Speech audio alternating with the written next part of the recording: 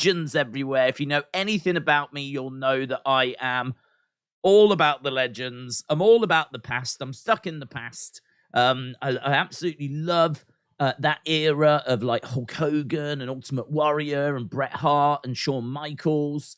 And we're going to be getting some of those legends tonight. We're going to be seeing Money Incorporated. We're going to be seeing $1 Million Man. We're going to be seeing Bray Wyatt's dad, IRS. Hogan is on the show as well. Undertaker is on the show tonight.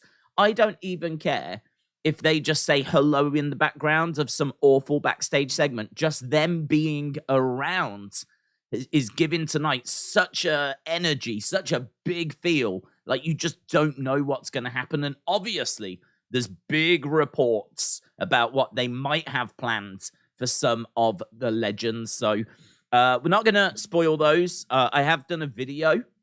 There is a video out there in regards to what might be happening with someone.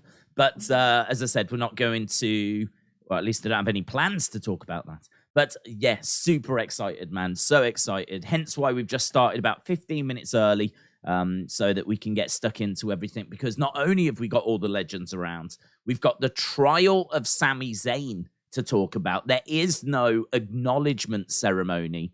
What we've got is we've got the trial of Sami Zayn. So we've got that to look forward to. We've got a cage match to look forward to. So we've got Becky and Bayley inside of a steel cage. That's going to be awesome. Usos against Judgment Day. Obviously, big Dom in action. So that's always exciting. And then we've got Bobby Lashley against Theory.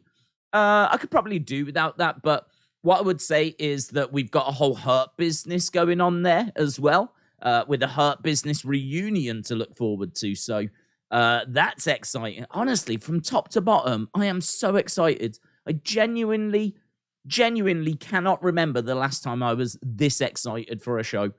It has been so long. Not that I go into shows like dreading them, but, you normally go in going, yeah, that looks all right. That looks all right. I think it'll be pretty good. We've got this to look forward to. This is just whole different level, man. Whole different level. So much to talk about. So much to go through. Obviously, we can talk about classic Raw moments. Talk about our favorite. We can talk about the worst. We can talk about the heartbreaking moments. We can talk about the most iconic moments. We can go through all of that as well. So I don't know. It's hard to know where to start. There's so much to talk about. And obviously massive news as well in regards to the main event of WrestleMania. That news coming out earlier today in regards to Stone Cold and what the plans might be for him. That one's a bit tricky because sort of feels like it's a bit of a spoiler, but I can't see any way we can't talk about it, to be honest. I mean, it's so big. I think what we'll do is we'll jump into the chat and we'll let the chat decide where the conversation goes. But, oh my God, I am so excited for this. Hayden, hello. Shout out to you. 21 Connor said, happy 30th Raw anniversary. 21 Connor, same to you, buds. It does, I do feel like a proud parent. I do really feel like a proud parent. It's so mental. I was thinking earlier today about how this is easily the most watched show I've ever watched in my life. Like, there's no other TV show I've watched more than Raw. Because, I've watched it pretty much every week. Obviously, there's been, plenty of weeks that I've not been able to watch it, what with work or something. But I've always tried to keep up with highlights at the very least. And, this is 30 years of a TV show that's been on every week that I've never watched another show as much as this. It's as simple as that. And if you think about the iconic moments that have come out of Raw, I have watched loads of those like best of moments, because one of the questions I was going to ask people is, what do you think the greatest Raw moment ever is, right? And feel free to put it in the chat, right? Feel free to put it in the chat as to what you think the greatest ever Raw moment is. But I'll tell you the one that keeps coming back. Whenever you watch these top lists, there's one moment that keeps coming back again and again and again and again. And I must admit, I was quite surprised. I was quite surprised that there's not a more iconic moment than this, but equally, it is iconic, and it's Mankind winning the title. Do you remember when WCW did the whole "that'll put butts in seats"? I mean, it is iconic. I'm not playing it down, but if you just think of everything that's happened in the history of Raw, like, that is the undeniable number one, according to a lot of these lists. And I was just surprised. I was surprised it wasn't somewhere else. There's been so much stuff. You know, you think about Stone Colds and McMahon and all of that happened, and all the stuff with Cena. Because, I mean, like, Cena's whole run was, you know, during Raw. Well, I suppose Stone Cold was as well. You know, he came in as the ringmaster.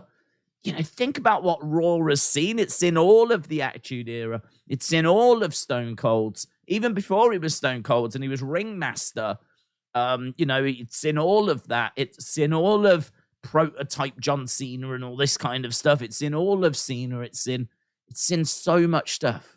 It's incredible. You know, it's in the majority of, like, Bret Hart being a solo star and Shawn Michaels. I think didn't he, like, turn on Marty Jannetty in, like, early 92? And Raw started in 93, January of 93. So it pretty much saw all of Shawn Michaels' solo career. Same with Bret Hart, Attitude Era, Stone Cold, John Cena, all of the Shield, of course, and Roman. And man, it's in so much stuff. But yeah, the one that keeps coming back as the top of the tree, the top moment, always tends to be like the Mankind moment. Like, and if you don't know about that moment, let me just quickly touch on it. So Mankind finally got his hands on the WWF Championship, became WWF champion. Stone Cold had to come down and help him achieve it. But I think why that's iconic as it is, because people wanted to see him do that and reach that, right? So I get it. But I think what made it more iconic was the fact that WCW said what was going to happen on their show. They were giving away results because Raw was taped. They actually said, right, this is what's happening on Raw tonight. Looks a bit rubbish. But Mankind, Mick Foley, he's going to win their world title. Jeez, that'll put butts in seats. And they proper played it down, put it down. And about, was it, I don't know, 250,000 people changed the channel to watch it. And it's like this iconic kind of, they actually drove their audience over to the other channel because people were like, oh, I'd like to see that. I'd like to see it. And they changed the channel. So it is iconic and it is like this big moment. But I think the WCW part of it makes it even bigger. And, it's definite top 10. Definite, I would say, top 5. It just surprised me that it seemed to be everyone's number one. But it is a great moment. I ain't taking nothing away from it. So, yeah, I need to get to these super chats anyway because we're going to start drowning in them. But Anna, shout out to you. Days, I sent you a video of a fight at the Performance Center between Grayson and Bron Breakker. I've got no idea if it's a work or not. I have seen it. I saw it earlier. Appreciate you sending it over, and happy 30th Raw to you, Anna. Hope you are well. It's brilliant, isn't it? They've done it really well. I believe it to be a work. I think the fact that footage is, I believe it to be a work. I think the way that they've done it is brilliant. I think they've really blurred the lines because they had the girl talking to camera about suplexes or something. Today we're working on suplexes, and I'm just struggling a little. And then this commotion happens. So, like, they've done it really well, whereby she's seemingly giving a reason as to why she's recording, and then the fight breaks out. So, it's really good, really, really good. But as I said, yeah, I believe it to be a work, and it's a really great way of getting people talking and like using social media really, really well. And if you haven't seen it, check it out. It is very, very good. It is very good. There's been a lot of people asking that question about whether it's real or not. It's one that definitely there's a fair chunk of people out there thinking it could be a shoot, but I believe it's be a work, and it's done really well. It's really good. You say you sent that over to me. Tell you what I'll do. I'll retweet that. Let me see if I can find it. Did you? Oh, there it is. Bang. There we go. I've retweeted it for anyone that wants to see it. Anna's kindly tagged me in it. Yeah, it's really good. Really good. So yeah, Anna, hope you are well. Hope you have a great 30th anniversary of Raw. Let's go down. Right, Jordan said, if you're ready for Raw 30 years, give me a hell yeah. Dun-dun, dun-dun, dun-dun. He's not there, is he? He's not there, which is a bit of a surprise, to be honest. I don't know why he isn't there. That's an interesting one. I mean, they've managed to get the likes of Hogan and Undertaker and Ric Flair and all these legends, but they haven't got Stone Colds. Like, I wonder if that one is a surprise. I wonder if that's something they've got up their sleeve and we'll hear the glass break and he'll come down. Because it is, I mean, again, you know, we were just talking about the greatest moments. And I don't think they announced Mick Foley. But, like, again, are we not going to get Mick Foley? Like, I just said, like, if you look at those lists, number one on a lot of those lists is Mankind, Mick Foley winning the championship and everyone changing the channel. It sort of feels like Foley needs to be there. And if you look on lists as to what a lot of people have as their top funniest moment ever, the best top funniest moment, that tends to be Foley as well. Because it tends to be Rock, This Is Your Life, which was an amazing segment. There's even another segment that a lot of people talk about, which is from, I think it's like 2000. Rock is champion, he's 5-time champion. Mick Foley asks The Rock to come down to the ring, and obviously The Rock comes down to the ring. And Mick Foley's like, I'm so proud of you, like 5-time champion. You have now joined like the upper echelon. You are one of the all-time great ever superstars. How does it feel? How does it feel to be like a 5-time champion, one of the greatest superstars ever? And he gives the microphone to The Rock, and The Rock's about to talk, and just as he's about to talk, he goes, it doesn't matter how you feel. Yeah. And then he starts running around going, Foley, Foley, Foley. And the crowd joining in. And like even The Rock's totally been done by it. And he's like, oh. You get the feeling that that wasn't in the scripts. Because Foley's like, I got you. I got you. I knew I would get you one day. It's a great moment. It's a great moment. So Foley is not only responsible for maybe the greatest moment in the history of Raw, but arguably the funniest moment in the history of Raw. And they're all different moments. So, yeah, that's quite a legacy that he's left, Mick Foley. So be a real shame if he's not around tonight. Mitchell is around tonight. Shout out to you. Hope you're well, Budsy. Mitchell said, any reasonable surprise you have tonight? Mine is Cody. It's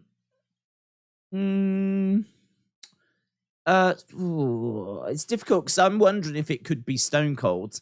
Is that reasonable? Or Mick Foley? Like, I feel like we could see a legend that hasn't been advertised. I sort of feel like advertising Hogan, Undertaker, Ric Flair, you know, you've ticked the box there. Do you know what I mean? Like, if you're a fan of WWE, if you see the advert that Hogan, Undertaker, Ric Flair, you know, all these legends going to be on, you're going to tune in. Like, you don't necessarily need to advertise Stone Cold then. You've got people, right? If you're a WWE fan and you're not going to tune in for The Undertaker, I don't know what to tell you. You might want to check if you're a WWE fan. But like, then you could maybe bring out Stone Cold as a surprise or Foley as a surprise. But I don't know. Is that reasonable? I'm not expecting it. I just think there's a chance that it could happen. Raw 30 without Stone Cold. Bit strange in it, like, and as we said, Raw 30 without Mick Foley. Don't know.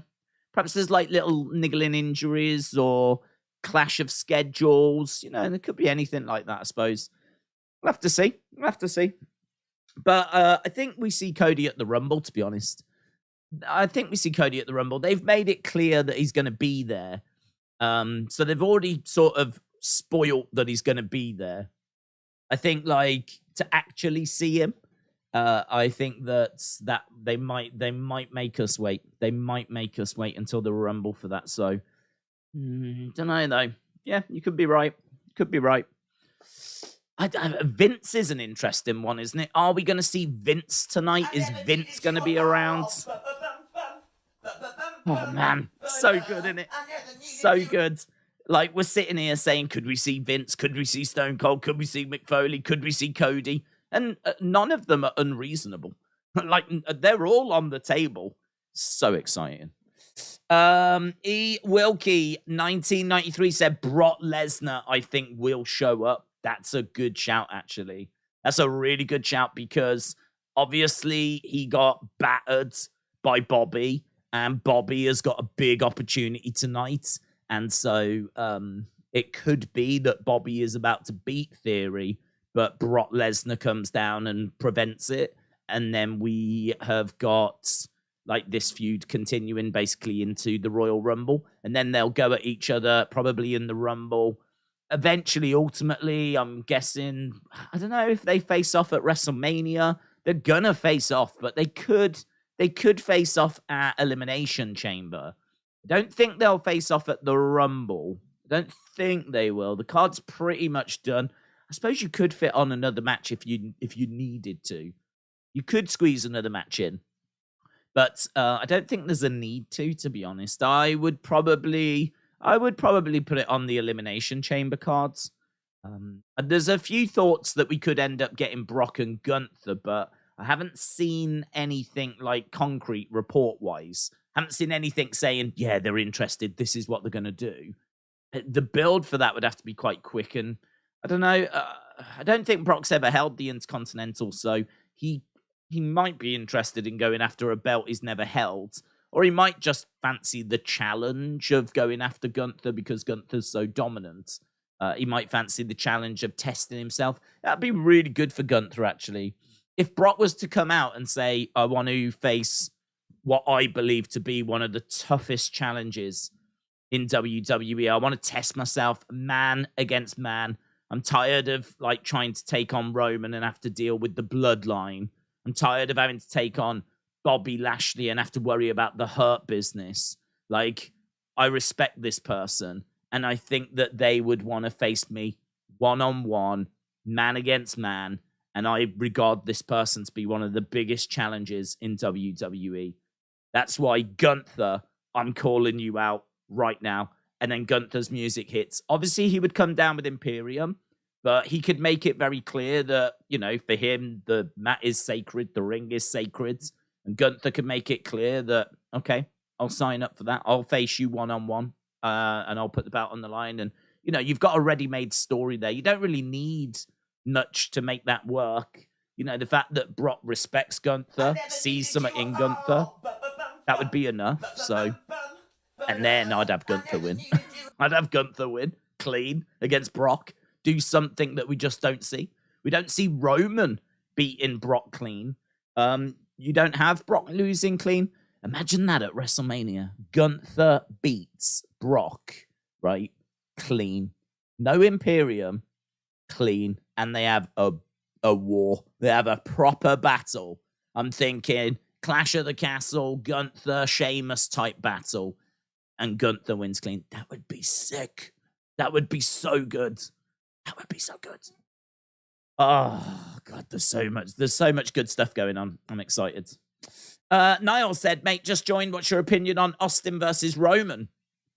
Yeah, we haven't got to it. We haven't touched on it. I did do a quick video on the second channel. I'm very aware that YouTube only puts out notifications. I think it is for like 3 videos in a 24-hour period. So obviously this stream's the big thing we're doing today. I am expecting some talking points, and I'm sure we're going to have to do some quick videos during the stream. So I'm just aware that, like, I don't want to really put anything on this channel until Raw has happened. So that's why I've been putting them onto the second channel. So again, you know, if you're not subscribed over there, definitely think about doing it. Wrestling Days Clips, because that's how I use that channel, basically. If there's some videos that I really need to put out and some big talking points, they might not always go onto this channel. And it's not because they're not very important. It's because of logistics, basically. So, yeah, I did do a video on it. It went on the second channel. And my thoughts on it are, I think it's really interesting. I think it's really interesting. And it has changed the way that I'm thinking about WrestleMania, because I was adamant that Roman was locked. I was adamant. I mean, I kept saying this. I mean, what I will say is, at least I feel like I've been justified with something I've been saying recently. At least something I've been saying recently has sort of come true. What I've been saying is, there's no way, right? There's no way that they will not know what the WrestleMania main event is going to be by now. There was reports coming out that they are still trying to figure out if they can get The Rock or not. And I've been saying, there's no way that can be true, because you wouldn't leave it this late. You wouldn't get to January and then pick up the phone to The Rock and go, oh, I was just wondering, are you free at all for, you know, March, April time? Like, you wouldn't do that. Like, you've got to work schedules so far in advance. So there was all these reports coming out saying that, oh, they're still not sure if they can get The Rock, and they're trying to get him and all this kind of stuff. Well, now we've just had a report come out saying that they got in touch with Stone Cold, made a massive offer, and they were trying to sort this back in last summer. Last summer, they were trying to get this deal done. They were trying to nail the WrestleMania main event last summer, and they were trying to make Stone Cold against Roman, right? So this is big for a few different reasons. First of all, it's big because they've clearly got confidence that that's a match that they could do. I thought Stone Cold looked quite limited, unsurprisingly, in his main event match against Kevin Owens. No shade on Stone Cold, right? Because I got way more than I was expecting. I just thought it'd be a few little minutes, you know, and, you know, whatever. It was much longer than I was expecting it to be, but Kevin Owens had to do a lot of heavy lifting during that match. You know, Stone Cold, it didn't look great at times. You know, he was kind of jazzing it up a bit by drinking beer and stalling. We had the bit where he got into that little truck thing and they drove up the entrance ramp and whatever. Do you know what I mean? Like, there was bits that they were doing to kind of just kill a bit of time. And, you know, Owens was taking, like, having to bump like crazy. But it's clear that it was still more than I was expecting for someone that's, you know, got the limitations that he's got and been out the ring as long as he's got. It was amazing, right? Don't want to get it twisted. I don't want people thinking that I'm being down on it. I'm not. But it's interesting that they looked at that and thought, we can get Stone Cold and Roman. We can do it, and we can make it the main event, and we can make it look decent, right? So I thought that's interesting. I also think it's interesting because it would suggest that as of last summer, they hadn't secured Roman versus Rock. And so that puts big doubt on that now, right? I don't know where we are with Roman versus Rock, but if you was to say to me, do you think they had it locked in last summer? I would have said yes. I would have said yes. Because I really think this is what, as soon as they got Hollywood sorted, as soon as they nailed Hollywood for this WrestleMania, right? Literally, you go, okay, thank you. That's brilliant. Yep. Okay, so we've definitely got the stadium, yeah? In Hollywood, yeah? Okay, thank you. Okay, yep. Hello, is that The Rock? Like, that's how it goes. Bang, bang, right?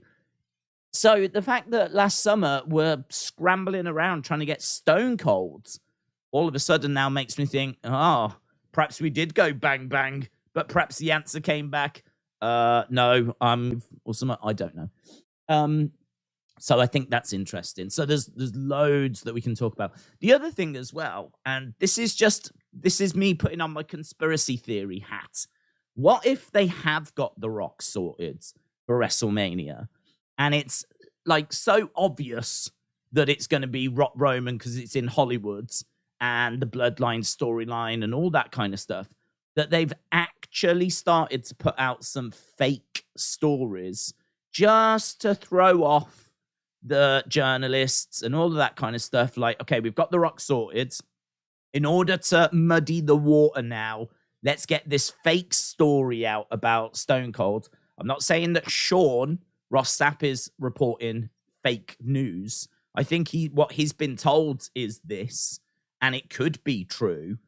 But what if they are, because it's so important, right, that this goes well? You know, if you think about how big this match is, like, it's so important that they get this right, that I could believe that they put out a fake story, get everyone looking in this direction, like, oh my God, it's going to be Stone Cold, when bang, it's The Rock, and it is The Rock. And that story about Stone Cold was just put there, it was just leaked out, just so, you know, that would be a really clever way of using the wrestling journalists. It would be really clever because they're constantly after stories. You're giving them a great story, right? Turns out that it's not true, but you're giving them a great story. They're going to be over the moon with it. All of a sudden, there's going to be this mad scramble to try and find out about the Stone Cold story. Everyone's going to be looking in that direction. And then, boom, you can drop The Rock. You can drop The Rock. And it turns out The Rock was secured all along. And this is just part of the plan to distract people and just throw people off the scent. I actually think that WWE would be wise to do that once in a while. Not all the time, but what does WWE care if Sean Ross Sapp reports wrong things? What do WWE care if Dave Meltzer's getting stuff wrong? Like, they don't, do they? They don't. If anything, it's probably in their benefit that those reporters do get stuff wrong, just so it puts that seed of doubt in people's minds that what they're reporting, is it true, is it not true? So that it, you know, because like surprises get ruined all the time. And so for WWE, I'd imagine that's quite frustrating. So yeah, I'm surprised they don't like plant more fake stories to try and muddy the water more. And then it'd be hard to know like what's true, what's not true. Like, yeah, I don't know. That's the conspiracy theory hat that I'm wearing. I'm not saying that's what's happening, but there's something to think about. But yeah, it's really interesting. If we get it, I mean, Stone Cold ain't gonna win, right? He's not gonna beat Roman for the titles. So that would be the only downer, really. And I wouldn't want him to. I wouldn't want Roman's historic reign to be ended by Stone Cold Steve Austin, who will be no bigger as a result of doing that. He is, you know, as big as it gets. Like, and I don't want to see a limited old Stone Cold actually getting a win over Roman. So that would be the only downer, really, is, I mean, look amazing on a poster. And you would watch the match and you would get, you know, a massive nostalgia hit. And it would be the face-off would be iconic. But I think the match that followed would be quite limited, would be quite predictable. And I don't know. It's one that I can see massive upsides for, but then I could probably find a few more matches I'd rather see. So yeah. Oh my God. I reckon we could honestly do an hour just on that. I could sit here quite comfortably for the next hour and just talk about Roman and Austin. Easy, right? Because there's so many different facets to explore. You could talk about how they would book it, who would win, what would happen if Austin would win. You know, what does this mean for Austin going forwards? If he's not going to face Roman, could he end up facing someone else? Who else could he end up facing? Oh, but we can't. We've got too much to talk about. Daydreamer Pictures, shout out to you, my friends. Really appreciate the support. Hope you are well. Happy Raw is 30. It's a big, big day.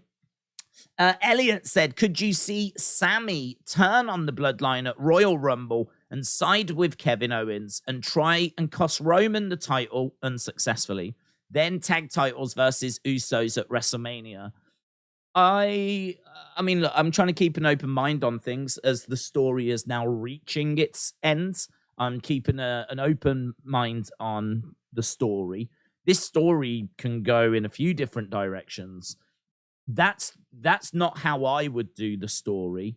How I would do the story is I would have Sami clinging on, basically. I'd have him clinging on till the very end. I'd have Sami doing everything he could. I would have Sami getting beaten up. I personally want that moment where the crowds are ravenous. Like, you're worried that the crowd might jump in the ring to help save Sami. I want the crowd getting worked up to that extent. I think if Sami turns on the Bloodline, it's going to be a massive moment and the crowd will pop. But I think that you can milk more out of it if Sami gets beaten up. If Sami gets physically attacked by the Bloodline, maybe resulting in Kevin Owens having to come down and make a save of some degree. Like, I think that, for me, is how I would book it. If you book it the way where Sami turns on the Bloodline, that still works.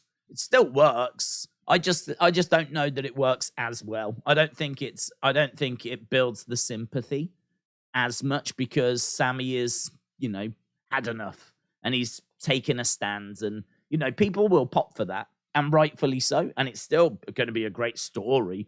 But yeah, I've always preferred Sami getting beaten up. I've always preferred, I think the crowds are with Sami, and I think you ride it till the wheels fall off, and really the furthest you can go is him constantly trying to find a way of staying in the Bloodline, giving everything to stay in the Bloodline, to the point where, they beat him up. I mean, that's it. And beat him up bad. I'm talking blood. I'm talking clothes ripped. I'm talking literally extra security because the crowds might try and jump in and help him because it's that brutal. I think the sympathy that you would build up for Sami in that moment would be just the kind of thing that you can't buy. You just can't buy that. So that's how I would do it. Is it going to go that way? Probably not. I mean, the way things are looking, it looks like at some point Sami's going to say, I've had enough, and stand up for himself. So could he try and cost Roman the title? I don't know. I just wouldn't do that. I think, I feel like Sami then is trying to get revenge, and at what point does the revenge become worse than what was actually done to him? Because, to be honest, right now he's had a lot of love, he's had a lot of affection, right? They've treated him well. They haven't treated him badly. Roman's been great to him. Jimmy's been great to him. Solo's been great to him. Jimmy was the one that was off with him, but now Jimmy has accepted him. It's been brilliant. He's got his secret handshakes with everyone, and they've treated him well. So there's not really at the moment much reason for the fans to want to see Sami get his own back. You've got to give reasons as to why Sami should want revenge, and they are giving us a few things now. Roman snapping at Sami the other day, but then saying that Roman apologized later in the show. He's like, look, everyone knows I've got a temper. I'm sorry, right? So that was all fine. Sami seemed fine. Sami seemed back on board again. And now we're going to have a trial. I don't think we've done much to Sami. I don't think we've done anywhere near enough to Sami. I mean, maybe the trial tonight is going to be uncomfortable, right? And maybe this is where the story will really start to pick up pace. But it does feel like it's only really the past couple of weeks whereby the Bloodline have just started to mistreat Sami a bit. But even now, I don't know that I could say it's been that bad. It's not been that bad. We need to mistreat Sami. We've got to mistreat Sami. Because at the moment, if Sami's going to cost Roman the title or try to or anything, it's going to look a little bit like didn't treat him that bad. So all of a sudden, Sami trying to get this revenge. Revenge for what? For what? For the support that they showed him. For the love that they gave him. Like, we've got to mistreat Sami so that we've got a good enough reason as to why he would want that revenge. So that's part of the story that I'm, desperately waiting for. I'm waiting for us to really mistreat Sami. And I've got to be honest, I'm hoping that's coming tonight. As painful as it is to watch, and as much as you go, oh, no, don't do this to Sami. Like, we've got to go through that so that Sami can then get his revenge. So I love the story. I'm on board with it. I'm just hoping that where we are now, we go a little bit further, mistreat Sami, and then, ultimately Sami can get his revenge. So yeah, I wouldn't book it that way, to be honest. I mean, if you think Sami going after the titles at WrestleMania right now, the tag titles, poor Jimmy Uso. Jimmy Uso has done nothing but support Sami. He's done nothing but good things for Sami. From the start, he had Sami's back. He made him the honorary Uso. If you remember, it was Sami who came up with the idea of being the honorary Uso.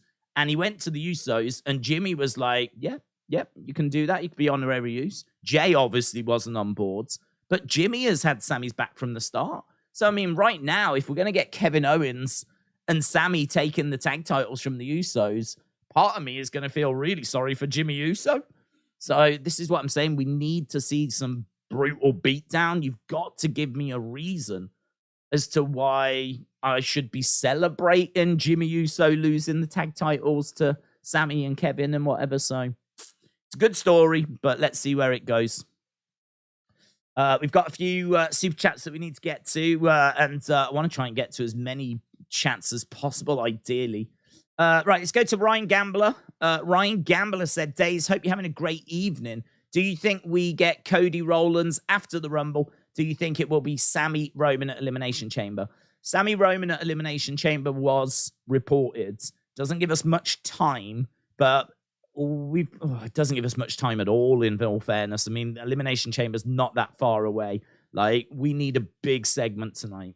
We need a real big segment. So, yeah, that is apparently the plan. Cody Rowlands after the Rumble. Yeah, we've got to finish that story. I mean, don't forget, the reason that Cody's not been around is because of the fact that he got absolutely destroyed by Seth. Like, Cody's comeback has been derailed by Seth. Can't really ignore that. The only problem we've got is Seth is a face at the moment. So that's going to make things a little bit tricky. I don't know what we do with that. I sort of feel like we need a big segment there. I mean, I don't know. Cody could say that he's been watching Seth and he likes what he's seen out of him in recent times. And he seems to have found a bit more harmony and peace with his life or something like this. And he might be able to find a way of them not doing the match. It's tricky. It's really tricky because Seth is sort of in between. He could go either which way, and I could totally understand Cody wanting to have that match. But I don't know. With WrestleMania so close, you could do the match. You might have to find a segment where they cut promos and, Seth explains, Seth apologizes basically. And I don't know. I don't know if that apology would hold any water. Probably not. If you're going to do it, maybe you do it at Elimination Chamber as well. It's tricky, that one. It's tricky. I don't feel hatred towards Seth right now.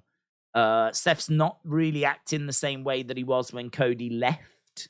So that one's a harder one to book. You might end up just getting an apology and a segment between them rather than a match. Certainly as Cody sets his eyes on a bigger prize, rather than getting revenge against Seth. He wins the Rumble, potentially going on to face Roman. I mean, that's a much bigger focus than dealing with Seth. Because the problem is, if he opens that can of worms with Seth could end up costing him the title. So it might actually be in Cody's interest to sort of leave Seth alone, because if you open up that can of worms, if you go after Seth, he might not leave you alone, and he might cost you the title at WrestleMania. So it might actually be quite smart for Cody to not go after Seth, but instead, maybe he's got to have a word with him, because he can't not talk to him. So maybe he calls him out and just says, "Look, I can see you're acting different now. I've got a bigger focus. I know you've got other focuses as well. Maybe we just put it on hold," or so along these lines. I don't know. That one is tricky. Seth against Cody is tricky. We could end up still getting the match, as I say, though. Niall said Stone Cold against Logan Paul, ? Also, how you doing? Niall, shout out to you. No way. No way, because Stone Cold is at the point in his career where he cannot carry a match. He is, if you watched him against like Kevin Owens last year, as I said, there was a lot of drinking beer, riding on that little truck thing, few kicks in the corner. The weight of the actual match itself, the selling, the bumping, the actual action was having to be carried by Kevin Owens. And Logan Paul is someone that can do a few things in a ring, right? So no one's going to say that he can't. He's very athletic. He can do some stuff in a ring, but he is not a ring general, right? He is someone that you go, right, here's the plan. So you're going to go down, you're going to lock up, right? So let's go through this. You lock up, you come apart against the ropes, drop down. Roman will come back, leapfrog over, because you can do that. So we're going to put that in there. Leapfrog over. Like, you plan that match out within an inch of its life. You rehearse it. You make sure he knows it. He goes out and performs it, right? Like a play. Goes out, performs it. I mean, Macho Man Randy Savage would have loved working with Logan Paul, because Macho did exactly that. We do this, we do that, we do this, we do that, right? Famously, his match with Ricky the Dragon at WrestleMania 3 was planned within an inch of its life. Well, I think that's what they do with Logan. So with Logan, you need to have this mapped out, planned out, and get it all sorted. The bulk of the match, would be carried by the opponent, be that Theory or be that Roman. Stone Cold can't do that. Stone Cold is too limited now. Mentally, he could do it. Physically, shot, isn't he?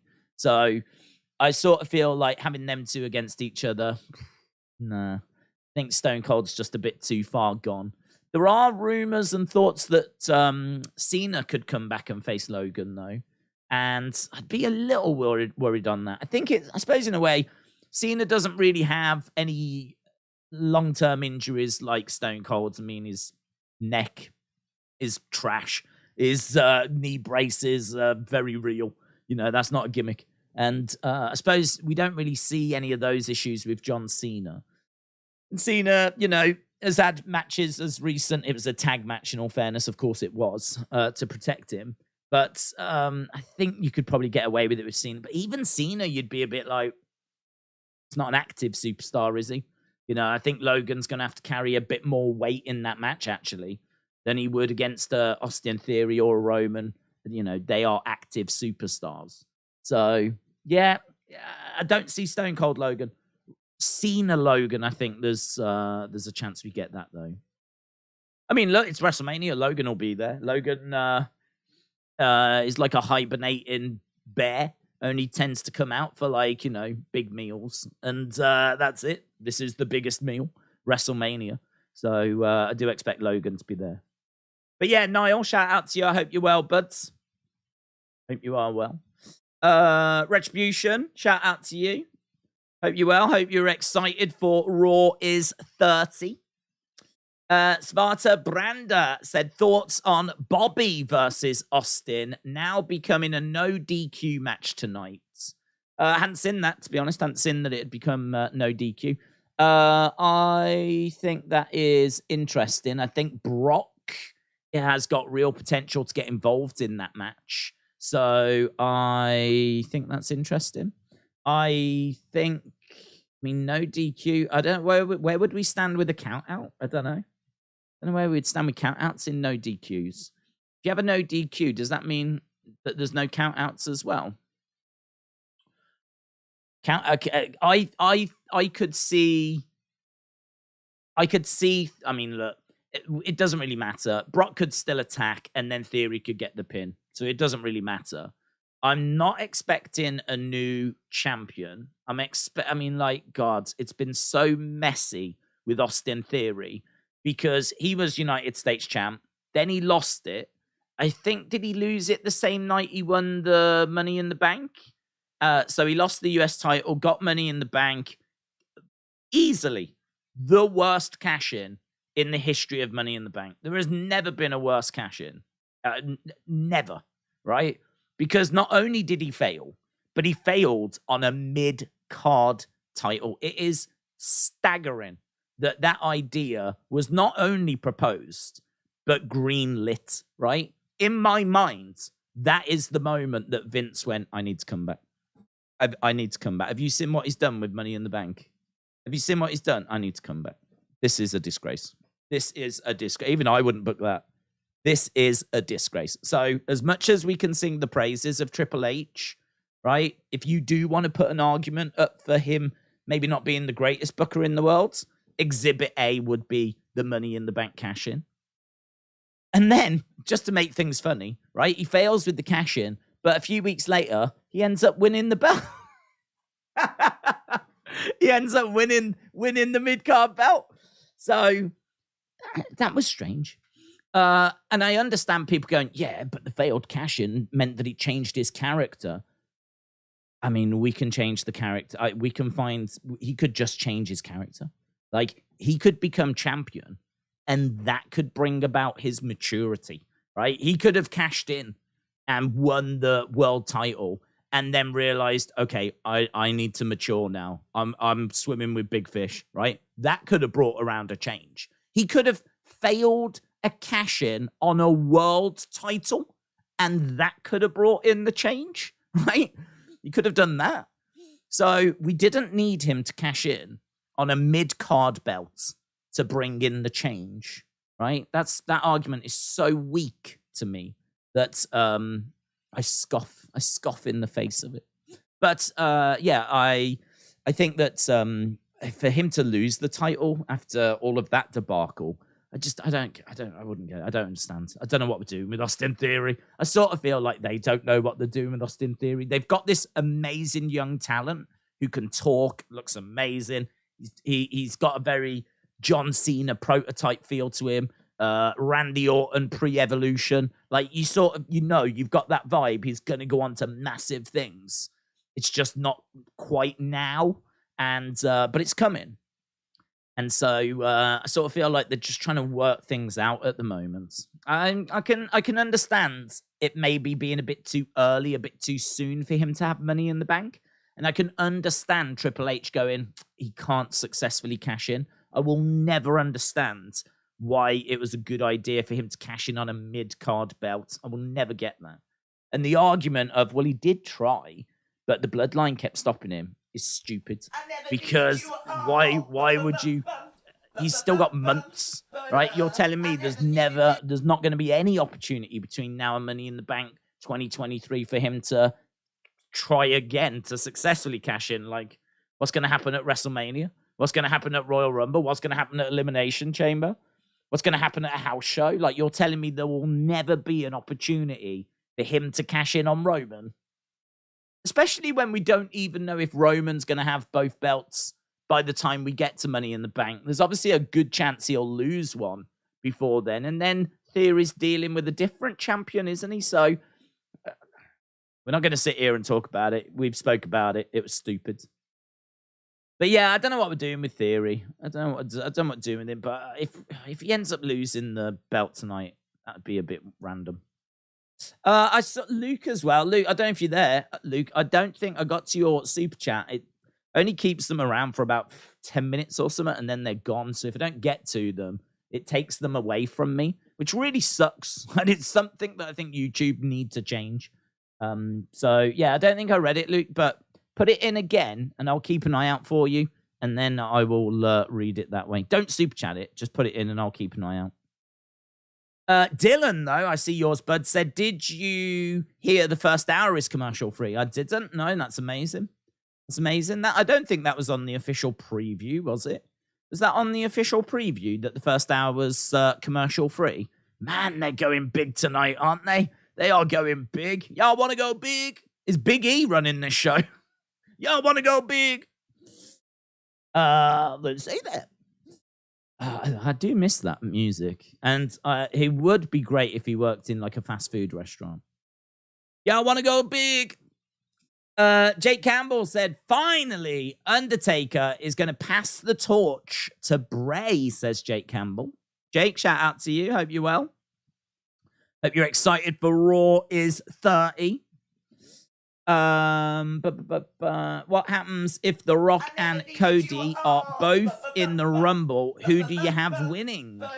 I think if The Rock's in the Rumble, he wins it. If The Rock's in the Rumble, I think he wins it, unless the Bloodline come in and like take him out, basically. But I think if The Rock's in it, he wins it. He's just such a big star. He would just can't imagine him being in the Rumble and not winning it. So yeah, I'd have to go with that.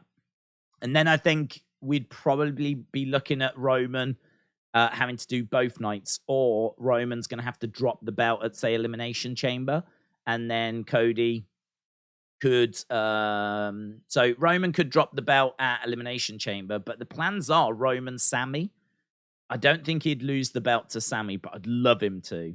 But then that would mean that Cody would have to take on Sami, and that would suck. That would suck because that would be two of the biggest baby faces going up against each other at WrestleMania, and that would really split the crowds. And you don't want to split the crowds when it comes to Cody finally winning the title. So, you know, this is where they've got to figure out what they're doing, basically. They need to know if The Rock's going to be involved or not, because it changes everything. It changes everything. Evan said, my question got asked on the bump last Wednesday to Shawn Michaels. That's amazing. That's amazing. Hazard Talks Football, shout out to you. Hazard Talks Football says, Days, I'm really stoked for Raw tonight. With the news Undertaker will appear tonight, do you see Undertaker and LA Knight building towards a match at WrestleMania? No, I don't see LA Knight doing anything other than building towards his match at the Royal Rumble. I think anything else getting in the way is getting in the way. Like, you have to remember as well, tonight is a go home. There we go. Luke, shout out to you, buds. I've got your comment. I will read it in a sec. Yeah, this is the go home. This is the go home for Royal Rumble. So even though we're going to have legends dripping off the ceiling, and we're going to have great matches and cage matches and championship matches and a trial of Sami and all this awesomeness, even though we're surrounded by total awesomeness, we do still have to build the Rumble. We do still have to. We've got potentially all these extra eyes. Like, potentially there's going to be all these extra people around that maybe don't watch week in, week out, right? If you're joining us, hello. And you've been missing some good stuff. Right? We've got all these extra eyes. We need to kind of tell them about the Rumble, like the fact that it's this weekend, and the fact that, you know, this is where we are with the championship matches. This is what's going on with Sami Zayn. Like, we're going to need to do that. I think if we start trying to book matches for WrestleMania with people that are already in feuds, then I think we're going to start getting a little bit messed up, and people will start getting a bit confused. And it's like, oh, I thought he was facing him at this show and blah, blah, blah, blah, blah. So I don't think we'll see anything along those lines. Could there be a little subtle tease in there for the fans? You know, could we get, say, Austin Theory and John Cena just having a little bump into each other or something? I mean, Cena's not advertised, but you get my point. Could we get something along those lines? Maybe. Maybe we could get something that sort of just teases, doesn't, you know, result in them having a match or, announcing a match or anything along those lines. But yeah, I mean, look, we've got the legends around. I'm sure we're going to do something with them. And obviously, there's big rumors about what we could be doing with The Undertaker. Luke Whitehouse Show said, I said that Austin versus Roman at Mania. Rock comes out, looks at both, turns on Roman, and attacks him. That would be crazy. It would be crazy. I don't know when you would do the match, though. Because, I mean, Roman against Rock is a WrestleMania match. So for him to come out and attack him, you would imagine that there would be a match, a payoff. There would have to be some retribution to that. Like, there'd have to be some, let's say, payoff. Whether you would do that at SummerSlam, which would be the only show that would feel big enough to have that sort of a match. Or whether you just book it for 12 months' time and do it at WrestleMania 40. Like, maybe you could do that. I mean, we saw The Rock getting involved at WrestleMania 27. That led to Rock Cena at 28. We've Undertaker and HBK at 25 ultimately led to Undertaker HBK at 26, which ultimately led to Triple H Undertaker at 28, which ultimately led to 27, 28. So 25 is connected to 26, is connected to 27, is connected to 28. We've seen plenty of examples as to where WrestleMania can link to the next WrestleMania. So you could do that, and then maybe 12 months later you do Rock versus Roman. I mean, it's a really good point if you think about it, because we're all looking at WrestleMania 40. I'm looking at WrestleMania 40, and I'm very much like, well, I'm looking at 39, and I'm very much like Rock Roman. We're in Hollywood. But if scheduling just doesn't allow it, then there's nothing stopping us putting it back a year. There's nothing stopping us doing it at 40. You're always gonna need a big match at every WrestleMania. You're always gonna need a big main event, and Rock Roman is absolutely that. So if it can't be done at 39, there's nothing stopping it happening at 40. So it's a good thought. It's a good thought. You could do that. My only question about it is, when would it pay off? That would be my only question. And as I said, SummerSlam, or maybe you wait 12 more months. Elijah, shout out to you, my friend. Hope you are well. Said, Days, how are you? I'm good, thank you. I'm good. I honestly, I wish I'd started earlier. To be honest, I wish I'd started earlier. I wish we'd started this stream earlier. I'm finding that we've got 15 minutes till the show begins, and we haven't even spoke about like the greatest moments in Raw history. We haven't even spoken about the worst moments, the best matches, the worst matches. I did like a few hours earlier, just kind of refreshing some of those iconic moments. There's so much to talk about, like with WrestleMania coming up, Rumble this weekend, legends on the show, rumors of things that are happening. Like, it feels like we're in WrestleMania season now. It feels like one of the biggest streams we've ever done in regards to how big the show is, how big Raw is. This feels like one of the biggest streams we've ever done. I mean, this is just monster. I mean, what else could you ask for? Undertaker, Hogan, incredible matches, title matches, the trial of Sami, Rumble at the weekend. It's mental. Yeah, we probably should have started earlier so we could have covered everything. But other than that, buds, I am good. Bloodwire Radio says, do you think Owens signed Sami to the contract? Do you think Owens signed Sami to the contract? What, their contract for Rumble? No. Nope, I don't think so. Because that wouldn't make any sense. Because that would just make things harder for Kevin. I mean, if Kevin wants to beat Roman and win the titles, which I have to imagine he does, but adding Sami to the match, and a Sami who is not on his side, that doesn't really make any sense. I mean, unless they're in cahoots behind the scenes and they're actually secretly working together, but that's not a story that I would tell, because as I said, that would mean that, I mean, I don't think we've mistreated Sami that badly yet. I don't think the Bloodline have been that bad to Sami. I think, the Bloodline can be a bit sharp. And I think there's things that, Roman needed to apologize for, but he did apologize for them. He's like, everyone knows that I've got a temper. I'm really sorry. Sami was fine with that. I don't think Sami has been driven to the point yet where secretly he is in cahoots with Kevin. I haven't seen really a need for that. Like, Kevin has got into his head and said, look, they're just using you. And there's definitely been a couple of moments where I could believe Sami going, are they? And I think Sami even admitted that those thoughts had snuck into his head. I don't think that we've done enough to him to drive him to Kevin Owens yet. So if he's added him to the match because they're in cahoots or whatever, that's not the way I would go. I don't. That doesn't make a great deal of sense to me. I just don't think we've done enough to Sami yet. I really don't. That's why tonight's trial of Sami Zayn is clearly going to be a big segment. It's clearly going to be a big deal. And how that goes is going to be absolutely fascinating. So, no, I don't think he added him. I don't think he added him. And if he did, it's not a swerve that I would be very impressed with, because I just don't think we've done enough to him yet. I really don't. Right.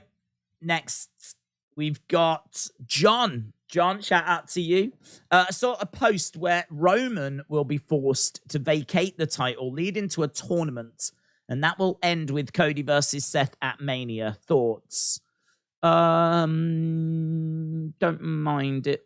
Don't mind it. The only problem I've got with it is, Seth would need to heal it up again, right? The one thing you can't afford to do is have people split. When Cody wins the title, he needs to win it from an absolute bona fide heel. You need an absolute bona fide heel. You need a heel that is believable. So it can't be someone like Baron Corbin. It can't be someone like, I don't know, The Miz, right? It's got to be someone that is going to be a believable threat. Now, Seth would be. Seth absolutely would be, right? I suppose it hurts a little that we saw Cody get the better of him 3 times last year, including when he had one broken arm, like, with the pectoral tear and everything. Like, that arm just wasn't working. So he could beat him even then. So really, he could beat him with one arm. So that's not great. The fact that we saw all that last year and now this guy is the only barrier between him and winning the title, right? Cody would just go in and it's like, well, it'd be a done deal, wouldn't it, really? But bigger problem than that, I think, is that Seth, people love singing his intro, and he's popular. I mean, people love Seth Rollins. So I sort of feel like that is... Last year, Seth was proper healing it up. He isn't now. You'd have to really turn that up, really turn it up. And actually, probably, I would take the theme song away. The theme song that people love singing, I would have Seth come out and say that he, hates the fans, can't believe that they sing his song. It repulses him that they do. And as a result, he's got, he's going to play the new theme music, just make it horrible and screechy and just something really awful. And he's done it to annoy and upset the fans. And maybe use that as part of the way to turn him heel. That'd be my only concern, would be face versus face and splitting the crowds. You don't want Cody coming down to try and win the title, and, the fans are singing Seth's music.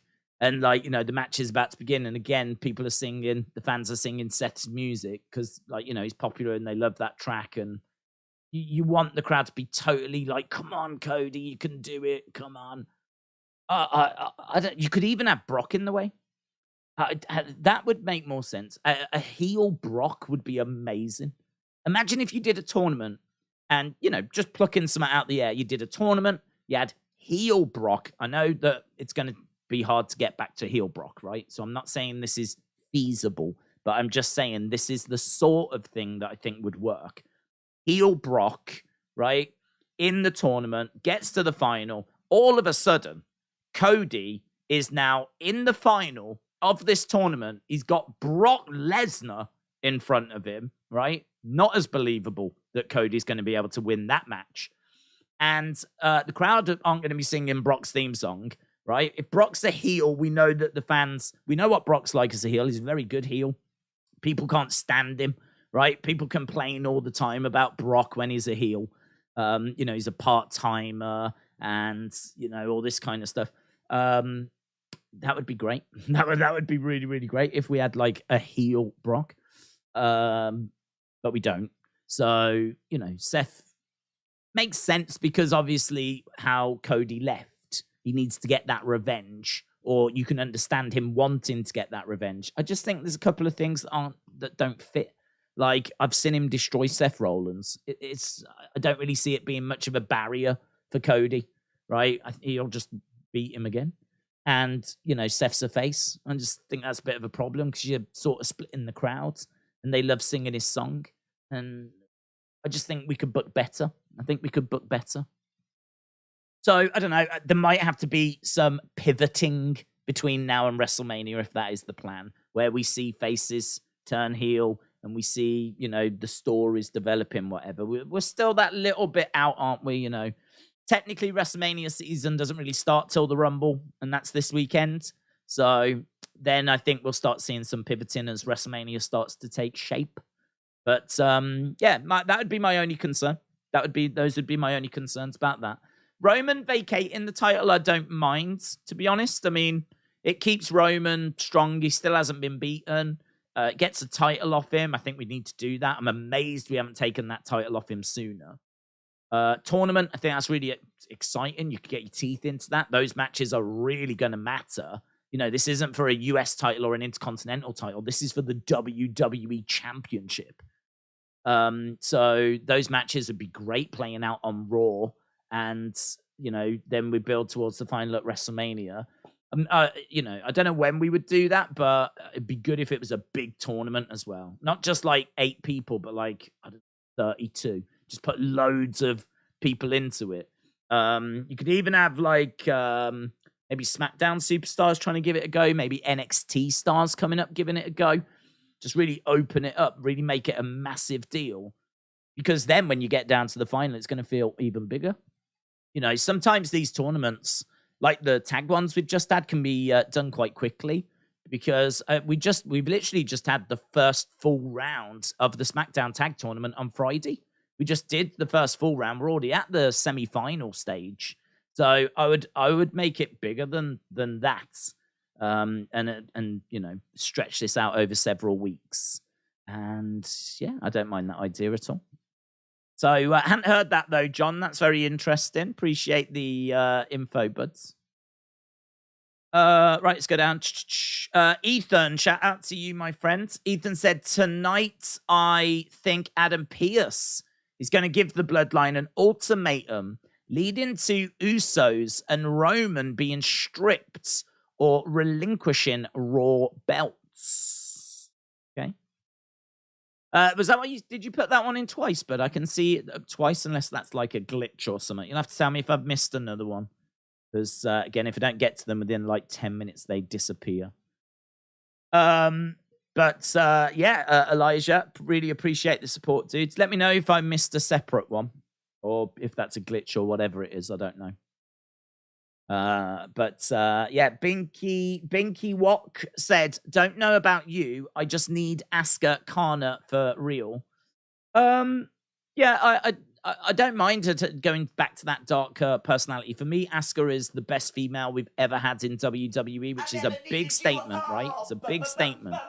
But I just don't think there's been a better ring performer. I just think that her skill set, her match quality, certainly if you look down in NXT when she was on that run, she was a killer. She was someone that was so believable. Her striking is some of the best striking I've ever seen in WWE, right? I'm talking throughout all the years of watching people. I would say Undertaker was one of the best pure strikers, and he was known for it. But I think Asuka is incredible. To the point where I can't see any way that those spinning back fists and, you know, her kicks, I can't see any way they don't actually hurt. Like, I think they do actually hurt. I think she's one of the best strikers because I think she's actually striking at times. She's so good though, and she looks so believable. She's got such a varied skill set. Obviously, she's got the submissions. I mean, that leaping armbar takedown where she grabs the arm, goes down to the ground. She's doing stuff that I haven't seen the guys doing. I mean, she's so good. I do think that the fact she can't talk English, like string, like, sentences together. She can put a sentence together, but like actually go out and cut a long English promo. I think that has held her back, but it shouldn't have held her back. There's no reason that hasn't held her back in my eyes. It just seemingly has held her back in Vince's eyes because Triple H cracked how to book her. And he did it. He did it down in NXT. It was perfect. It was amazing. Like, I know having her unbeaten, that's not going to last for long. But doesn't necessarily need to be a case that she, like, goes unbeaten. Like, just have her go on these runs where she's unbeaten. Like, not been beaten in, like, 8 months, 10 months. Like, make her that killer. Make her that threat. It's too many times where you just see her losing, like, 1 week, and then next week she'll win. The 50-50 booking in it. 50-50 booking. So, to be honest, yes, I'm down for that darker persona. But unless the booking follows it that she deserves, unless we get that booking that we saw down in NXT, you could do loads of things with her. You could do loads with her. You could put her in, like, you could keep her as she was. You could change her to a darker persona. Like, there's things that you can do with her, but it's all going to be irrelevant unless the booking improves, unless we actually, treat her like the star she is.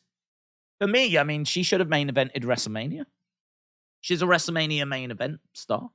I'd have no problem with her main event in a WrestleMania. I mean, granted, it needs to be the right story, and it'd probably be night 1, not night 2.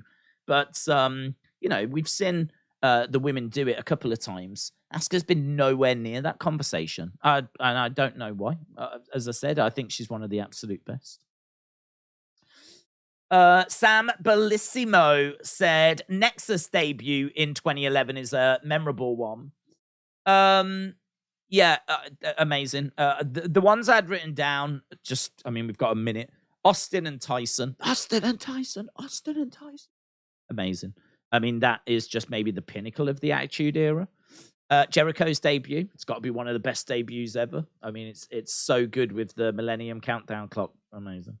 DX invading WCW. I mean, that's got so many layers to it, levels to it.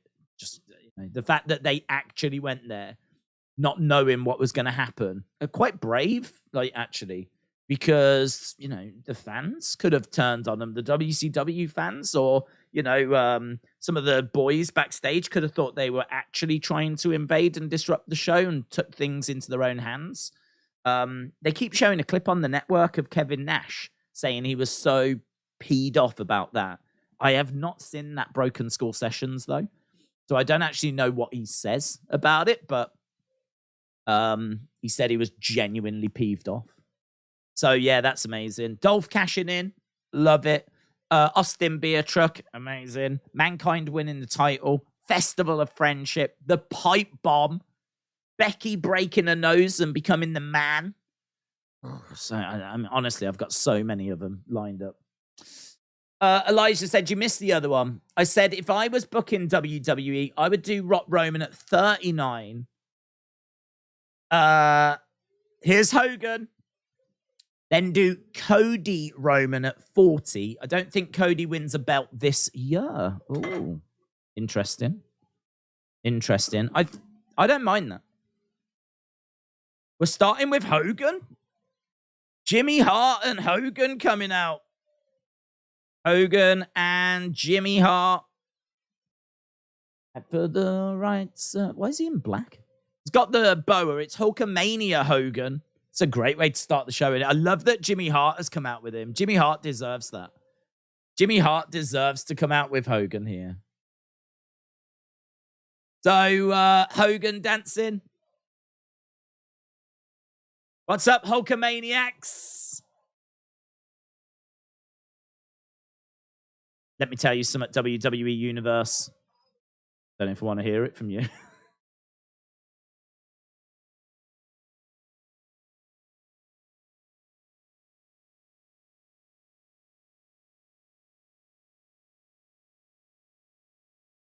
Week after week. Oh, is the microphone cut off?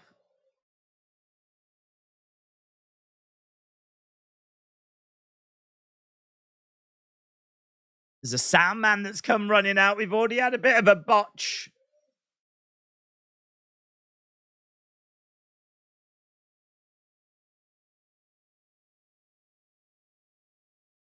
And let's get him a new microphone.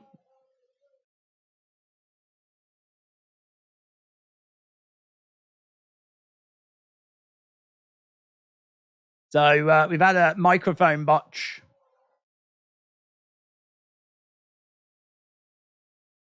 So Hogan comes out. Microphone was kind of playing up. We just had to have a sound man run out. I wondered if it was a bit. I wondered if it was a skit. All the people for it to happen to, the jokes are going to be flying in, aren't they? Even the microphone doesn't want to hear from Hogan.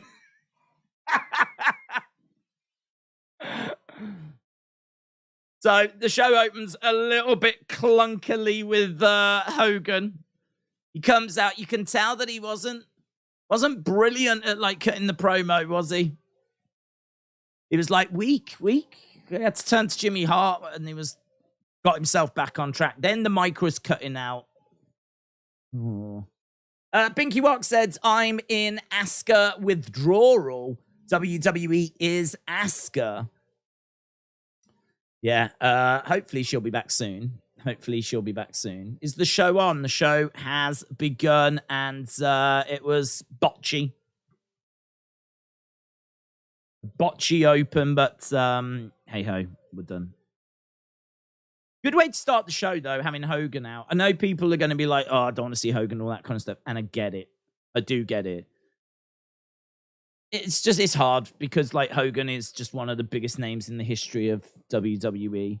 You know, it just dominates those early WrestleManias, and he was the biggest star in the 80s. You could argue he was maybe the biggest star in the 90s. I mean, obviously you've got Stone Cold and Rock, but I think that heel turn and NWO, he just managed to reinvent himself. And become massively relevant and massively over as a heel. So massively over as a face, massively over as a heel. And then obviously the stuff in recent years has been horrific. I really hope that we can find a way back for him, to be honest. Really hope we can find a way back for him. But I can understand people having split opinions on opening the show with him. And it was a bit botchy, wasn't it? It was a bit botchy. Not even just the mic. Even Hogan was just getting a little bit lost at the start of it. Right now, we've just got a video package. I think this might be a video package we've seen already. It's just running through the legends and iconic moments and Angry Miz Girl and Cody, Mankind winning the title. Lita and Trish main event in Raw, Ric Flair, Warrior. I mean, that's amazing, isn't it? That Warrior moment is amazing. Ultimate Warrior. That's amazing. Him coming back, talking to the fans, and then passing away the next day. Mental. One of the last things he ever did was be on Monday Night Raw. Expect the song is fire. Hogan opening the show is like ripping a bandage off, said John. Hogan opened up the show. The positive is that hopefully he's out the way now, said Sock Sniff. I miss Brooke Hogan, said Michael. Days is a size 6-man tag tonight. Is there a 6-man tag? I don't know. I didn't see one announced on the official preview. There's Brock Lesnar guy. God, it's a long. We're just going to have 3 hours of this intro. Is there a show tonight? Right, Hogan. has already been on the show. We might see him again later. There might be like a big Legends sort of thing, you know. They tend to do something backstage, don't they? Right, good. Fireworks go off. Man, if there was any show to be at, it's got to be this one. Pyro shooting into the sky. Raw is XXX. Okay, so we've had Hogan.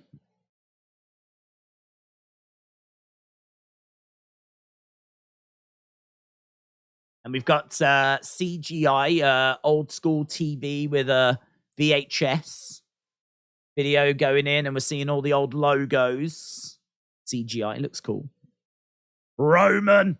Oh, is it the trial? Is it the trial? Oh, wah! Big time. 3 Diglets. Shout out to you. Said Hogan is a legend. Mm-hmm. No denying. On the Mount Rushmore, put respect on his name. It's tricky though, isn't it? It's tricky. I completely agree. Legend, Mount Rushmore, completely agree. But, I mean, clearly the comments that he made in the past are unacceptable. And just so heartbreaking. Coming from anyone, but especially coming from him and what he stood for. And he was just like, you know, say your prayers, eat your vitamins. He was just, when he was a face, he was, you know, Mr. Do the right thing. So heartbreaking. And I don't know. I mean, I don't know if, I mean, those comments coming from anyone would be absolutely, you know, horrific. I don't know if it was more shocking coming from Hogan. I don't know. Awful. And I can understand people struggling to forgive him for it. But he is a legend. He is on the Mount Rushmore. He is Mr. 80s. Maybe Ric Flair would like to have a word, but he is Mr. 80s. You could make an argument he's Mr. 90s. You could make an argument he's Mr. Wrestling. Bloodline coming down. So we've got all the Bloodline. We've got Roman. We got Usos. We got Solo. We got Sami. Sami is there. Sami is there. You can tell, though, Sami looking a bit glum. Looking a bit glum. Roman and Bloodline. I don't know if it's the trial now or if we do the trial later. I mean, I did a poll and I said, like, on Twitter, what are you most excited for? Are you excited for the Legends? What are you excited for? And people were like, I'm excited for the trial of Sami. That is the one that people seem to be, like, not necessarily tuning in for, but that is the one that people seem to be excited for. So it might be the trial now. Might be lead into, like, the main event. Sometimes they use the first segment to set up the main event, and the trial of Sami, that could absolutely close the show. Don't know. We'll have to see. There's a table in the ring, though. Man United Hodge, shout out to you, my friend, said, hope all is well. What do you think will happen with Bloodline and Sami? I don't know. I don't know. I don't know what's going to happen. I know what I want to happen. I want him to be humiliated. I want him to be given one last chance. I want him to mess up, and I want them to attack him. That's what I want. So I'm going to say that I'm going to say that this is going to be embarrassing. I'm going to say this is going to be humiliating. I'm going to say that he gets given one last chance. I don't think they'll kick him out of the Bloodline. That's what, I mean.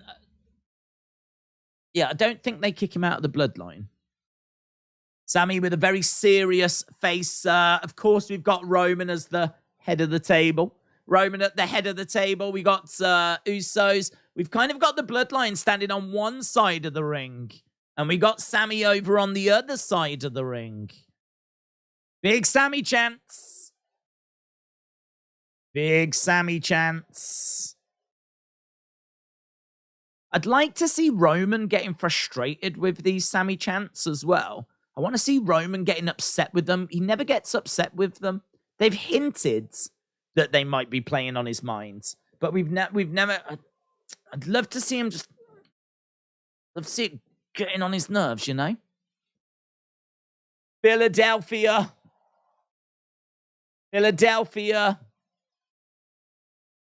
Acknowledge me. Yes. All right, mate. Right. Sami puts up the wands. Let's get right down to business. Wise man. Okay, so he gives the microphone to Paul Heyman. This is fascinating, isn't it? Oh my God, this is juicy. It might not be oozy, but it's definitely juicy. Solo is going to stand. Sami is sitting a long way from the table. EC dub chance for Paul Heyman. We are in Philadelphia, of course.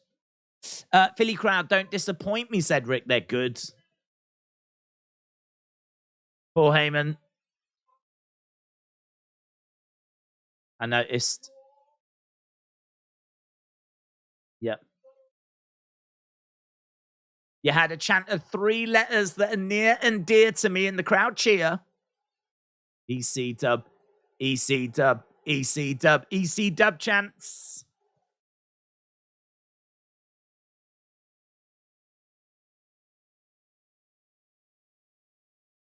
ECW is dead. Boos. And Roman nods. Yep.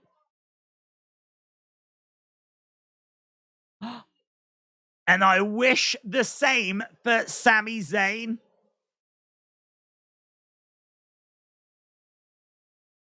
Wow. The wise man. Yeah, this needs to be embarrassing. It needs to be humiliating.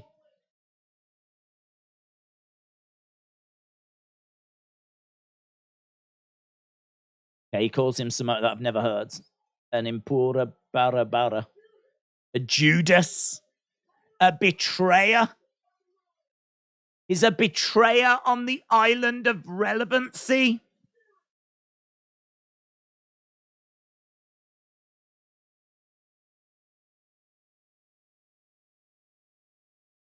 Roman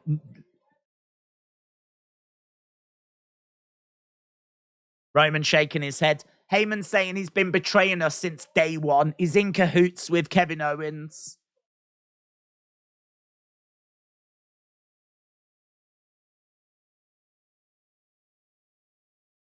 He's been making us feel like the fans of the Philadelphia Eagles.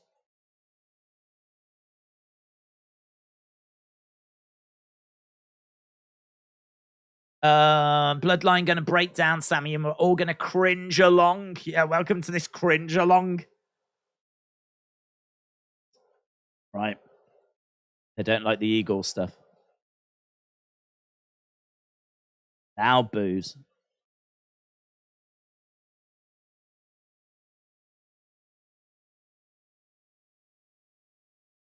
Roman holding up the ones.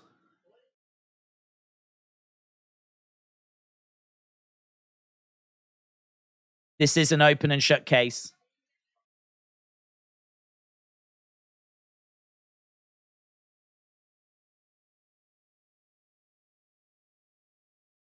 Okay, he's got some footage. Heyman has got some footage.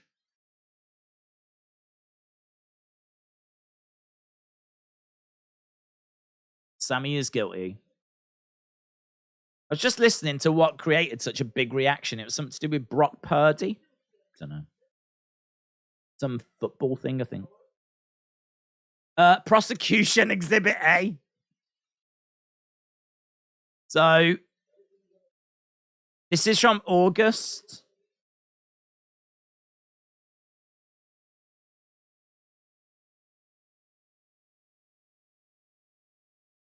Sword ass. Here's old sword ass.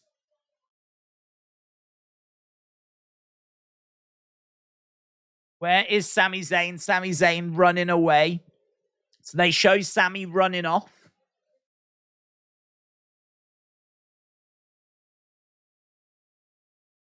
And then August 29th, he freezes again. He doesn't use the chair. So they're showing how on August 29th last year, he didn't use the chair. And then the next footage.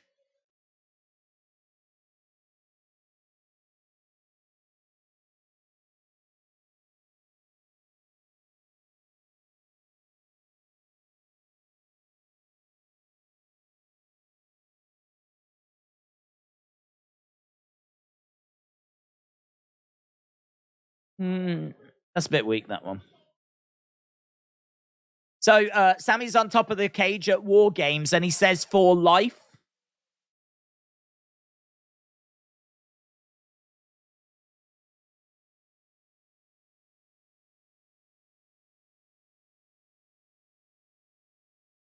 Oh, yeah. He barged past Roman on December 23rd when he cut his passionate promo. Barge past Roman.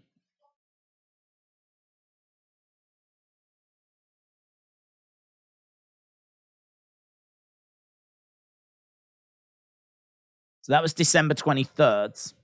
So what we're doing is we're just looking at examples of Sami. Roman staring at Sami.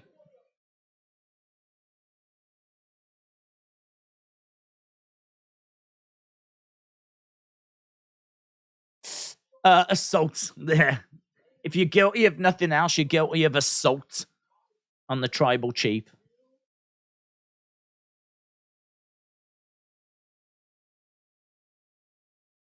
He's going in hard, man.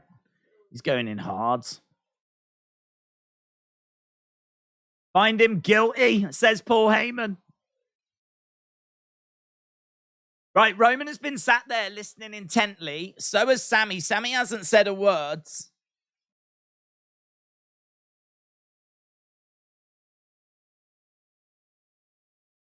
Okay, the prosecution rests its case. Are we going to hear from the defense? So Sami is sat there, is about to speak. We haven't heard anything from Sami.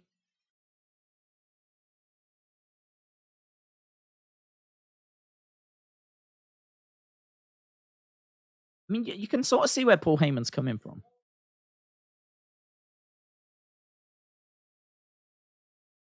I had a whole defense all lined up.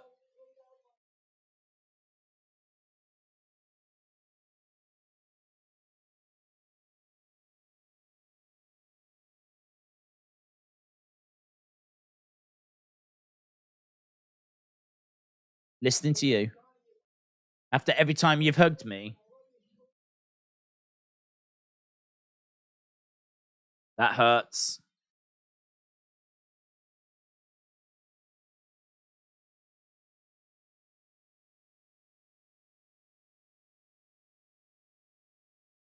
What do you think?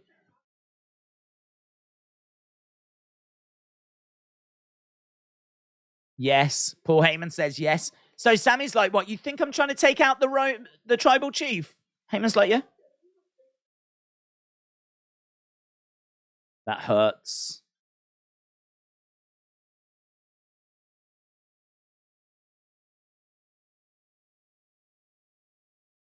These people see it. They see it. You can't see it.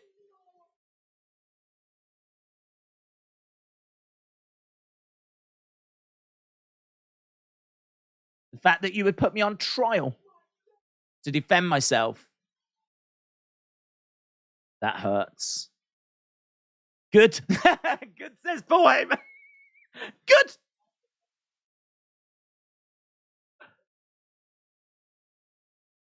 My defense is that I have no defense. My defense is I have no defense. Wow. Let me get this straight, says Roman. You don't have a defense.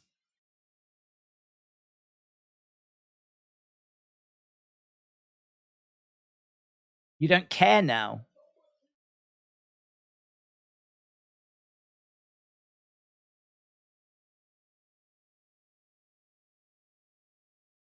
I let you in my family, and this is what you do. Solo. He just said, he calls Solo. He yells at Solo. Solo is moving over to Sami. I let you in my family. You've got no defense. This is what you do. Solo has got the... Oh, stopped by Jimmy. Is that Jimmy?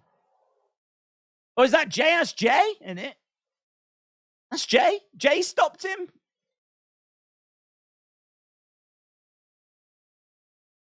Whoa. That's a goddamn swerve, isn't it? What? No disrespect. I put together my own footage last night. Defense. We've got defense footage. Damn. Damn, that moment is epic. That moment is epic. That moment where Solo's about to do it. That is epic. That is so good. This is good. This is good. Jay's footage.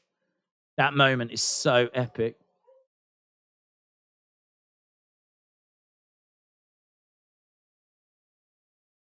Oh my God.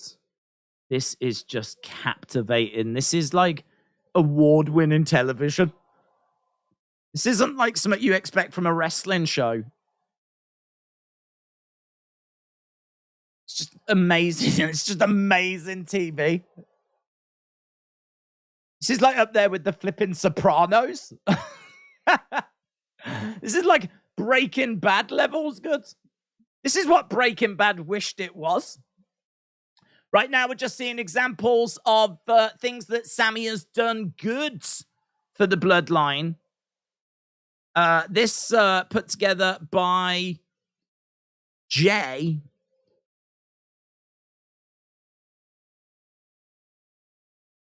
And it's just various different moments where, like, Sami took Claymore.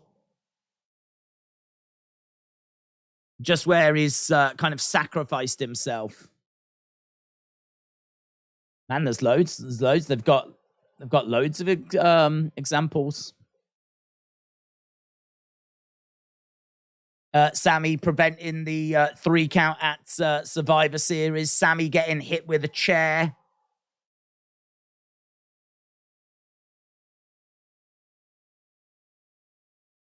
Yeah. This is good. Breaking Bad is the GOAT. Used to be the GOAT until this segment came along. It was the GOAT. And then Sami Zayn in the Bloodline story arrived. There's no time to get snacks. It's engrossing, said Fortnite. I know.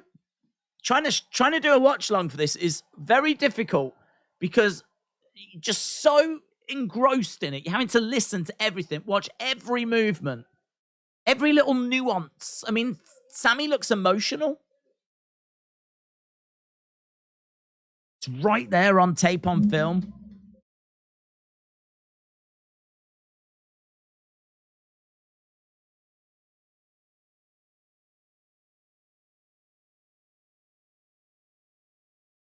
My dog is basically bulletproof. Wow, man.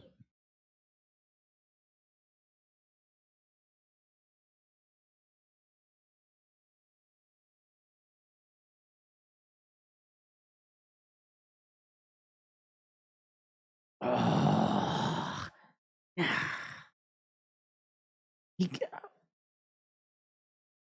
He can't turn on the Usos, though, can he? This is the Usos have just saved him.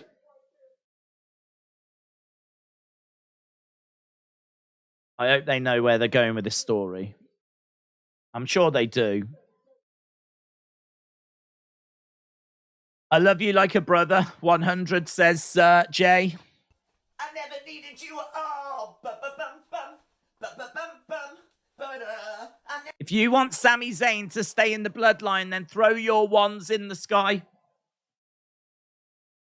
All the crowd put their wands in the air. Both of the Usos put their hands up. I'd like to see Solo do it. I'd like to see Solo. Solo's staying impartial, of course. Roman getting up to his feet. Sami Uso chants. Sami Uso. Oh my God, this is so good. I mean, honestly, if we have to cancel we just cancel the legends, cancel the cage match, cancel everything. We'll go for 2.5 hours extra of this, shall we? As your tribal chief.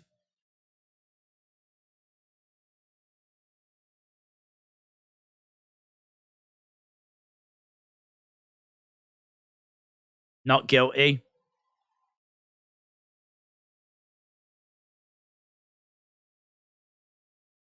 Not guilty verdict is in. For now.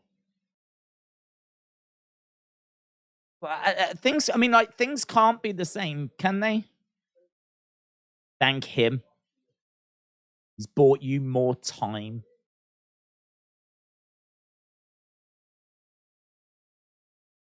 Finish out tonight. Make the bloodline proud.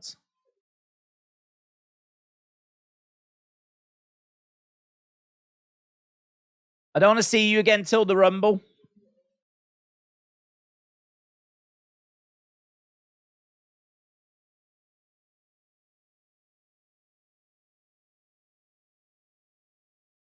And that's where you'll deliver your final test.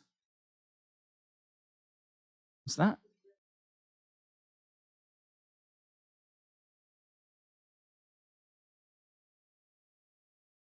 Ooh.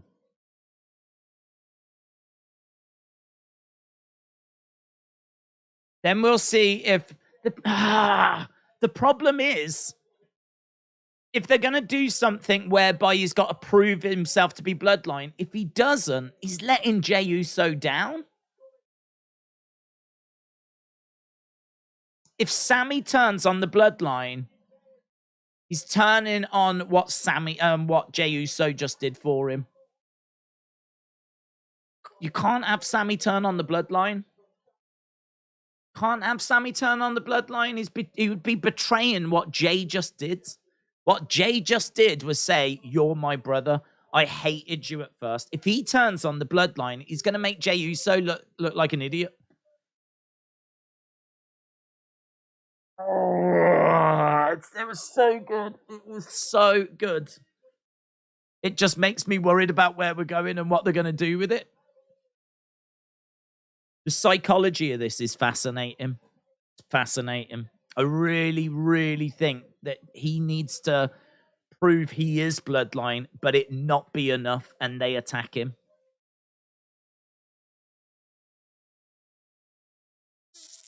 My guess beforehand was that it would be embarrassing. It would be difficult, but he would remain. Sort of went that way. I think he went hard, didn't he? Heyman went hard. Right. We're just moving on to the next bit. Oh my God. Half an hour of this show is gone already, and it might as well have been 2 minutes. That was just one of the best Raw segments in recent years. Simple. It was just one of the best Raw segments in recent years. William said, Days, Austin 316 is Thea Hale. Sorry, Austin, I can't keep your secret anymore. He looks cute in jean shorts, then. I'll give him that. Cuter than I imagined. Right, here's Judgment Day. Good stuff. It was incredible. People loving it, lapping it up, eating it up, drinking it in, and rightfully so. No criticisms. No criticisms from me. Just the only concern would be where this goes and how it plays out. That's my only concern. What we just got. Chef's kiss.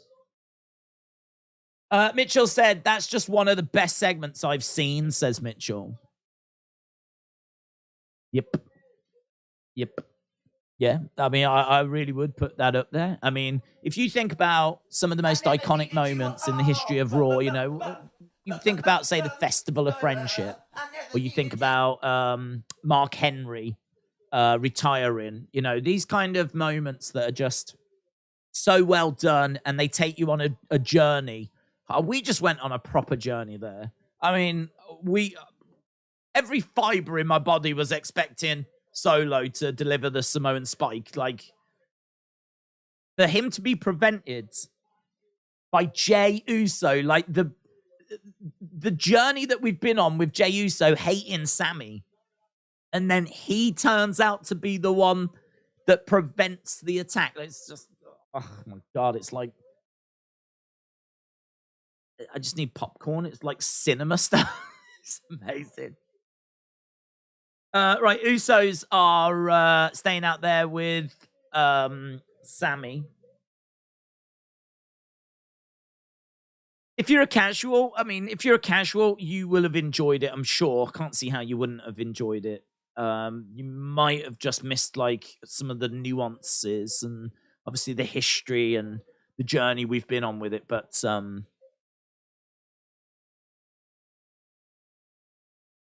I feel like the Judgment Day should just come out and just applaud and just be like, do you know what? That segment was awesome. That was so good. I know we're about to have a match, but oh my God, that was so good. All the boys in the back around the monitors, we couldn't believe it. It was amazing. But they're not doing that. They've come out for a title match. Ex-Con Dom. In the dark. Get down, Dom. You're out of the light, mate. What if Jimmy, Jay, Sikoa side with Sami and they all turn on Roman? Yeah, I don't know where we go from that. I don't know where we go. If that happens and like Roman loses his family, his bloodline, why would they side with Sami over Roman? Roman would have to be mistreating them in order to do that, I think. I think like they could see it as being unfair that Sami gets kicked out. I don't think it would be enough for them to turn on Roman. He's blood-in-y. They've known him his whole life. Like, unless he was mistreating them and they were like had enough with it. I like the out-of-the-box thinking, though. I like the out-of-the-box thinking that this actually destroys the bloodline. It rips it apart. That's interesting. It's interesting. I don't think it's the way I would go, just because I think blood's thicker than water. I think they would stay with Roman than turn on him. But you could make that story work. I think we might be going to. Are we going to commercial break? Have we been on commercial break? Did we go to commercial break? I don't know. Right. Well, we haven't. And Dominic coming over the top, landing. No commercials as well. Like, we didn't go to a commercial break during that trial of Sami, and that massively helped. Yeah. Wow. Dominic looks like a bad creator wrestler from GTA. First hour is commercial free. In honor of them being in Philadelphia, if you haven't heard Bill Burr's Philly rant, you should check it out, said Dark Angel. Days, that was so much than having every generation acknowledge Roman, said James. Yeah. The only thing I'd say about that is that would have or could have set up The Rock. That felt like it had The Rock connected with it. So I agree. I mean, that was brilliant. And if that acknowledgement ceremony wasn't going to include The Rock, I think what we just got was better. But as someone said in the chat the other day, like, even if The Rock wasn't there, the fact he wasn't there could have irked Roman. Could have been like, it would have been nice to have seen the whole family here, but we know some in the family, you know, maybe don't feel the same way as others. And, you know, we could have got some nice little references to do with the Rock, but I can't imagine anything being more captivating than what we just got. I mean, it would have to have been The Rock Roman. We would have to have got something to do with Rock and Roman for it to have been more. Right, big Samoan drop. The action's continuing, so there's no time to rest here. We've got Dominic Mysterio in the corner. Jey Uso looking for the cover. Dominic kicks out, gets the shoulder up. Ex-con Dom getting the shoulder up. The Raw is 30 logo. They've got it flat on the screens. Looks pretty cool. Shame they haven't done the aprons. The apron's the old logo. Well, the current logo. The current logo. So they haven't actually done the ring aprons, and they haven't done the top of the commentary. That's still like the current setup. But all the LED screens around the edge, they are all the Raw is XXX. That's something I haven't thought about, actually. Why don't they have LED screens on the edge of the ring? They used to, didn't they? Like the front part of the ring, that used to be an LED screen. Even I think the side that they come down from the entrance ramp, that used to be an LED screen. When did that change? When did they stop putting LED screens there? Because if that was an LED screen, you wouldn't need it, would you? To be a ring apron, you would just program whatever you wanted it to say. I know it's not important, but DK said Solo attacks Roman and says, "I did it for The Rock." Nice. Against the ropes, super kick. Damian Priest with the super kick back of his own. Judgment Day are back in control now. Damian Priest going over the top, coming crashing down onto the Usos. That's normally a commercial spot. Damian Priest grabbing one of the Usos. I think it's Jimmy. Against the ropes goes Priest. Big lariat. Down goes Jimmy. 1, 2. Oh, shoulder up. Shoulder up. Green shirt guy is in the front row. You know it's a big night when green shirt guys. It is basically a pay-per-view, isn't it? This is basically a pay-per-view with 3 hours, and we've got tons of legends. Back elbow there by Damian. Damian in control. Big kick coming in. Wrestle with Andy said, Days, the Sami stuff is so good. Do you think the fans will boo if Cody wins the Rumble like the Yes movement? I don't think so. I don't think so, because I think going into the Rumble, I hope you're well, by the way, Wrestle with Andy, shout out to you, but I think with what we saw with the Yes movement was people wanting Daniel Bryan to do it. I think people want Sami to succeed and come out of the Bloodline. But I think people also want Cody. I don't think that this is Sami and nothing else. I think Cody is a big star in his own right. Never won the title. People know the history. They know that, like, his dad is Dusty, never achieved it. I think people are on board with Cody getting there. It's different in it.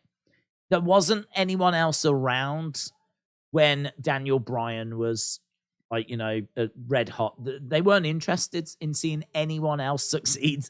They just wanted Daniel Bryan. That was it. You know, they brought back Batista, didn't they, in 2014? And Batista won the Rumble. And WWE were under the impression that the crowd would love that and that the crowd would want that. Nope. Unless your name was Daniel Bryan back then, they were not interested.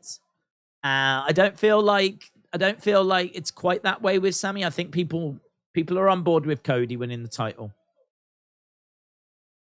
But I mean, if they went with Sami, I don't think there'd be too many complaints. Finn Balor has been removed from the ringside area. Jay comes down. 2. Oh, just kicks out. Just kicks out. So Finn Balor has been removed from ringside. Damian Priest is down. Big splash by Jimmy. 1, 2. Shoulder up. Oh, that felt like it was going to be the end. So Finn removed from ringside. Great match. Great action. Against the ropes goes. Jimmy goes over the top. Little bit top dollar. We've cut over to Rhea. Dominic was just going over, having a word with Damian Priest. He was like, "Is your knee all right?" I feel like we've got an injury. Is this a legit injury? Jimmy Uso is down. Sami is coming over. Referee has come over. Oh, we've got the cross. I think we've got a legit injury here. Unless they're working us, but we've got the cross. We've got medics coming down.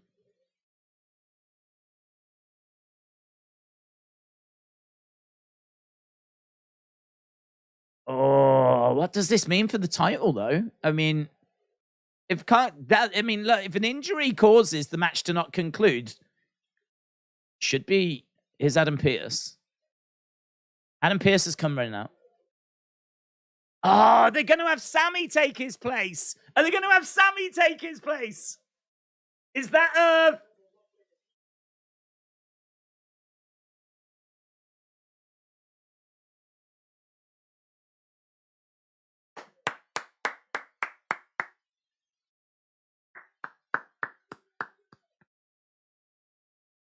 They worked. They worked us. Ah. This show is so good. Sami Uso is good to go. Don't cost. Oh my God! Don't cost them the belts. Don't cost them the belts. Oh my God! Don't cost them the belts. Ah! No! No! Oh my God! No!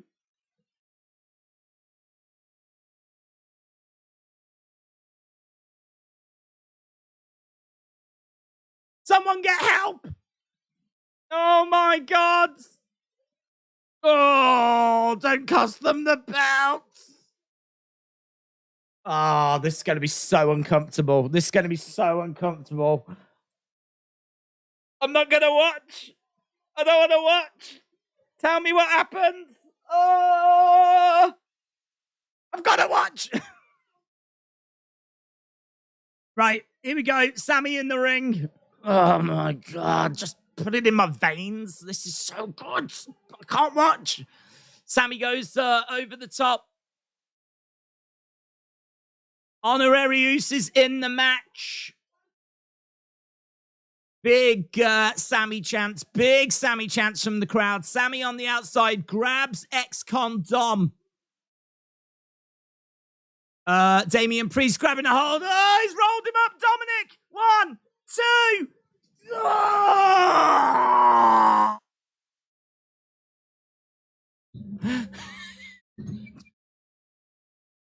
Jeez. Ex-con Dom. Sami. Chucking Dominic into the corner.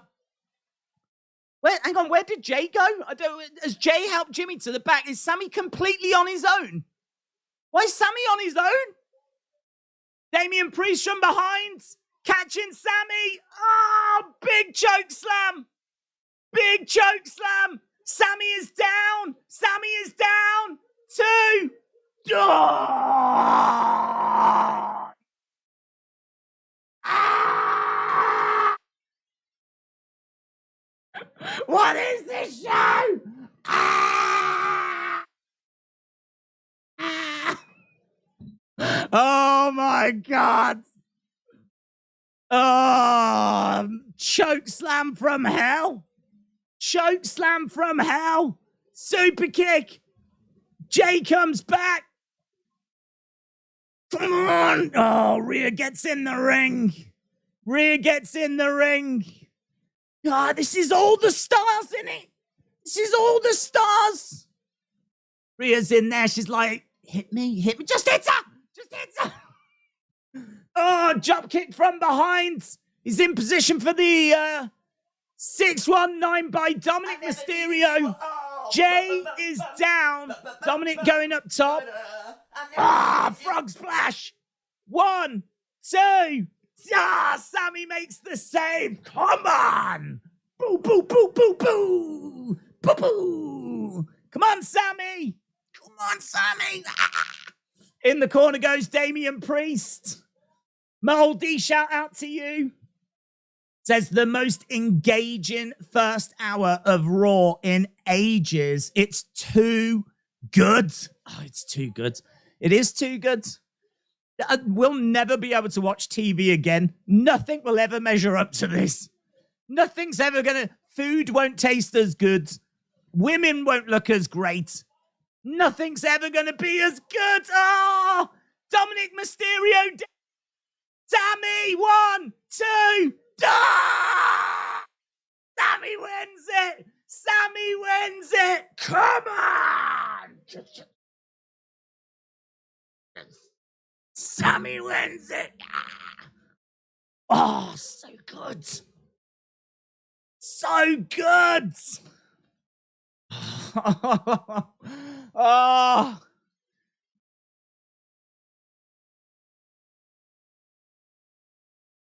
I don't want to see him till Saturday, says Roman. God, Roman, stop being a douche. Look what he's just done for you. Such a douche. Sami, come on. Wow. So all the stars. Have all the stars.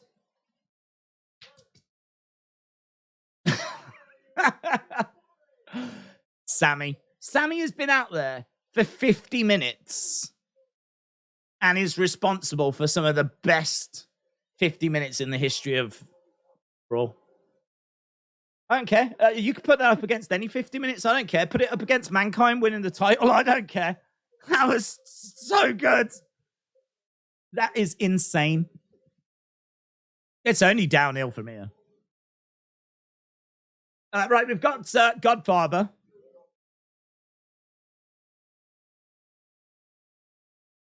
I haven't got a Barry or a Baron.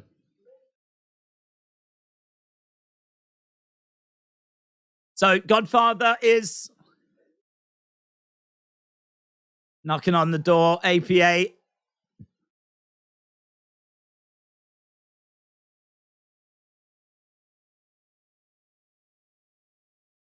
Ron Simmons.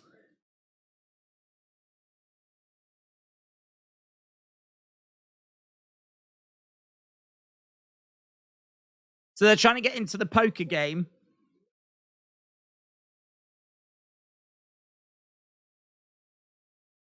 Simmons is not on there.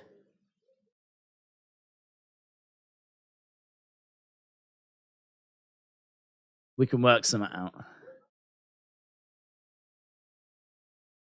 So they give him some money and they're letting him in. They got the APA door, which is great.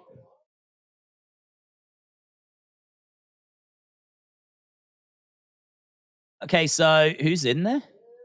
Wow, there's a lot of legends in there. Candice is in there. Johnny, Dexter, Jimmy Hart, Gallows, Anderson.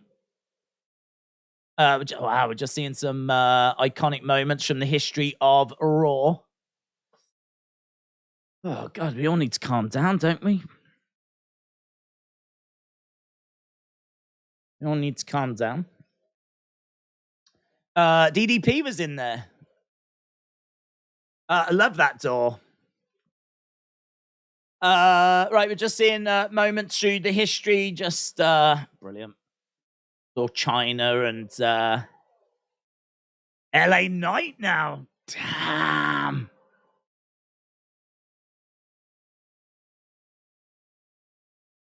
Cut my music. Yeah. Let me talk to you, LA Knight now. God.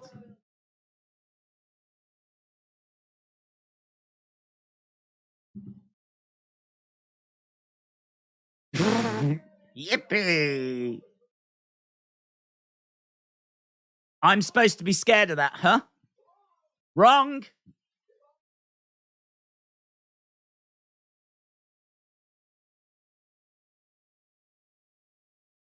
This guy is living on past glory.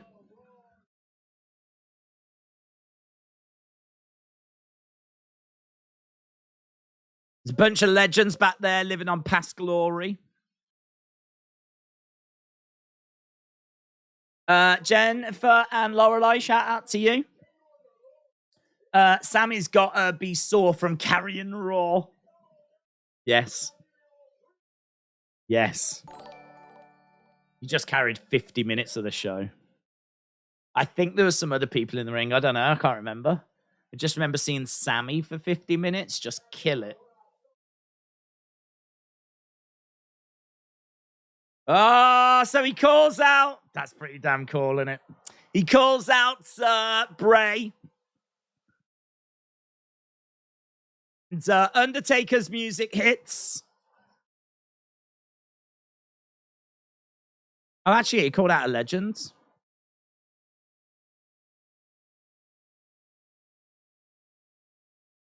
Oh. American Badass? So we got the gong.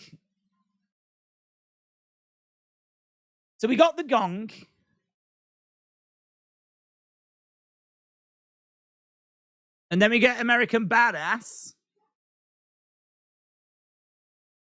Oh, it was great hearing the gong, wasn't it? Got a bike. We got the front wheel of a bike. And it is him. Is it him? It looks like him. It is him. Yeah, it is him, and he's on a bike. So, Undertaker, American Badass. Dead Man Lives. I mean, in all fairness, this is probably the right version to have of him. You know, the Dead Man character was retired, wasn't he? He went. So now we've got American Badass. Big Evil.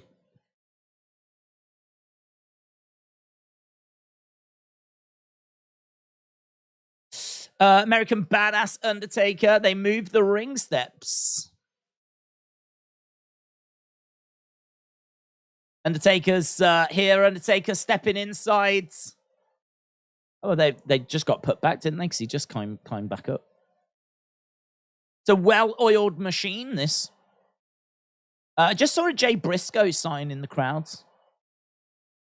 Right, Undertaker, American Badass in the ring, getting a great reaction, of course. Oh my God, this is one of the all-time episodes of Raw. We're only 55 minutes in. We still got 2 hours.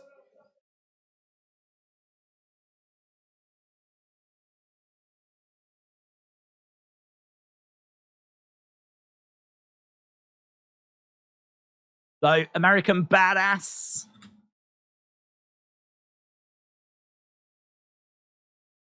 Loud Undertaker chants.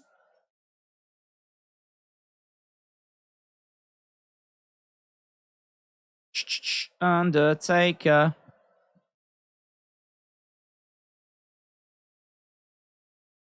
LA Knight on the outside of the ring. Undertaker in the ring. Before we take this anywhere,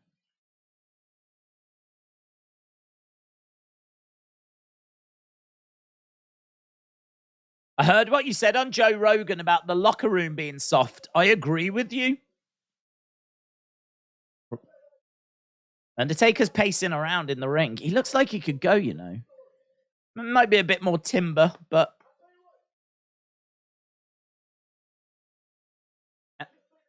LA Knight's getting him.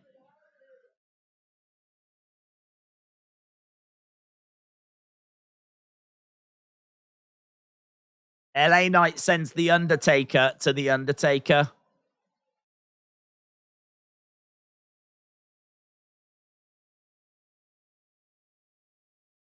Gonna give the Undertaker a pass. Gonna let you live to see another day.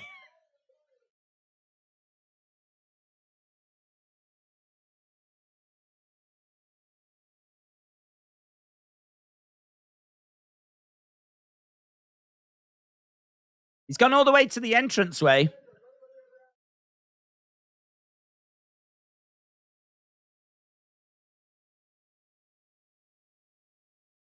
Lights have gone out. Lights have gone out. He's in the entranceway. Bray's music plays. So LA Knight is in the entranceway. Bray music, the ding-ding of the piano. Just getting a little glimpse of like what it's going to be like. Boom, he's there. But I think it was him. Someone holding a lantern, but you can't quite see his face.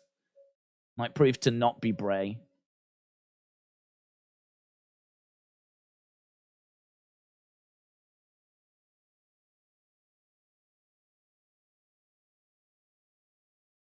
There's a person with a lantern, but as we said, they couldn't see their face. Oh, it is Bray. No, it is Bray. It is Bray.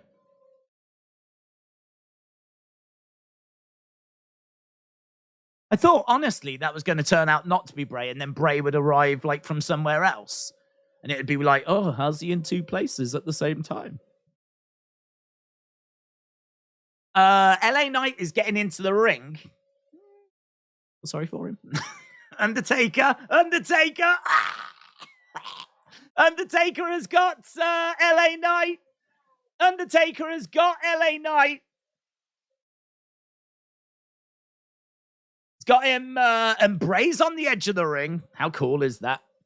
Undertaker looking at Bray. Undertaker looking at Bray. Oh my God, just think about that sentence.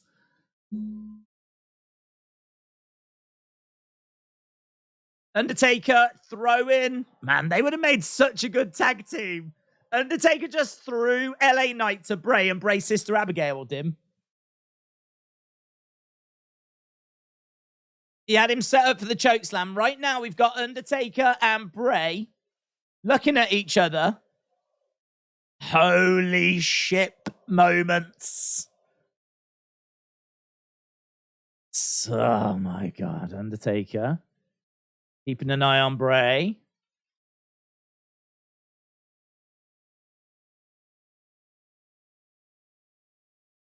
Did he say? He whispered something to him. Oh my God, we need someone that can lip read.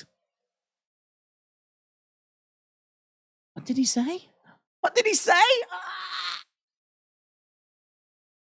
What did he say? He just said something to Bray. Tell Huskus I say hello. Give Sister Abigail my number.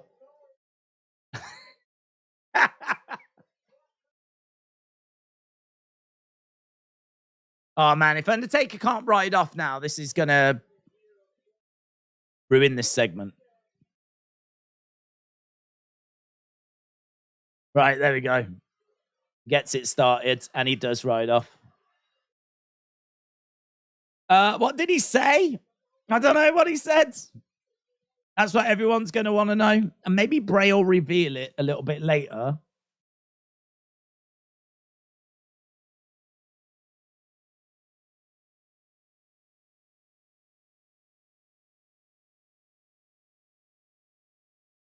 Puts the fist in the air.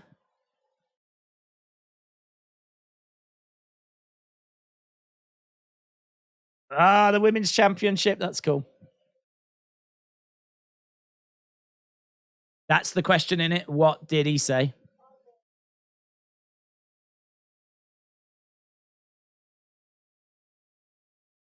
This is still your yard, dead man. You might have said this is your yard now.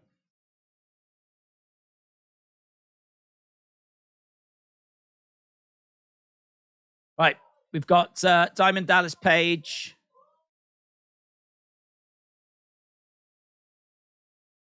Alondra Blaze, Medusa.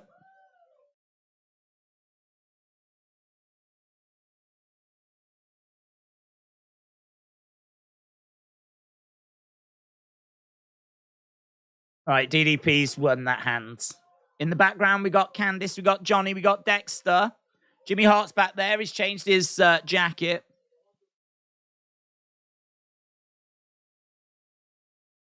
The cage is lowering now. Oh, my God. Oh, my God. This is on track to be the greatest Raw episode ever. We've gone from an amazing Sami moment into an amazing Bray Undertaker moment into the flipping cage match. What are we going to do for the final hour? We're going to blow through all the good stuff. We're just going to have an hour-long Bobby Lashley theory match to close the show.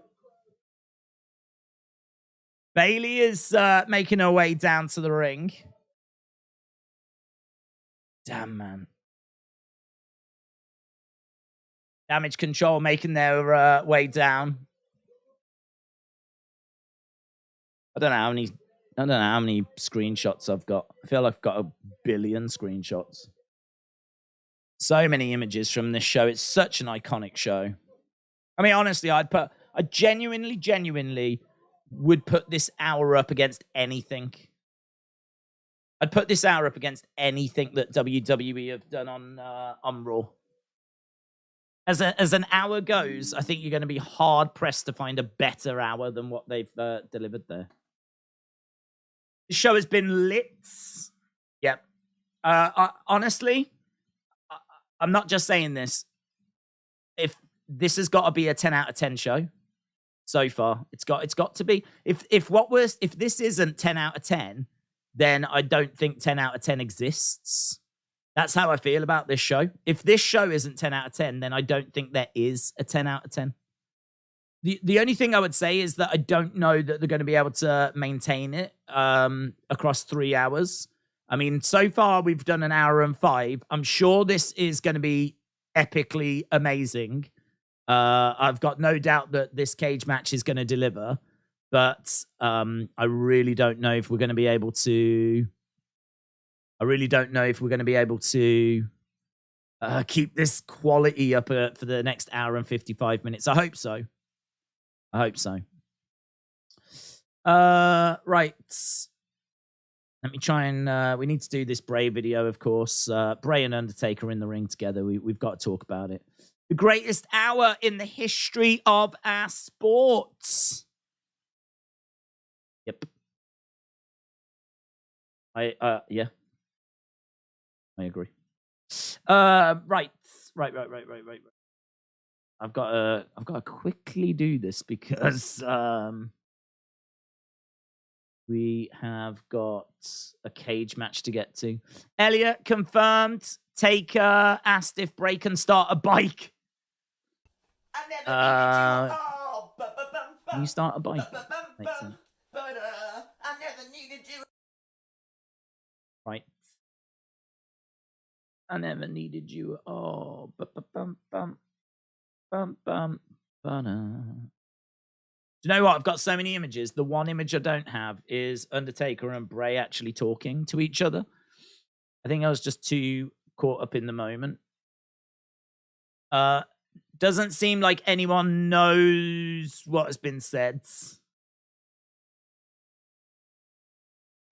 Because on Twitter they're just saying what a moment, that was amazing. But I can't see anyone saying, oh, I heard him say this. You might be able to make it out. It's going to be one of those. There's the image. This show is oozy. It really is. It really is. Right, okay, let's do a quick video. Massive, massive segment coming out of Raw. This Raw is insane. That is one of the best first hours to Raw I have ever seen. It might be one of the best hours of WWE TV, but it included this LA Knight in the ring, and he was talking about how Bray is living off past glories. And he said a lot of the legends out back are living on past glories as well. And he called out a legend, and a legend answered, because out came The Undertaker. We got the gongs. We got the lights going down. We got this moment. Undertaker didn't come out straight away because actually this changed to American Badass. So we got a bit of the dead man kind of feel, but then we went into American Badass. And this is when The Undertaker came out. Came out on the bike, of course. Did a circle around the ring. There he is. Looking great as well, you know. Looking really good. Did a circle, parked the bike up, jumped into the ring. LA Knight jumped out. And then LA Knight would proceed to cut a bit of a promo. What he said to Undertaker was, I heard your comments on Joe Rogan about the locker room being soft. I agree. I just want you to know, I agree. I feel that way as well. And then he said, you know, how about we create a moment? How about I take The Undertaker to The Undertaker? And he was just having a bit of fun, but he ended up walking away. He actually walked up the entrance ramp and away from The Undertaker. Then the lights went out. We started to hear Bray's music. Bray would then arrive behind him with a lantern, which meant that LA Knight moved away. You can just sort of see Bray in the distance with that lantern. That meant that LA Knight went back to the ring. Of course, that's where Undertaker was, that he'd just laid into promo-wise. Undertaker would grab him. You can see the Undertaker here going for a choke slam. He would then push him over to Bray, who had got into the ring. Bray would hit a Sister Abigail. I did make the comment as we were watching it live that Bray and Undertaker would have made a great team. Like, they would have made a really good tag team. Like, Undertaker going for the choke slam, but instead pushing him into Bray, who then hits a Sister Abigail. But this is the big moment. This is the big talking point. Undertaker says something to Bray. Couldn't catch what it was. I know that's what everyone's going to want to know. We're going to have to watch this moment again and again and again to try and see if we can, like, work it out. I'm sure people are doing that exactly now, but it wasn't easy to hear exactly what was being said. But something was said. So maybe this is your yard now. I do like the idea that he was giving Bray his number to pass on to Sister Abigail, but I don't think it was that. But I like the idea of him saying, this is your yard now, or something along those lines. And off he went into the up the entranceway, and that was the end of the segment. It was brilliant. It was captivating. I mean, Undertaker and Bray share a moment. What else could you ask for?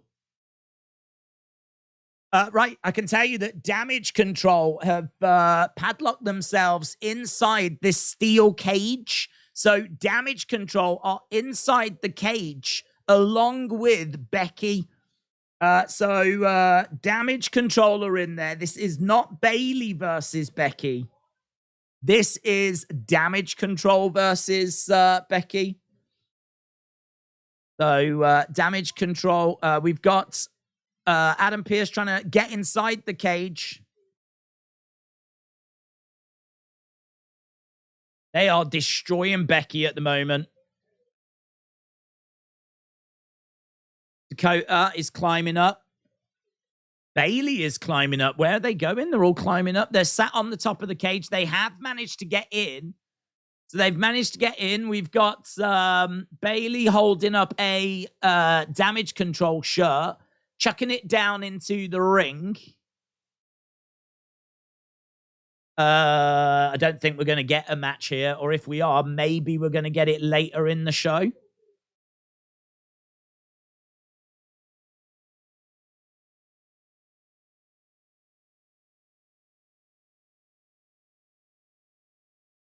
So Adam Pearce has managed to get in there now.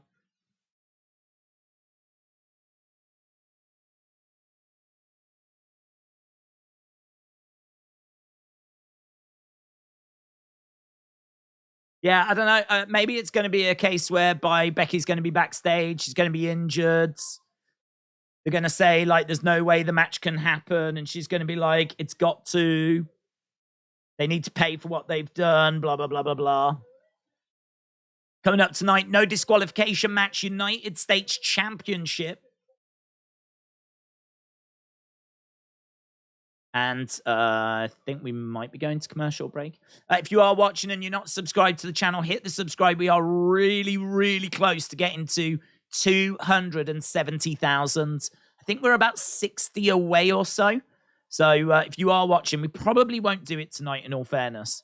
But if you are watching and you haven't subscribed, hit the subscribe. It would be greatly appreciated as we continue our journey towards the second part of this amazing episode, this absolutely incredible episode of Monday Night Raw. Undertaker asked if he could get badass puppets. I think the Rumble is going to be incredible, said Philip. Days WrestleVotes just tweeted an idea about the Undertaker Bray moment. Tweeted an idea. I never needed you at all. What's WrestleVotes saying? Let's have a look. WrestleVotes. WrestleVotes. Feels like a good time to tweet this. Following their match at WrestleMania 31, Undertaker told Vince to take care of him in reference to Bray. Regardless of what happened in the interim, Taker has always been a huge Wyatt supporter. It showed just now. Yeah. Fair play. I mean, that's already known. Undertaker has spoken in interviews quite a bit about, you know, I think he spoke about wanting to see Bray come home. I think he used that language of saying, I want to see Bray come back home. So I think that was sort of known anyway, to be honest. So,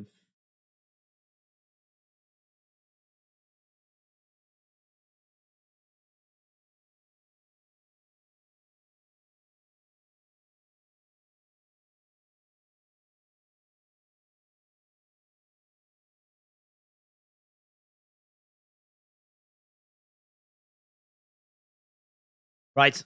I'm just putting up the video on Twitter, and then I will be back in the chat. I mean, to be honest, I never thought I'd say this, but I'm super grateful for commercial break. So grateful that we can just get a breather for a second. It's just been absolutely non-stop. Normally, I'm sitting here cursing, absolutely cursing commercial breaks, but oh my God. Need one. It's tax season, and Taker asked him to put in a good word with his dads. Love it. Love it. Tony said, do you think eventually Damage Control could turn on Bayley? Bayley and Becky join forces and go for the titles at WrestleMania? I don't think so. Ultimately, we might see that, but I feel like that would be a bit too soon. In order for Damage Control to like split up and for them to then have to go out on their own. I actually don't feel that Io and Dakota are really bedded in yet. I mean, I feel like this group probably needs to run a bit longer before we see something like that. Could you see something like that around WrestleMania 40 maybe? Maybe SummerSlam? I wouldn't be doing it now, though. I mean, like, I don't feel like Io and Dakota have established themselves. It doesn't feel like they're ready to go off on their own, you know? Sometimes when you see, like, groups about to split up, you know that they'd be all right if they went on their own. Sort of feel like Io and Dakota would just be there. Do you know what I mean? I don't think we're looking at Io and Dakota as being big future stars yet. I think they still need... I think it's took them a little bit of time to kind of get settled. I think segments like what we just saw will help. I think there's plenty of people thinking that Damage Control has been a bit of a misfire, if we're being completely honest. That might be a bit harsh. But I think splitting them up now would be a little early, personally. I like the thought, though. I like this. We're getting a lot of out-of-the-box thinking tonight, which is cool.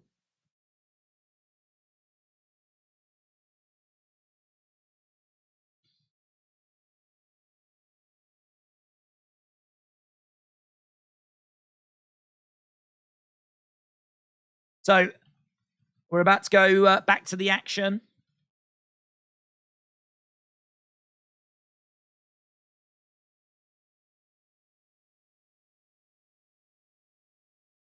This honestly, there's more talking points here than from a normal pay-per-view.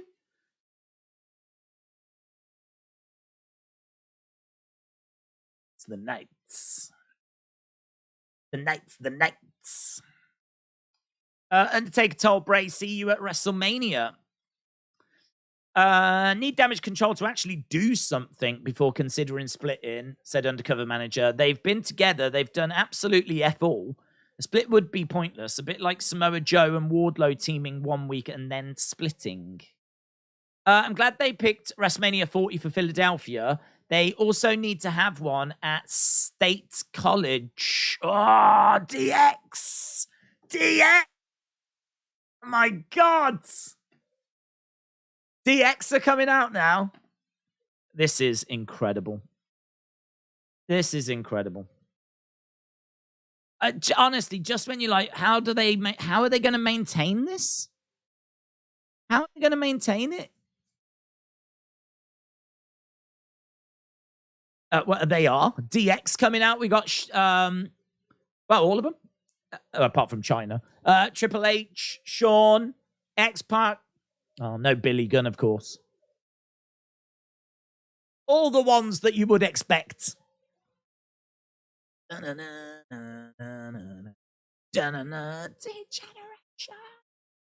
they wearing? Are they in DX shirts? Are they in? Shawn has got a Road Dogg as. No, Shawn, no. It's a bit of a shame that they're not wearing all the same shirt.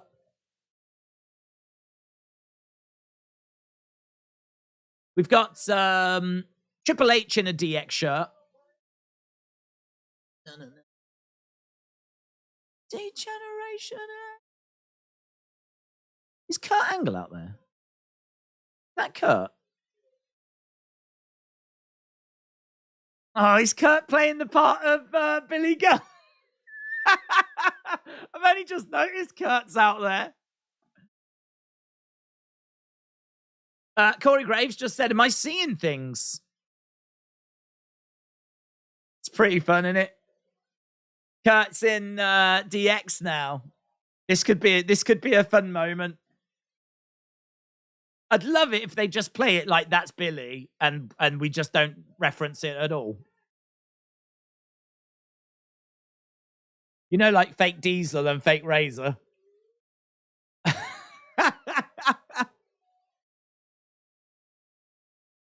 Just act completely like this is normal.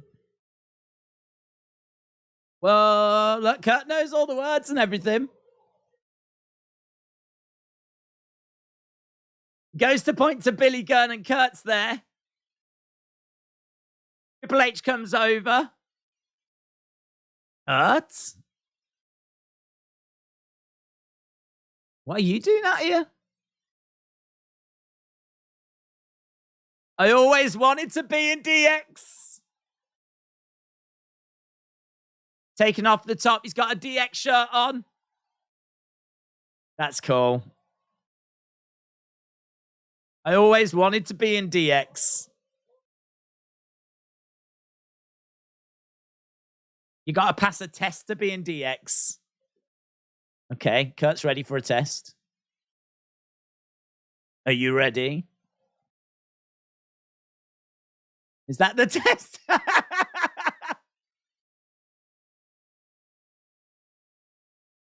Are you ready? Is that the test? Am I ready? Yeah, I'm ready. Is that the test? His comedy time is so good. Line up, get in the line.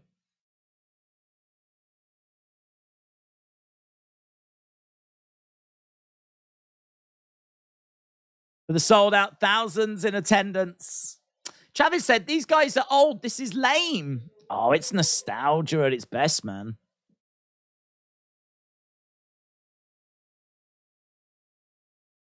Is that Imperium? Imperium. He was just going, let's get ready to suck it. Oh, Imperium! Imperium are here! Oh, my God! Oh, they better not job them out to DX. Do you remember when the DX started beating up FTR? I don't want to be seeing them. Oh, man. Gunther might kill all these boomers. Gunther's making his way down. I have no idea. I always try to do a review after Raw. I reckon by the time I've got all the images and everything, all the talking points done, that review will probably be up by 2024.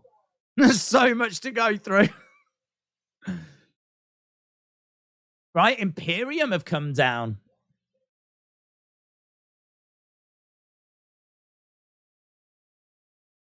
Shame on you. Shame on you for all that filth and nonsense. Look at all of you. You bunch of degenerates.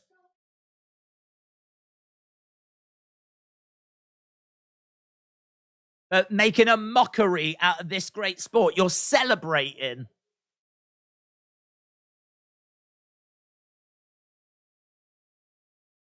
Yeah, I don't know why the crowd would boo this.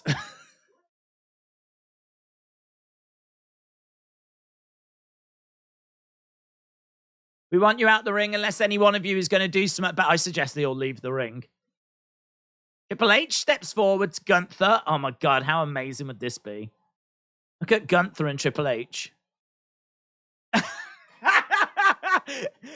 I'm retired. He's like, no, he gets in his face and he goes, I'm retired. I'm retired. HBK chants. I'm too old. I'm too old.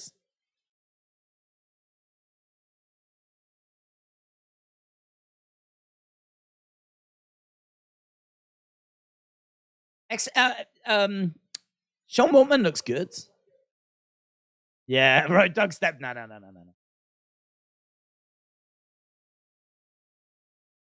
Well, Kurt ain't gonna do it. Hold on a second. They're gonna group up. Where's Kurt's not joined the huddle? Where's Kurt? He's doing the. You know when he looked away. Kurt said he would fight you. Nope. This is so good.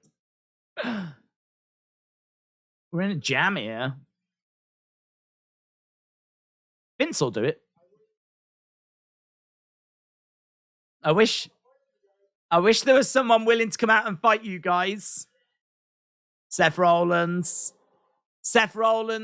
music hits. Triple H said, gotta be honest, I wish there was someone willing to come out here and fight you guys. Turn it down. I'd love it if Seth gets in the ring and goes, nope. I'm retired. I'm here to volunteer Akira Tozawa.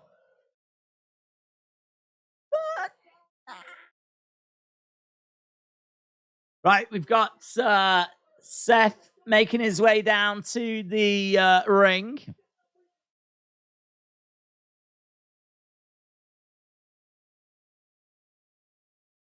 Rollins can't fight Imperium alone. Right, Seth is coming down then. Seth has got into the ring. Are we going to get, like, What are we going to get? Seth versus Gunther. Oh, imagine that match. Imagine Seth versus Gunther. Sean was trying to sing along as well. Sean started singing Seth's theme.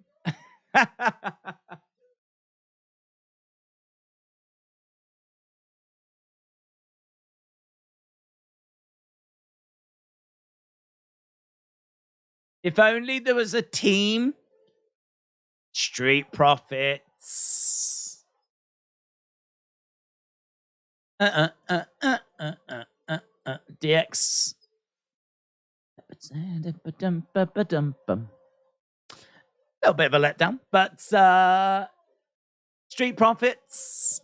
Pat looks awesome. He does, yeah. He does look really good. The only thing is, he might actually need those glasses. What with him? But I don't think those are like hipster glasses. I think he actually needs them. But he does look really good, yeah. Gunther just interrupted his boss. Yeah, maybe not the best move career-wise, but in all fairness, who's going to argue with him? Dun-dun-dun-dun. Right, Street Profits made their way down. So Seth and Street Profits against Imperium.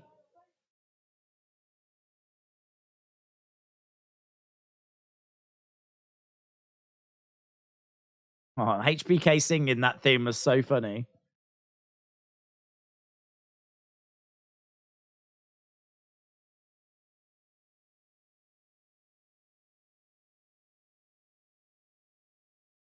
This booking stuff isn't easy, said Triple H.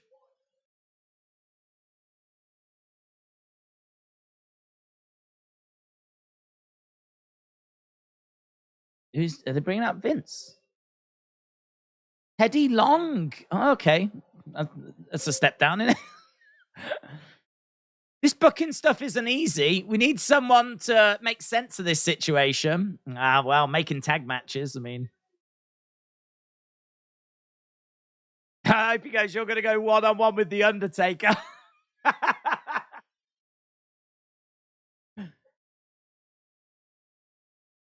I got the perfect idea.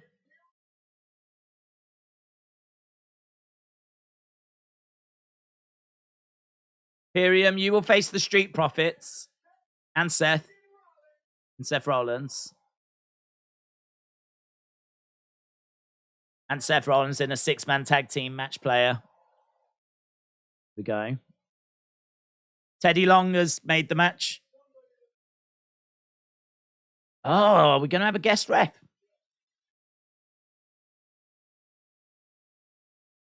Special referee.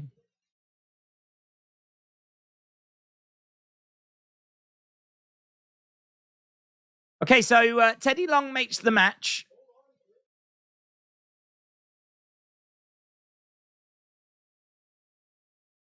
Kurt's got an idea. Oh, has he got a ref shirt underneath, has he?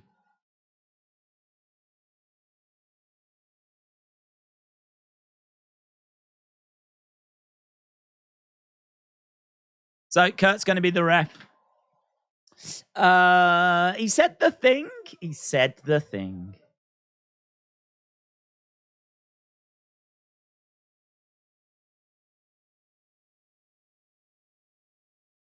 Boom. Right. Six-man tag match. Imperium against Street Profits and Seth Rollins.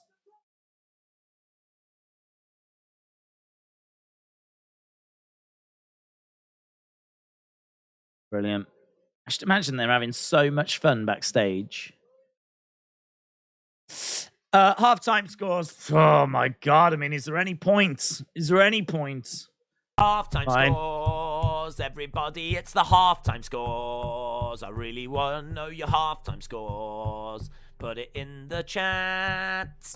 Halftime scores, everybody. It's the halftime scores. Are you happy? It's the halftime scores. Are you happy or you sad? Halftime scores, everybody. It's the halftime scores. Three shirts, Kurt, says Mitchell. If I got it recorded, I could just press play. Playground mate Just said sit here Imperium like obviously going to lose. Just Nick said a solid 8 so far. 10, 10, 12, 10, 8, 100, 9, 10, 10, 10, 8, 9, 10, 10, 10, 10, 98 out of 100. Cage match was... Athletic Mind said, I saw Taker and Bray. Did I miss anything else? You've missed everything. It's been amazing. I mean, like, you need to watch it. It's as simple as that. You have to watch it. There's no justice that could be done. That first hour is one of the best first hours in the history of Raw. The greatest night in the history of our sport, said Wrestle with Andy. Halftime scores is about 9.2. Richard said 9.5. Trini says 9. 111 out of 10 said Aaron. 10 out of 10 said Alex. Twizzled says 10 out of 10. What would you do if Heyman betrays the Bloodline and sides with Sami and helps him take down the Bloodline? I would be pretty gutted at the fact that that story now makes no sense, because Heyman has made it very clear about how he feels about Sami. So it doesn't really make sense now for him to join up with Sami. So I don't know. I would struggle to make that work in my head. Justin said 10. Jamie said 10. Ian said 10. Tharuka said 10. Dark Angel says 10. 10, 10, 10, 10, 10. Mitchell said 69 out of 10. We know this is nice. Nice. Jim, shout out to you. 10 out of 10. This is one crazy episode so far. LSW said this booking stuff is an easy line, made me lol. Yeah, do you know what? Tonight is actually funny. Like, there's actual humor on this show tonight. Things that act like, not just like 24/7 stuff that makes you go, but stuff that's actually funny. Like, Sean singing Seth's thing and like going, sorry. Or some of those DX lines, or like Kurt being out there saying he always wanted to be in DX. This booking stuff isn't easy. Why is everyone always looking at me? Yeah, there's some good stuff tonight. Like, comedy-wise, it's funny. AEW fans are giving it a 7. The memories during the show reminds me of when I watched my dad growing up before he passed away, said Officer Cluster Nuts. I'm sorry to hear that, buds. Maggie said, I would be gutted as well. My heart would break for Roman. Mayhem said, Days, I bet there is such a happy energy, emotion, reunion experience backstage. I bet it's wild backstage. I mean, a lot of these talents won't have been around these people before. You know, Gunther, when's he going to be around the likes of Hogan and, you know, all those guys? When's LA Knight going to have been around those guys? There's going to be a fair few that won't have been. So there'll be a lot of excitement. Plus, also, I think just seeing some of these legend Undertaker being backstage is going to be exciting, isn't it? Like, yeah, I bet there's for those that have already done their TV, I bet the drinks are flowing. I would imagine maybe, Jerry Lawler's gone on commentary. Imagine Jerry the King Lawler and Corey as a proper commentary team going forwards. Brilliant. Bring him back. This is better than Raw 1000, said Athletic Minds. One of the best Raws I've ever seen. Right, Jerry is on commentary.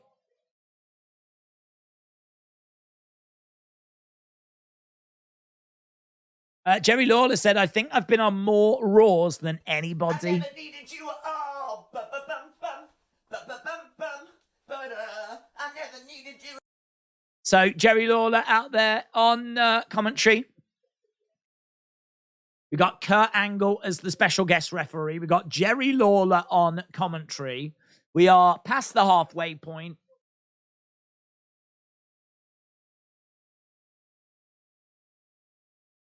Same outfit he wore first time he was on Raw.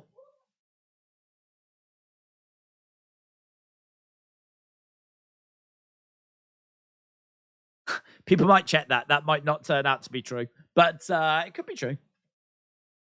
I can remember him being at the old Manhattan Center in 93. So he was. I can't remember if he went straight into the feud with Brett then, but some great moments where Jerry's in the ring and like Stu and Helen Hart are up in the stands, and he's.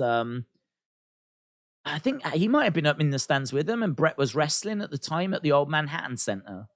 He goes all the way back. I mean, he's been involved in this thing since pretty much the start. A handful of episodes, really, since he came in. Jerry Lawler, Bret Hart feud was great back in the... It really was, wasn't it? It really was. It had everything. I mean, Jerry Lawler's such a great talker. And, I mean, Bret Hart, one of the best in-ring... But Jerry Lawler can more than hold his own. I mean, Lawler was just a fantastic heel. Bret was obviously a fantastic babyface. You brought in Stu and Helen, and so good. Yeah, so good. Shots coming in then. This match might just eat up a little bit of time. I honestly, I don't know. We're at halfway point. I say only because we've done so much. I mean, like, I don't know how we're going to match. I don't know how the second half is going to match the first. I don't think it can. I don't know. Mitchell said, guys, this is just a great show. I'm an AEW New Japan fan. Let's all be fans of wrestling. No tribalism and have fun. Trial segment was so good. I would go as far as to say the trial segment and Usos match with Judgment Day. I would go as far as to say it was perfect. I'd go as far as to say it was perfect. There is not a single thing I would change about it. Not a single thing. Every part of it, perfect. It's amazing. And that's amazing to be able to say that. Right. No one cares about Vince, said WWE fan. Lawler punching Taz was a class moment, said Forever Reds. How old are you? 21. Jojo said this Raw has been amazing. 10 plus all of the Infinity Stones by Thanos, says Camilio. Need an Alexa segment, said Aaron. Oh, I'd be surprised if we didn't get one because we haven't seen Howdy. So yeah, that could be coming. Do you remember Jerry Lawler Bret Hart feuds where Glenn Jacobs first appeared as Isaac Yankem? I do, yes.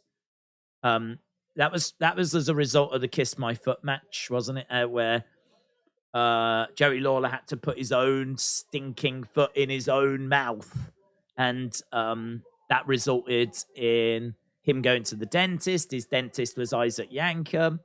And Isaac Yankem then came in and had a feud with Bret. Yeah. Fun. I mean, not a brilliant feud, not a brilliant match, but the story, you know, when you were young was quite captivating. Gunther in the ring going over and chopping Dawkins, and we go to commercial break. Bo Dallas is coming, says Lisa. Brenton said, score is 2, and that's only due to Bloodline. Big rehash of Raw 25, which stunk. It's blah, in my opinion, says Brenton. Big Time Back said, Days the post-show after SummerSlam did 2.4 in a commercial-free hour. Do you think tonight follows suit? Last week was the final of NFL. I don't know. I mean, so we're saying it's not up against anything. Raw did 2.4. I'd be surprised if we got to those levels. It is a big show. It has been well hyped. But to get to 2.4, I don't know that we could have that as an expectation. I could see this doing 2 million. I think if it starts with a 1, that's very disappointing. So I can see it doing 2 million. But honestly, if the number comes in as 2.1, you'd be like, oh, wow, yeah, that's pretty good. I think feel like 2.4, that's just really high. It's really high. So I don't know. I think if it starts with a 1, it'll be disappointing. It should start with a 2, but 2 point whatever, I'm not sure. Athletic Mind, shout out to you, my friend. Appreciate the support. Said we should do Brock versus Rock 2 at WrestleMania. Cody versus Roman makes more sense than Rock because Rock will just lose. Brock and Rock have nothing left to do. Yeah. I mean, the only thing I would say is, even though it's predictable that Roman would beat The Rock, and I really think he should, even though I think Roman should win that match, it still doesn't stop me from not wanting to see it, because of the story. It's a bit like we all know Sami's going to leave the Bloodline. Sami's going to leave the Bloodline. It's going to happen. We don't know when, but it's going to happen, and we're just watching it unfold. No one's criticizing this story, saying it's predictable Sami's going to go. It's you're enjoying the story, you're enjoying watching it unfold. I sort of feel the same about Roman and Rock. I know that it's very different, like a story that's playing out over months compared to a match that plays out over minutes. I'm very aware, but I feel the same. Like, it doesn't matter that I know Roman's going to win it. I still want to see the moment where they're face to face. I still want the build. I still want the promos. I still want that. Could it happen where Rock's got Roman 1, 2? Just, there's things that you can do that's going to take you on a journey during that match. And even though the end result might be Roman gets his hand raised, honestly, it doesn't stop me from wanting to see it. I suppose a better comparison would be the greatest moment in Raw history, apparently, which was Mankind winning the title, according to a lot of different websites. They say that is the pinnacle. That is the big moment, Mankind winning the title. And WCW gave that result away, and a load of people changed the channel. So even though that result was ruined, people still wanted to see it. So I sort of feel that way about it. I mean, if we ended up getting Brock versus Rock, I mean, fine. But I think actually I'd be more excited for Rock Roman. You've got the whole family aspect that plays into it. I think it's not really a reason to do Rock Brock. You'd have to create a story. You'd have to, which you obviously can tie back to before. So you could easily get a story out of it, but I feel like the family side of things and Roman wanting to be acknowledged and Roman being the big star he is right now, I feel like that probably plays into the into Rock Roman being, dare I say, the bigger match? No. I think it would be. I think Rock Roman would be bigger than Brock Rock. Close, though. Close. Chop's coming in. I like it, though. I mean, I don't think anyone would be complaining if we ended up with either of those. I don't think you'd be wrong if you went either way. I'm backstage right now. I work in catering. There's a good vibe back here, said Camilio. God, I bet being in catering would be awesome. Even if you was stuck in catering, like Akira Tozawa or someone, I bet it's even just being there this week's amazing. Big boot by Gunther. Chop coming in. Then we are back. Gunther in the ring and Kurt Angle getting into his face. Poking at him. What's Kurt Angle going to do? Kurt Angle having a word here with Gunther. Gunther again poking at Kurt. Where's Seth? Oh, Kurt pushes. Kurt pushes Gunther. So Kurt pushes Gunther. Dawkins goes over the top. Montez goes hard, doesn't he? There's no half measures with Montez. You look at Dawkins go over and you're like, oh, I hope this isn't a top dollar moment. You watch Montez go over going, oh, I hope he doesn't go in the front row. He just absolutely goes flying like he's been shot out of a cannon. Here's Gunther picking up Seth. Boom! Big, and a kick out. Big power bomb. Amazing. Paranormal Presence said, I slowed down what Taker said. Face of fear, it's forever. Face of fear, it's forever. That's what he says. Face of fear, it's forever.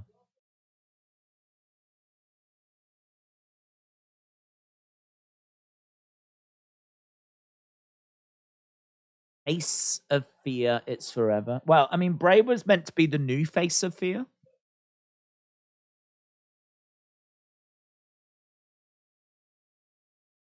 If he has said that, I think what he's saying is like, you was the new face of fear. Like, don't worry about the fact that you got cut and now you're back and everything. Like, being the face of fear is forever, and you are that now. You are the face of fear. And it's something that will always be with you. Yeah. That's cool if he said that. Montez. Over the top, big blockbuster, I believe, on the shoulders of Dawkins. Gunther comes in, chops Dawkins, grabs the leg of Seth, picking up Seth, looking for a power bomb. Seth looking for a pedigree. Oh, gets it. Pedigree's Gunther, but Gunther managing to roll out the ring. That means that Giovanni Vinci is in. Boom! Plants him down. Montez going up. Montez going to look for that big frog splash. Connects. And Seth's coming in. Seth's going to go for the curb. Seth going to go for the curb and gets it. Boom. 1, 2, 3. And it's a win. So Seth curbs. I think it was Giovanni.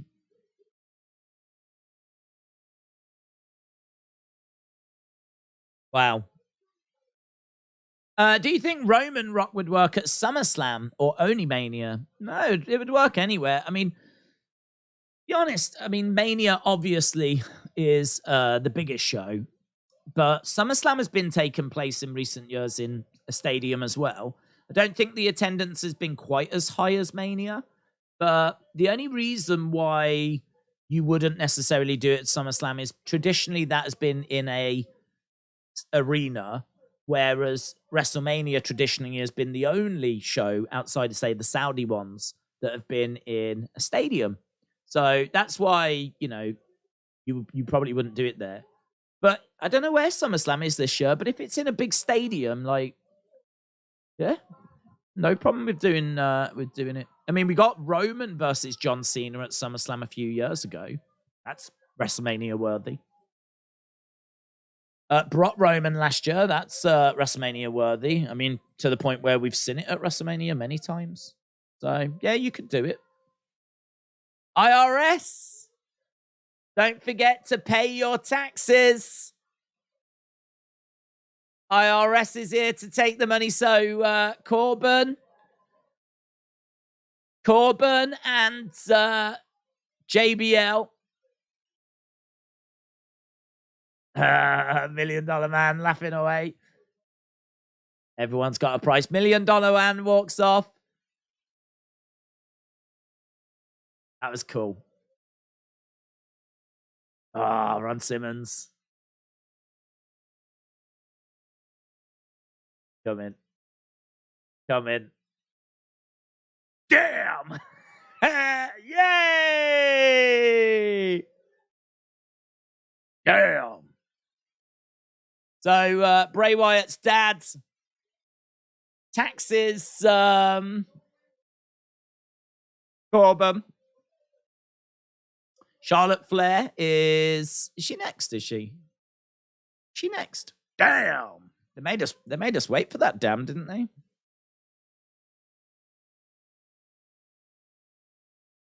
So Corbin wins money from $1 Million Man. IRS tax.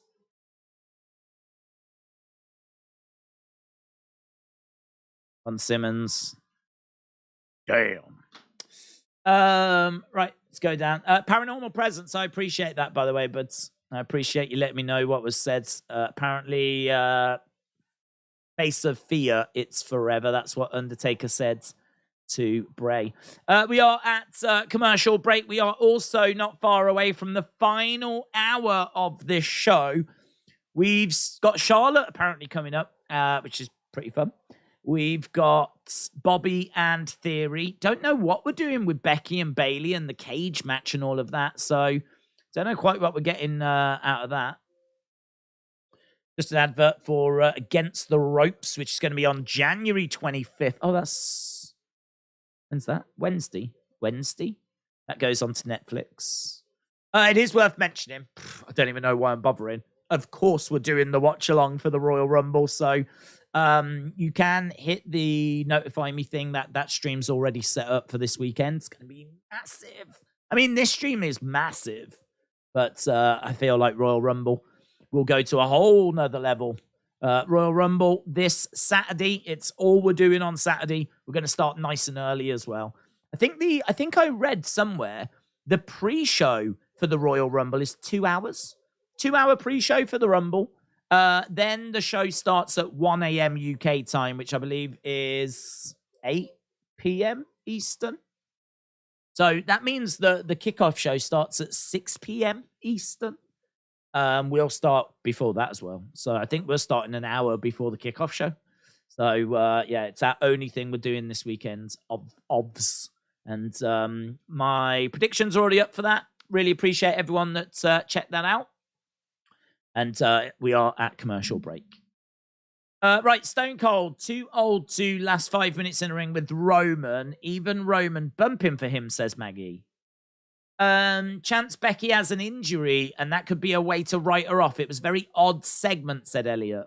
There is a chance of that. Yes, it was an odd segment. My first thoughts are they doing it so that it's going to be the main event tonight? And, you know, they're trying to, they're trying to make this show solid, right? No weak segments. Every segment delivers. So what you might want to do is start the cage match, but not finish the cage match. And actually, you know, we'll go to Becky soon and she'll be like, I can do it. And then, you know, it turns out that's going to be our main event. Adam Pearce kicks Dakota and Io out. So they're out the building. Cage match is going to be a proper cage match. Becky gets her revenge later in the main event. So that was my first thought. But I like what you're saying. Yeah. Well, I don't like what you're saying. Because it would mean that Becky was injured, but that, you know, that would go some way to explain what happened as well. If it's not what I was thinking, maybe she has picked up a little niggling injury. Be a real shame if she did. This feud with Bayley has been pretty good, in all fairness. I've enjoyed it. I've enjoyed this feud with Bayley Becky a lot more than Bayley and Bianca. I've enjoyed. I think it's probably because like the history of them, the horsewomen, all that, you know. Stone Cold can definitely wrestle. Did you not watch the last Mania? Said WWE fan. Charlotte next, then Raw Women's versus Sonya, then Miz promo, said Mark. Hayden said it's the sort of week off to not do UFC research this week on Tapology. Yeah, it'd be nice, actually. Honestly, last Thursday, it took me so long I had to do research for 15 fights, which, you know, I'm not going to play a little violin over, but, oh my God. Like, trying to research 30 fighters and, like, make sure that we had everything sorted. Quite the job. So, yeah, it'll be lovely to not have to do that this week, yes. Right, we're backstage with Kathy Kelly. Kathy Kelly is having a word with Bobby Lashley.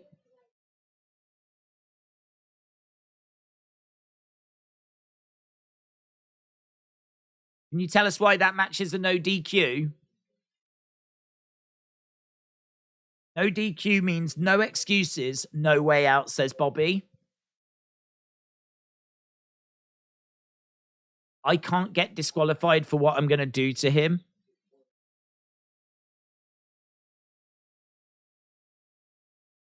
Bobby said he's dealt with Brock, so Brock gets a mention, which is interesting. I sort of feel like you might mention that if Brock's going to come in. Just because if a casual fan's watching, at least now they know that there's been some history between them. Is MVP.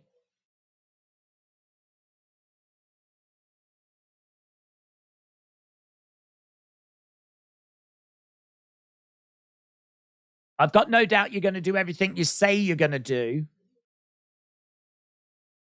I love his shirt. His shirt, it says timeless. It's a proper classy, old school looking t-shirt, that is. The Hurt Lock, Bobby Lashley. That is a great shirt. Got a bit Dusty Rhodes to it, innit? Let me handle my business, says Bobby. Let me handle my business. Here's Charlotte. Like we see, Rick was meant to be on this show, wasn't he? Is this going to be Rick, actually? Because her music has changed, hasn't it? It is Rick! Oh!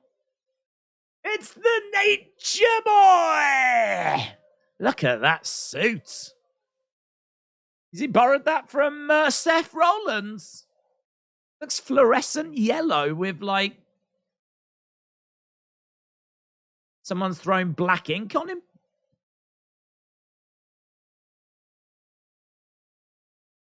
Ric Flair.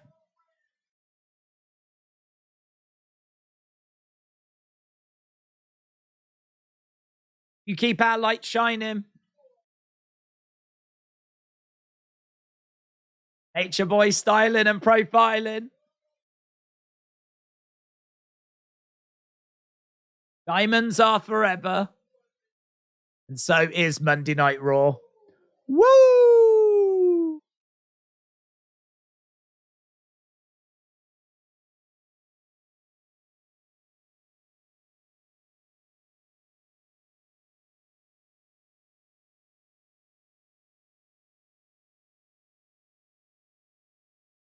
The greatest gift WWE has ever given me is allowing me to watch my daughter exceed all of my goals.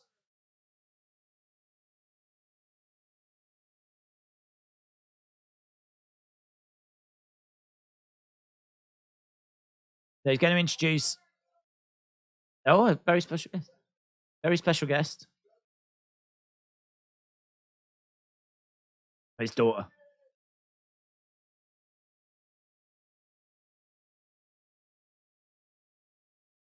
The greatest women's champion in the history of WWE, Charlotte Flair.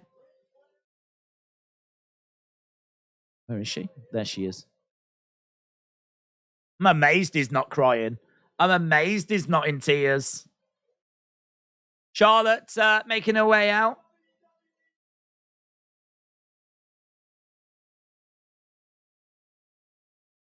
Thanks, dads. Fist bump between them. Charlotte making her way down. Charlotte hates him, says Aaron.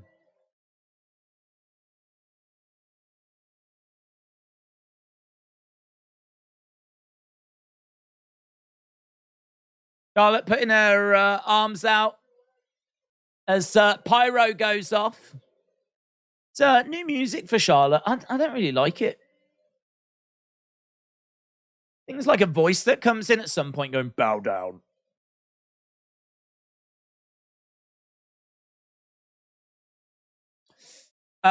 She's dressed in silver, but not in golds. Flair still got it on the mic. Unbelievable, said Playground Mate. He was great, wasn't he? Considering his age and, you know, the fact that he doesn't really cut promos that much anymore. I mean, why would he? Yeah, still got it. So comfortable. You know, we saw Hogan earlier just struggle a little. You know, it takes the brain a little bit of a while to find the words and don't quite come out in the order you're thinking. And like, not Ric Flair. Oof. Nature Boy is still doing it. Right, Charlotte is in the ring. Ric Flair's gone to the back. Just came out to introduce his daughter. This has got like it's got like a Raw after WrestleMania vibe to it.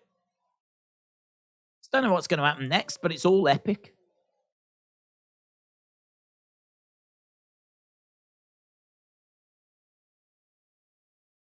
Okay, we are into the final hour.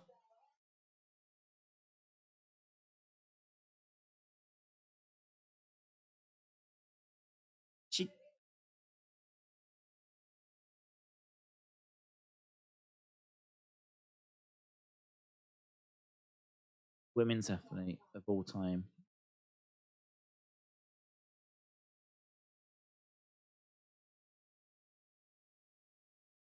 Monday Night Raw will always be my home. Here's Bianca. Oh, yeah, baby. I'm into this. The EST has got one couple of people on her list that she wants to face, and this is one of them. Imagine WrestleMania, champion versus champion. I mean, I don't know what we do with the Royal Rumble winner, but Bianca making her way down.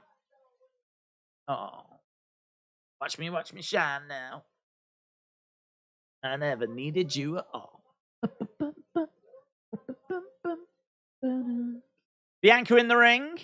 Nice. Charlotte's having a little laugh.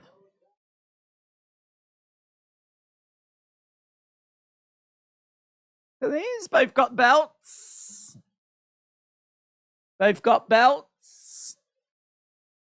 EST chants. Charlotte nodding along.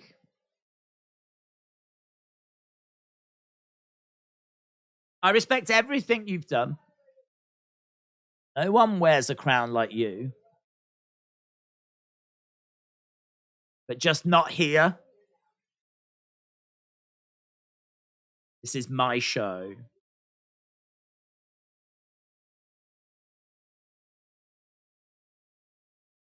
I do everything I can to make sure Raw is the greatest show on television. Sonya Deville's coming out.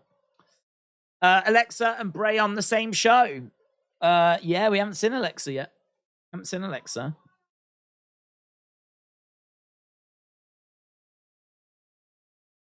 Here's Sonya.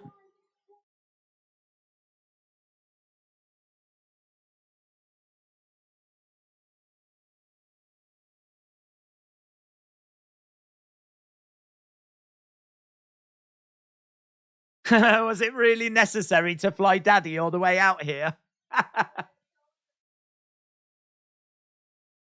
On a show you're not even wanted on.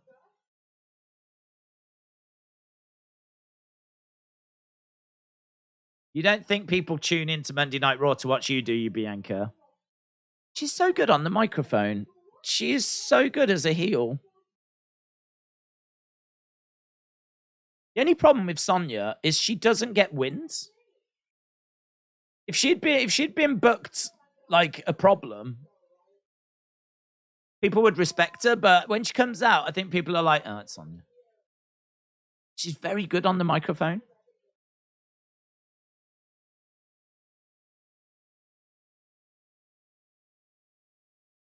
Charlotte's going to respond. She's like, "No, I've got this." You've been killing it. Hey, Charlotte just went from saying, "I'll deal with this," to going, "You handle this." My pleasure.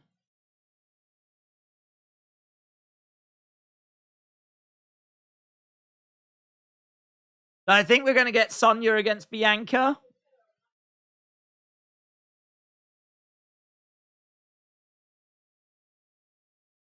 Oh, this segment's a little bit clunky. That's not Sonya's fault. Seems to be like little, don't know, I think Charlotte would be great if she was just in the ring on her own. Bianca would be great if she's in the ring on her own. But I think Charlotte and Bianca kind of get in each other's way. But it looks like we're going to be getting... looks like we're going to be getting Sonya and Bianca.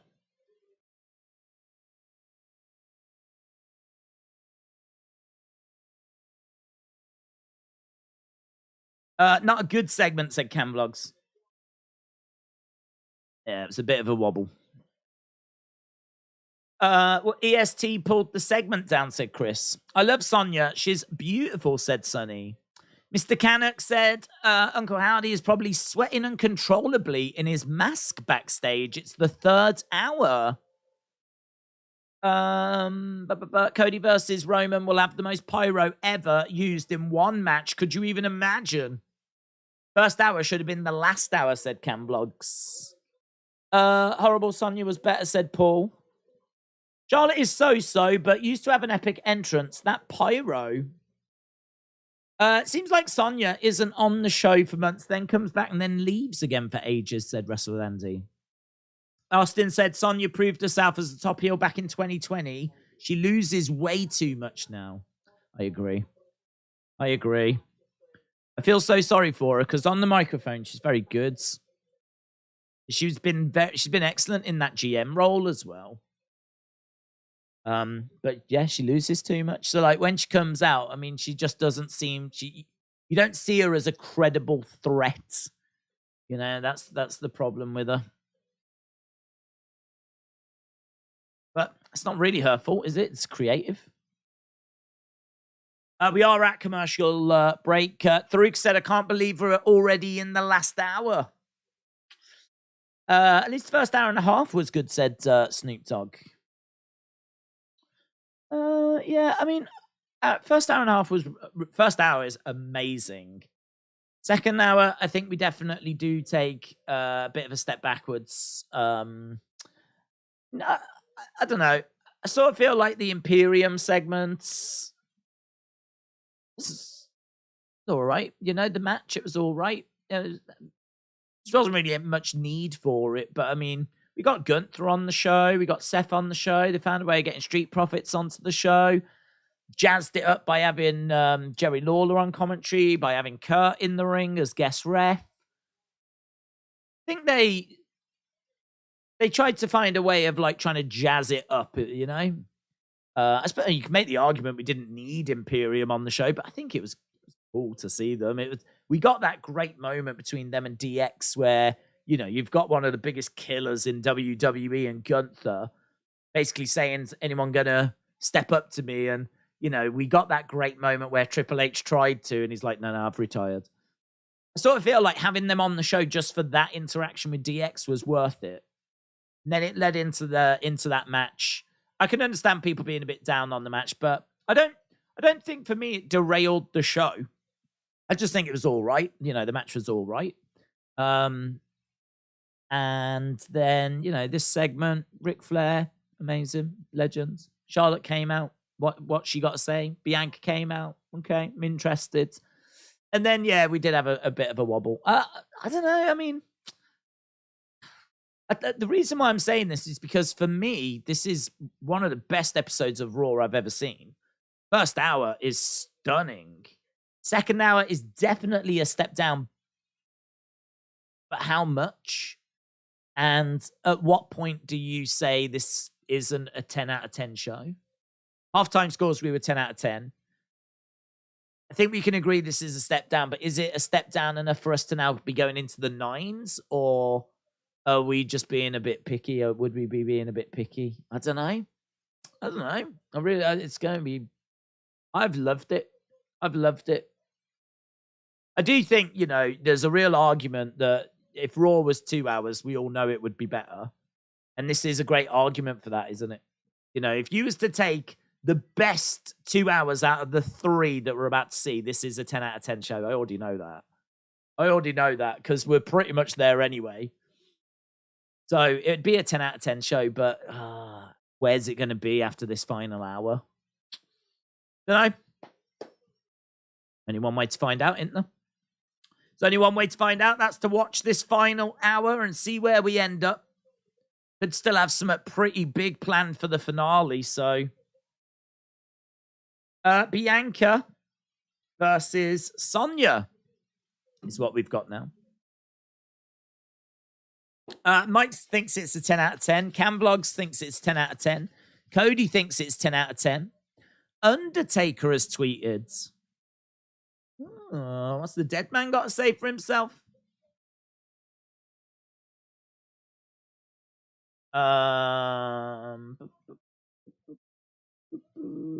Moments define this industry.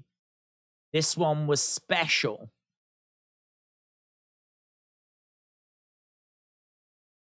What does he say, though?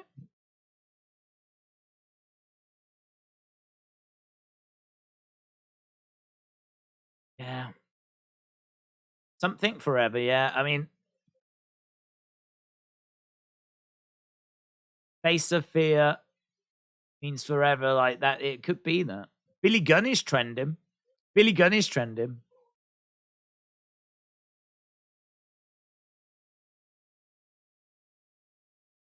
Just people saying thank you for everything you have done.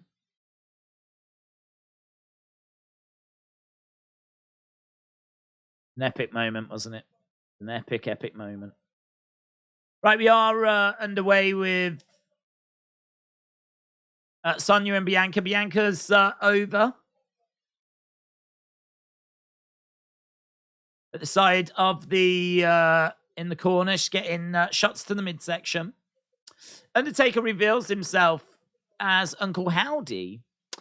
Jadam said 2 hours already. Where did the time go? Aaron said, I'm still at a 10. McLean said, remember, this is a go-home show. Yeah, it is a go-home show. It is a go-home show, but it doesn't really count as a go-home show, does it? Because its Raw is 30, so I don't think we necessarily need to cut it some slack by saying it's a go-home show. Bear that in mind. I don't feel like we need that caveat. I think it's the 30th anniversary of Raw. It's stacked.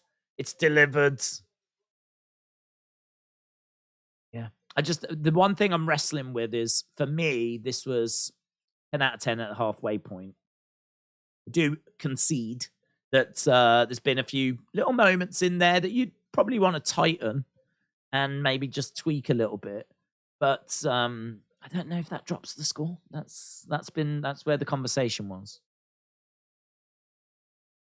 Right now, we've got Bianca and Sonya, and I think the crowd are a bit burnt out, to be honest. I must admit, I feel a little that way myself. Just a bit burnt out. We've had so much epic stuff that's gone down that, now we've got Bianca versus Sonya in a match that, I mean, frankly, doesn't really matter. Drop kick. That crowd's a little bit quiet for this one. But I mean, we're having to follow like all this epic stuff. This feels like it could be on a normal episode of Raw. Hit coming into the midsection by Sonya. Down goes Bianca. So Bianca. Go to commercial break. Sonya has no heat. Mr. Quake, happy 30th anniversary of Raw. James said, besides the trial tonight is forgettable. Mr. Hamilton said, Bianca versus Sonya. Come on, Bianca. Bianca versus Sonya in a Who Cares match. Austin said, could Brock end the show? I think we'll get something decent. I think we'll get something decent at the end. I mean, honestly, I've seen it for myself where halftime scores people have been 6.5, and then they give you some epic at the end, and it's amazing how all of a sudden the scores shoot up because of some, nice ending to the show. Sort of erases the 2.5 hours before, which in all fairness, they don't need to do here. They don't need to erase anything. But Yeah, I think somewhat big, like say Brock coming back and destroying Bobby, that would just be the cherry on top of this cake, which I think would cement a lot of tens. A lot of tens. Because we've only got 45 minutes to go. Whatever the main event's going to be, which I'm guessing is Bobby Theory now. We haven't seen any sign of Becky, so yeah, I'm guessing, you know, hope she's not injured. But either way, we are 45 minutes from the end of the show. Got to think that Bobby and Theory are going to get a good chunk of time, at least 20 minutes, 25 minutes. So probably got another segment to go after this match, and then we'll go to the Bobby Theory match, and then, yeah, maybe there is a chance we see Brock. Brock is 100% getting involved, said Top Tier. Jeffrey said, Sonya reminds me of Cruella DeVille from 100 Dalmatians. Rick said, this is a chill match. People can't scream and cheer forever. Crowd has dozed off like it's a concession time, said Lady B.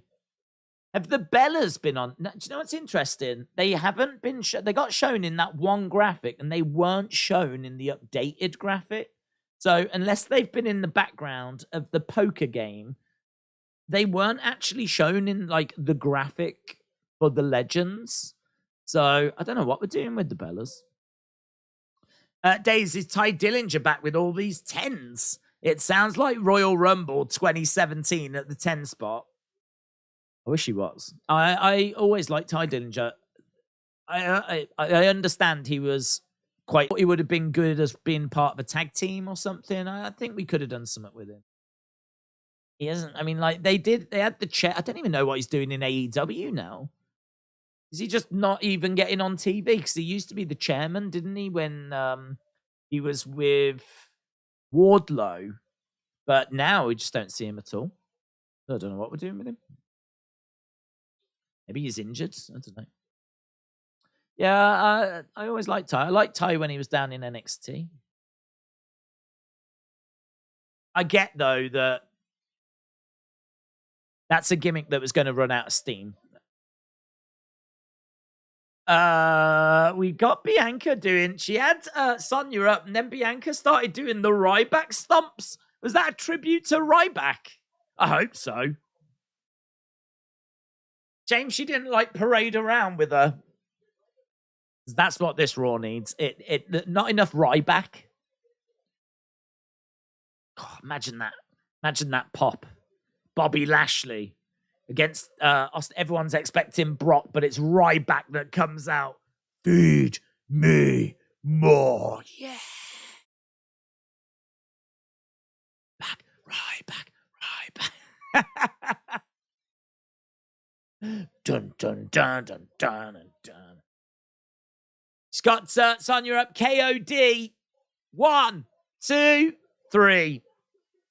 Well, there we go. Boom. The Raw Women's Champion retains. Bianca versus Sonya, and it is a KOD. Didn't need long after the break, did we? Bianca's... Hold up.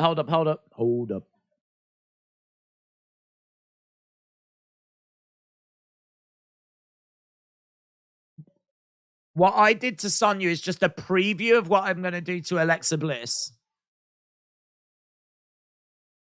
The Playhouse Funhouse.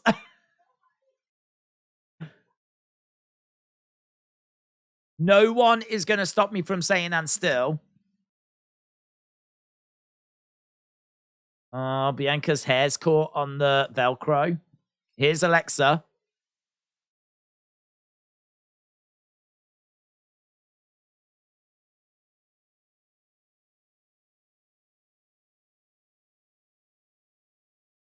Alexa says, why won't people leave me the hell alone? I don't need Uncle Howdy. We're going to get like a Ultimate Warrior mirror moment.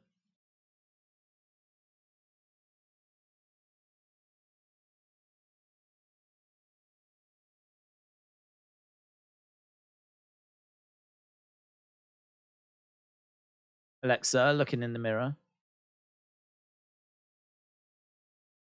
I thought something was going to happen there.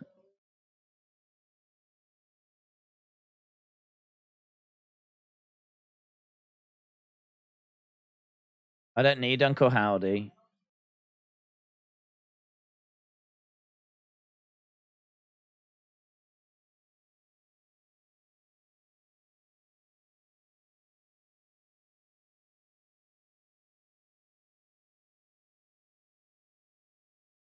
Did I miss something in the background or anything? Like, such a weird place to do this promo. Frank T said, Ryback is the greatest wrestler ever. Better than Roman. Plus, where is the Repo Man? Well, Demolition are on the outs, aren't they, with WWE, unfortunately. So, Smash of Demolition was Repo Man. So that's probably why we don't get it. Because I think they were part of the concussion lawsuit. And that's why we don't see Demolition. And that's why I think that's why they've not gone in the Hall of Fame.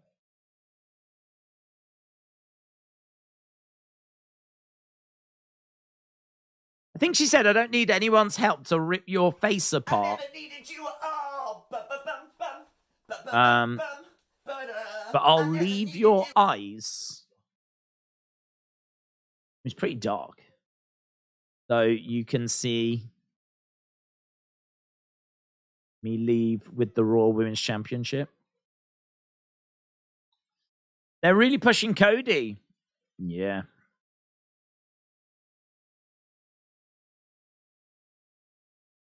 Love seeing Taker. That was the best.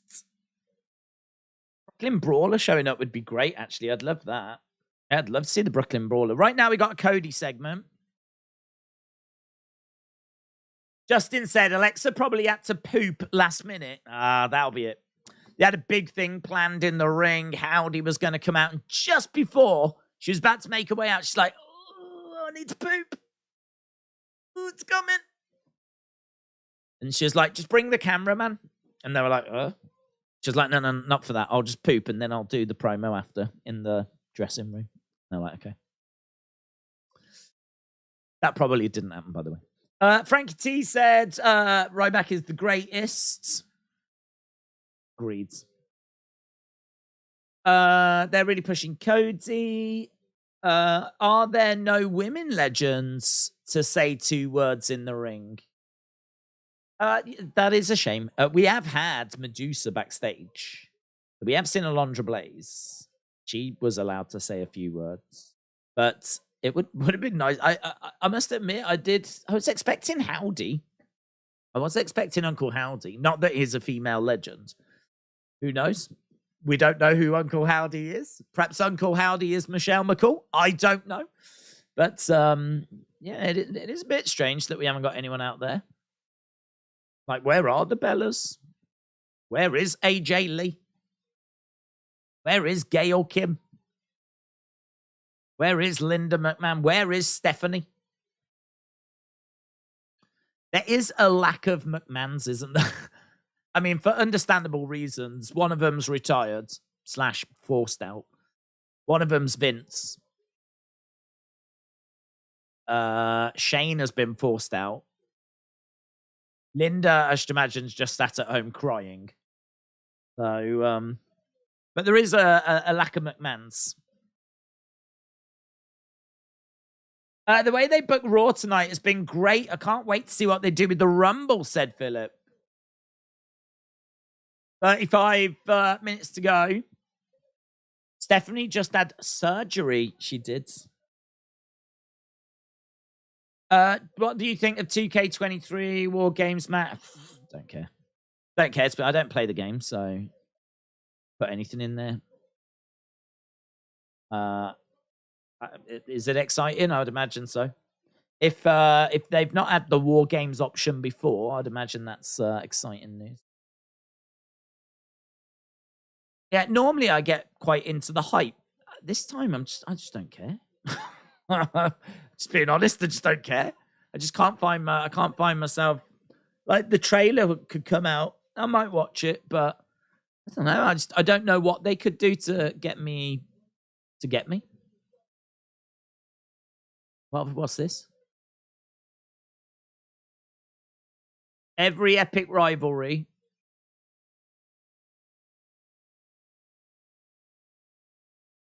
Sit down. Shut up and watch the truth. WWE Superstar Sunday returns to A&E. Sit down, shut up, and watch the truth. Our truth. NXT War Games in the video game. Really not down for another Theory Lashley match. Could have booked a better main event. Yeah, but it does have Brock written all over it, doesn't it? The Steiner brothers have signed a Legends deal. That's great. That's great. Can't wait. Love the biography shows. I love the biography shows, but I just wish we had different biographies. I feel like we just keep seeing the same things. You know, there must be some other subjects we can tackle, you know? Feel like NWO, Attitude Era, like, I feel like we just get, like, those kind of biographies. Although, you know, I think I have seen some different names getting mentioned this time. I think one on China could be very interesting, which I saw might be coming, so... Yeah, let's see what they come up with. But normally it's like Stone Cold and Mr. McMahon, Attitude Era, something to do with The Rock. Those sort of names. Courtney, shout out to you. I hope you are well. We've got half an hour to go. Bella's were advertised but not confirmed. Nikki Bella is live on Instagram and said that to the live. Bella's were advertised but not confirmed. Oh, so it was a mistake, was it, when they showed them? That's very interesting. It's very interesting. Courtney, I appreciate that. They did have them on the one graphic, the first graphic that showed the Legends, but then the graphics that have come out after have not had the Bellas on. So that's very interesting that they were not confirmed, but they still advertised them. Appreciate that, Courtney. I hope you are enjoying the show. I think everyone's enjoying the show. I think it's just varying degrees of enjoyment. Storm's Magic, shout out to you, my friend. Appreciate the support. Appreciate everyone joining us as we start to reach the conclusion of Raw is 30. We've, as we say, just got about half an hour left to go. And first hour was just absolutely stunning. Second hour was a lot of fun.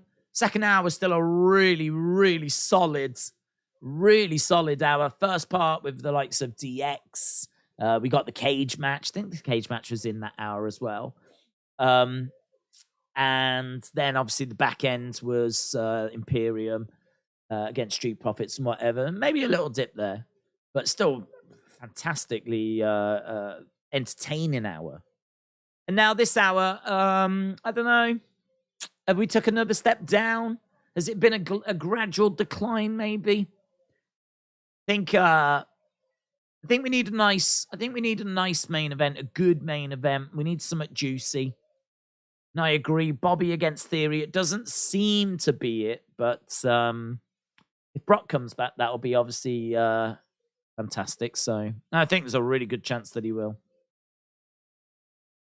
Brock will come out and say, Bobby who? Eric, shout out to you, bud. Eric said, who was the last NWA champion to win a WWE World title? I don't know. Who was it?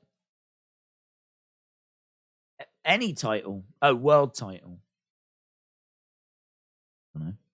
I'd have to go back through the whole history of NWA champions. And to be honest, during the kind of late 90s, early 2000s, when it's just kicking around in bingo halls. I don't know.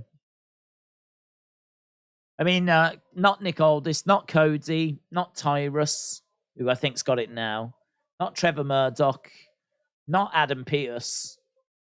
Probably, I don't know, going all the way back to Flair?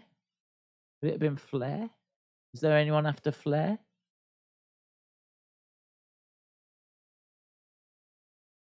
Oh, hello. Is this the trailer for it?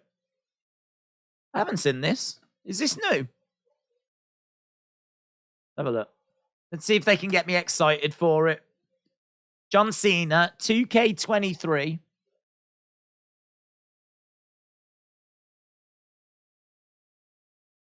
Get ready to prove you have what it takes. 2K23. Step in the ring as Bad Bunny. I'm out. I'm out. Oh, shall I buy that? Nope. Breaking news, step into the ring as Bad Bunny.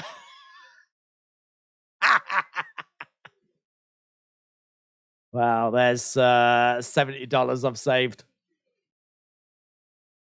Right. Is The Miz?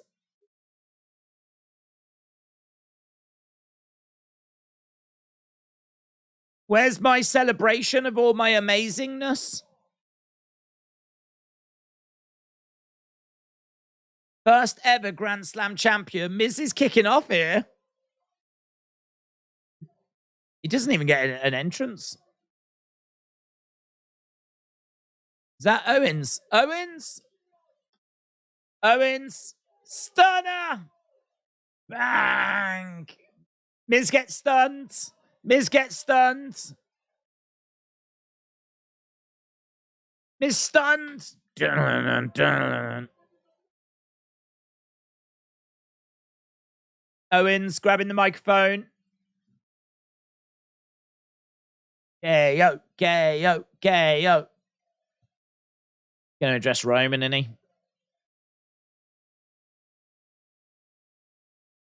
Roman.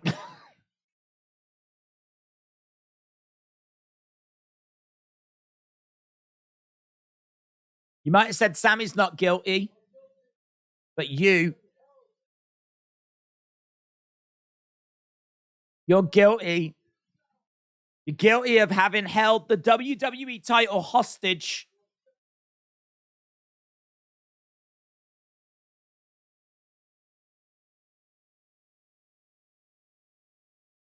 I give you my words.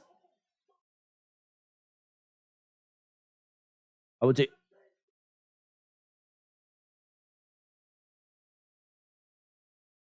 Ugh. Awesome. I'm gonna do everything I can to give people a champion they can be proud of.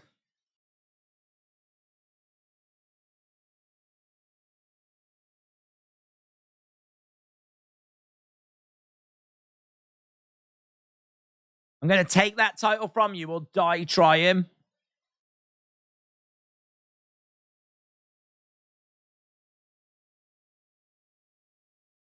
Another stunner to Miz.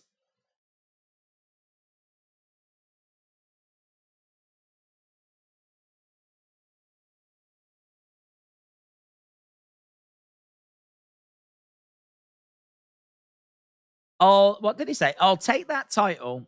I'll take the title or die trying. He's gone full on 50 Cent, isn't he?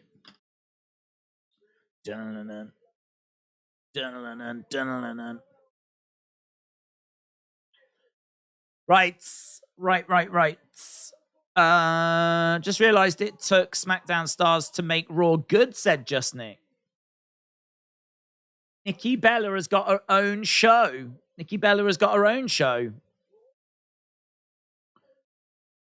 Emma, Shayna, Liv, Rhea, Raquel, Candice, and Zelina are the announced women so far. 7.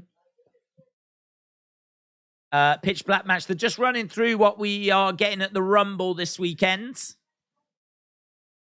AJ Styles and Christian Cage are the last NWA World Champions. Interesting. Justin, shout out to you. Dominic said, Fightful have said that Hurt Business is back together internally and that last week was the beginning of them getting back together. Austin said, I'm excited for the Royal Rumble. Rick said, Brie Bella has her own show and a show on MTV as co-host. Big Time Back said, the show feels like it took a nosedive after hour 2. 30-man Rumble. Here we go. A-Town down. A-Town down. A-Town down. Okay.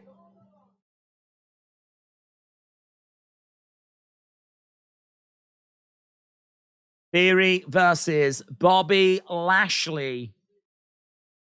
This is 23 minutes. This is going to be our main event.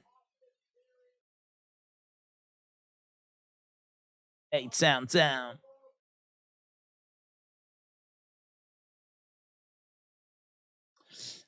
Days for the Rumble match, said Justin. Main event. Cody in the front, he isn't winning, said to heel. I think the segments have made it, said Dork Knight. Main event time. It's going to be a long match. Not too bad. I mean, there's only 23 minutes left, and obviously we're going to have a couple of commercial breaks, I'd imagine. Then if Brock is coming out, that's going to eat up 5 minutes as well. And we've still got Bobby to come out, so. Right, no disqualification match for the United States Championship. Oh, day. Oh, commercial break coming up now. WWE Shop. Don't forget, if you do buy anything from WWE Shop, if you use the link that's in the chat or in the description, then a small percentage will come back to the channel. It's really kind of WWE to sort that for us. Really kind. And I've done a horrific job of promoting that. But yeah, it is. There is actually money up, 25% off tonight as well. I don't know if that's to celebrate 30 years of Raw, but 25% off tonight. In all fairness, I think they tend to have pretty good deals on there.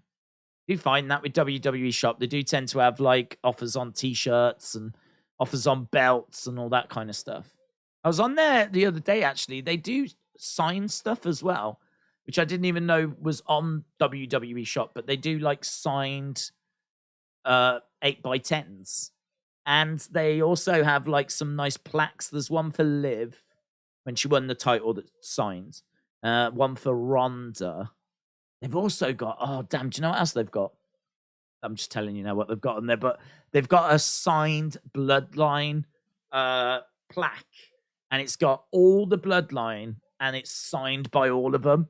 Heyman, Sami, Usos, Solo, Roman, fully signed. This thing looks awesome. $600. $600. But it is limited, and it looks awesome. I looked at it, I was like, oh, man. That is sick. That is so nice. So yeah, that's pretty cool. I'll never get it, but it's that looked cool. I don't know who I would want. I think Gunther was on there. I don't know who I would want. If I could have like a signed item from someone in WWE right now, I don't know who I would want. I don't know. Who would you want? If you could have a signed item from someone in WWE right now, who would you want?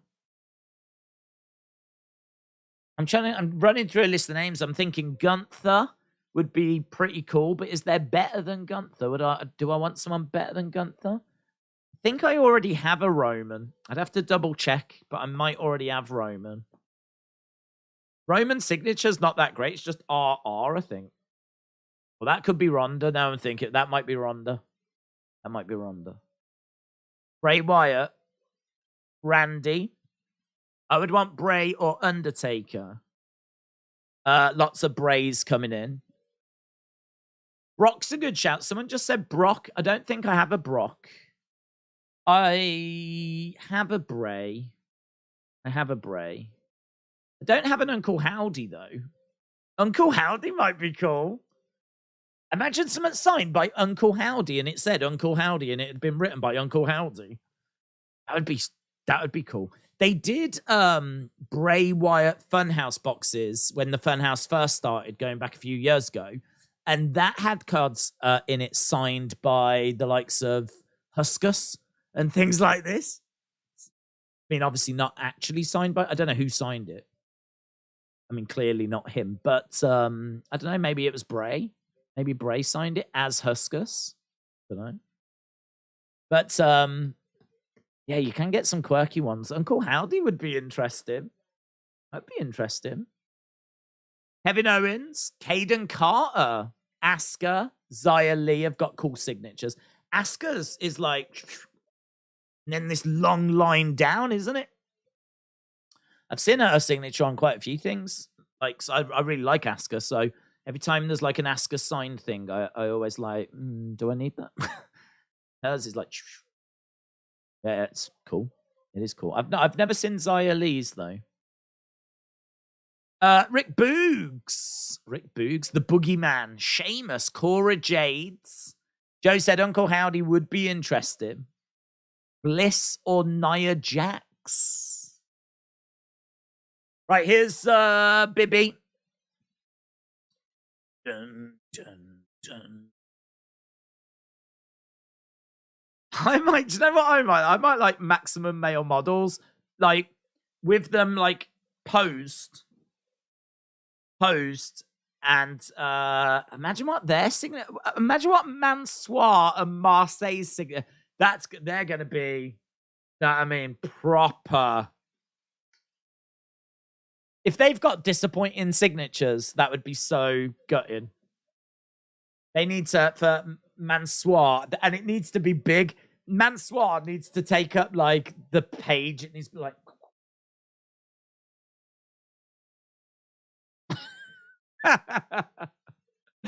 Takes him half an hour to do it. Dun, dun, dun, dun. How long has Thingy been up? Has she been up a long time? I can't remember her name. Is it Alicia? The one from NXT? How long has she been? It's normally Samantha Irvin, isn't it? Oh, is she on? They're getting married, aren't they? Or has she always done Raw? And I just haven't paid attention. I don't know. It's the NXT woman doing the announcing. Alicia Taylor. No one said Edge. Oh, no one said Edge. Yeah. You know me.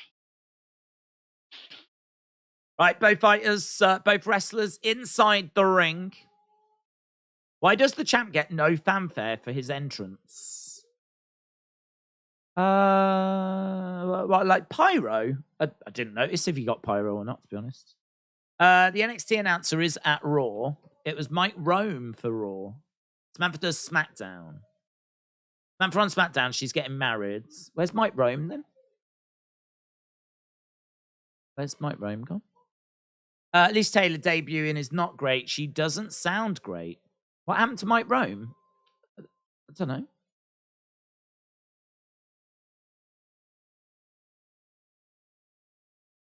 Someone just screamed horrifically from the crowds. Like they'd just been murdered. Right, here we go then. United States Championship. I'm just, to be honest, I'm just pleased she hasn't been the ring announcer for like 12 months and I've just completely missed it. I could have just like completely missed that. And everyone would be like, yeah, she's been the announcer since like June of last year. Like, no one said Braun. No one said Braun. That makes me think who's come back that outside of Bray. Is there anyone that's come back that would be interesting? Oh, on the WWE shop, I saw you can get Damage Control. Bayley, Dakota Rio signed thing. That looked quite nice. I don't think anyone wants Hit Row. Oh, into the barricade goes Theory. Do you think the Bloodline will kick Sami out? I hope that it's the case. Do I think they have kicked? Well, they haven't kicked Sami out. Sami proved himself tonight, didn't he? Bobby Lashley in control, smashing Theory around. Are we going back to commercial break? What the flip? Are we trying to cram in the commercials we didn't have in the first hour? I swear we just came back, now we're gone again. I'd love to get B-Fab's number. B-Fab. Where's William Regal behind the scenes? My favorite bit is Undertaker badass returning, says Matthew. Scripps. In his beautiful Scripps lettering, said Wrestle with Andy. Sami Uso's autograph, and it's got to be Sami Uso. Austin Theory's autograph would be cool. You would want XY Zion Quinn, wouldn't you? That's what you would want. I pulled an Undertaker autograph from a box of cards. I was super excited to get that. Oh, man, you should be. They sell for a nice chunk of money, you know. I reckon you could get a couple of $100 for that. Undertaker autographs are not easy to come by. On eBay, they tend to go for a fair bit. But to be honest, I mean, I've got an Undertaker autograph. I wouldn't want to sell it. I mean, that's something special in it. Why did the ring announcer remind me of Gozer from Ghostbusters, said Paranormal Presence. How much for your signature? I have to pay people to take it. Like if you go on eBay, I have to pay you to have it. So I want Dexter on one of his art pieces. Oh yeah. Do you know, I'm amazed they don't sell those. I suppose he hasn't really done that many on the main roster, but down in NXT, he did a few. I'll tell you the website you need to keep an eye on. WWE Auction. So WWE Shop have got some signed stuff on there, which is cool. And as I said, if you do buy anything, if you use the link in the description, that helps the channel. Appreciate it. But in regards to WWE Auction, that's a site not that many people know about. But they have, I mean, right now there is a signed, used piece of table from the show, like Raw, I believe, signed by Liv Morgan that you can get. You have to bid for it, and I'm sure it's going to go for a decent amount of money. But it's one of those. I mean, it's not going to go for thousands and thousands. It'll go for a good few hundred, of course. But if you're after something a bit special for like the man cave, like WWE Auction is the place to go. I almost bidded, but I didn't in the end, for a Thea Hale Chase U top. A top that she actually wore on the show, Chase University. She had signed it and put it up on the auction thing. When I saw that it was ending, and I think it was at about $180, something along those lines. It was getting close to $200. I was like, oh man, I mean, I do like her, and she's really entertaining, but like, do I like her to the point where I'm going to spend $200 to get an item that, what am I going to do with it? Do you know what I mean? What am I going to do with it? I'd have to put it in a frame or something, and like, it's not an easy one to explain, is it, if people come round? What's that? Oh, it's a top from a female wrestler. You know what I mean? If you're out on a date and you bring a girl back and you've got to have that conversation, it's not an easy conversation, that is it? Do you know what I mean? It's a signed top from one of my favorite female wrestlers. Oh, okay. Can you call me a taxi?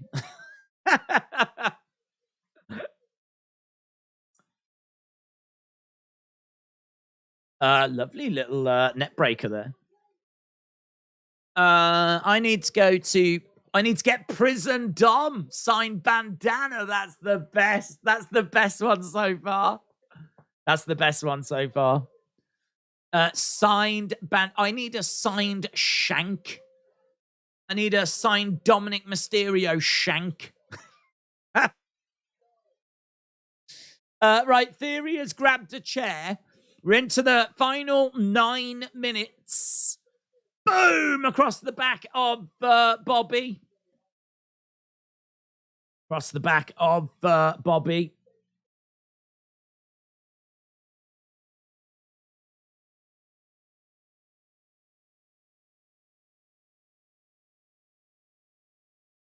Theory being thrown to the outsides.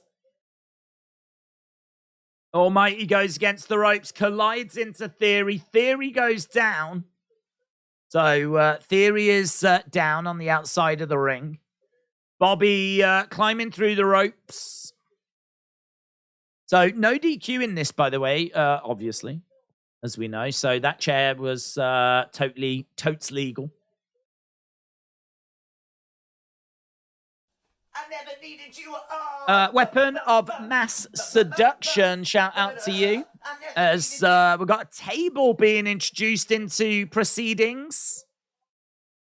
So Theory going underneath the ring, grabbing a table.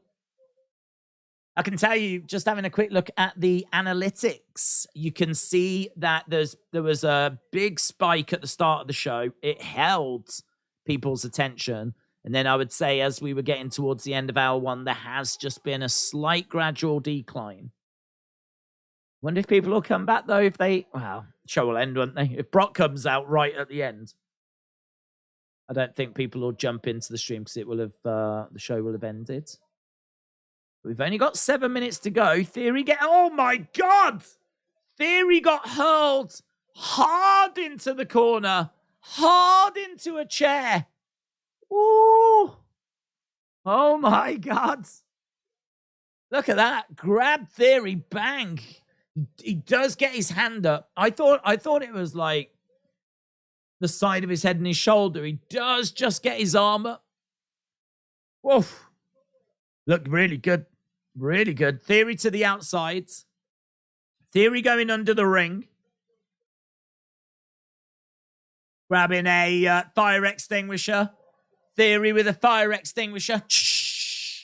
Setting it off in Bobby's face. Bobby going into the ring steps. Bibbs is down. Another commercial break. With 6 minutes to go. The flip. That's more shocking than Undertaker and Bray. You've only got 6 minutes. Ah. Well, there we go. If you do get a commercial-free first hour, just know you're going to pay for it later in the show. Another commercial. Lashley is going to spear himself into the table. Coaster Outlaw said they're making up for the first hour. Go up. If you had to pick a dark horse, said Dominic, for the Rumble, mine would be Big E and regain what he unrightfully lost. If you had to pick a dark horse pick for the Rumble. Dark horse. Tell you what, I saw someone mention this earlier, and I was like, oh, actually, that makes a bit of sense. Lacey Evans. Lacey Evans for the women's, because someone was saying she could come back and face Charlotte. There's not really much talk about who Charlotte's going to face at WrestleMania. The consensus is Rhea will win and face Bianca. But who faces Charlotte? So someone was saying, what if they bring Lacey back and put her in, make her look so she wins the Rumble. She chooses Charlotte, and between now and the Rumble, she looks unstoppable. And then potentially even wins the title. You could just pull the trigger with Lacey. Tried so much stuff, and we've tried so many slow builds. We've tried so many Southern Belle and all this kind of stuff. Just bring her back, have her win the title. Bring her back, win the Rumble, win the title. I don't know. It's a real outside shot, and it's a real. You got to say that it's not my pick. My pick's Rhea, but I did look at that and I was like, oh, well, we've tried everything else. People would hate that, but she's the heel, so it doesn't matter. People would hate that. In regards to the men, outside chance for the men. Cody's the favorite. Rock would be I feel like Cody, Sami, Rock are the three favorites. Cody, Sami, Rock. So you can't go with any of those.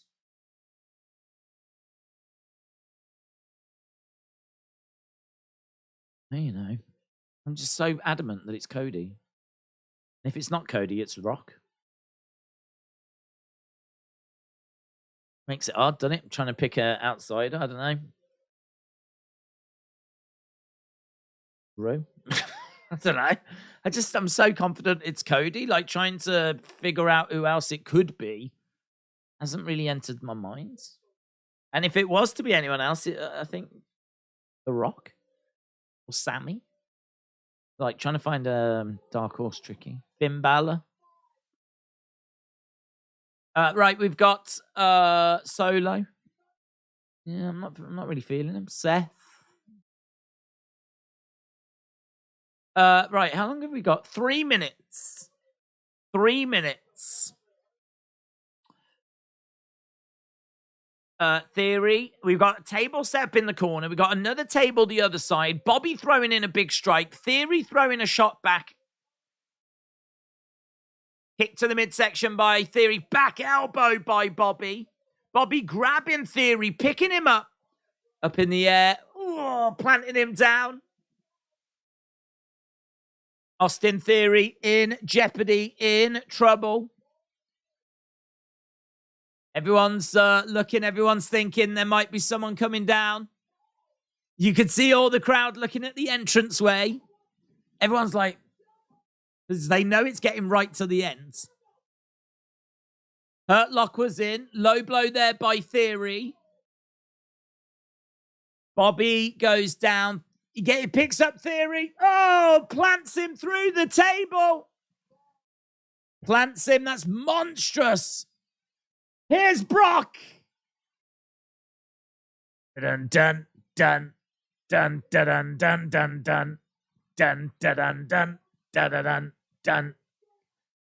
Brock is back.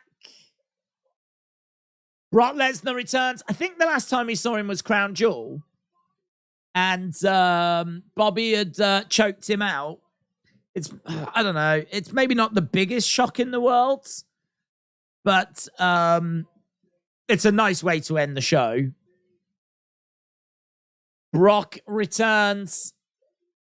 I mean, in all fairness, you had the crowd. You had the crowd looking up the entrance ramp, just waiting. F5 there by Brock to Bobby. Bum, bum, ba-dum, bum. He's grabbing Theory. Grabbing Theory. He F5's Theory onto Bobby. F5's Theory onto Bobby. Referee counts. Theory retains. 8 down. Theory has retained after Bobby F5's Theory onto Bobby, allowing Austin Theory to retain his United States Championship. Cowboy Brock making a very short cameo.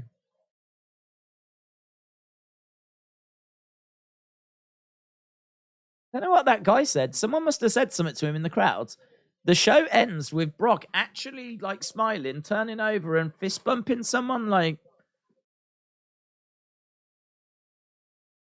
So unusual seeing Brock smile and engage with the crowds. Like, that's a highlight of Raw 30 on its own. Seeing Brock actually fist bump a member of the audience. Normally, the audience is just dead to Brock. Bum, bum, ba-dum, bum. Wasn't expecting it, said WWE fam. Lashley could win for the men's. The show was cut. Very unique. It's not well executed and one-dimensional. Show was 8. First hour was great, but didn't get any better, said Just Nick. That was one of the greatest Raws I've ever seen. Well, I'll tell you what. Let's see what people are thinking. Do need to run away to start doing the... E. Wilkie said, told you, Brock, lol. What did you score Raw? Right, 9 to 10. 8 to 8, 7, 5. 7 to 7, 5. 7, 5. No. No, I'm not happy with it. I'm changing the parameters. This is such a special. So special. Let's see. This will be interesting. See what people will go with on that. Right, getting your votes. We'll stick around for a few moments. Show has ended. Theory retained. Brock came back. So many talking points. So many flipping talking points. Last match was just ads. Undertaker Bray. LA was the best in my opinion, said Moolah. What a blooming show. Jilly said 7, just Raw with a bunch of superstars. Nothing mind-blowing. DFS Chief said ending brought it down to an 8.5 for me. Austin said full-time score 9. Richard said a hard 8. Second hour and a half really went south. It's an easy 9, said Thruka. Let him in said 9. Watson said 10. Yeah. Does feel like those 10s that were at the halfway point. Does feel like they're not around as much now. Dave's marking out for the Bloodline segment tonight, 9.9. Frederick, shout out to you, my friends. Appreciate that. That was so good. It was one of my favorite ever moments that we've done like a watch along part 4 would be that first hour. That first hour, I mean, the whole thing. Hard to do a watch along for the trial part because you're constantly having to listen to what's being said, trying to relay it, but as you're relaying it, they're saying other things and you're like trying to make sure you don't miss anything. That bit was a bit tricky, but oh my God. I mean, it was just so engrossing. Yeah, brilliant. The problem is when the bar is set that high, it's going to be so difficult for anything to follow it. That's the only thing I would say. Do you know what I mean? It's kind of like having the greatest starter you've ever had in your life.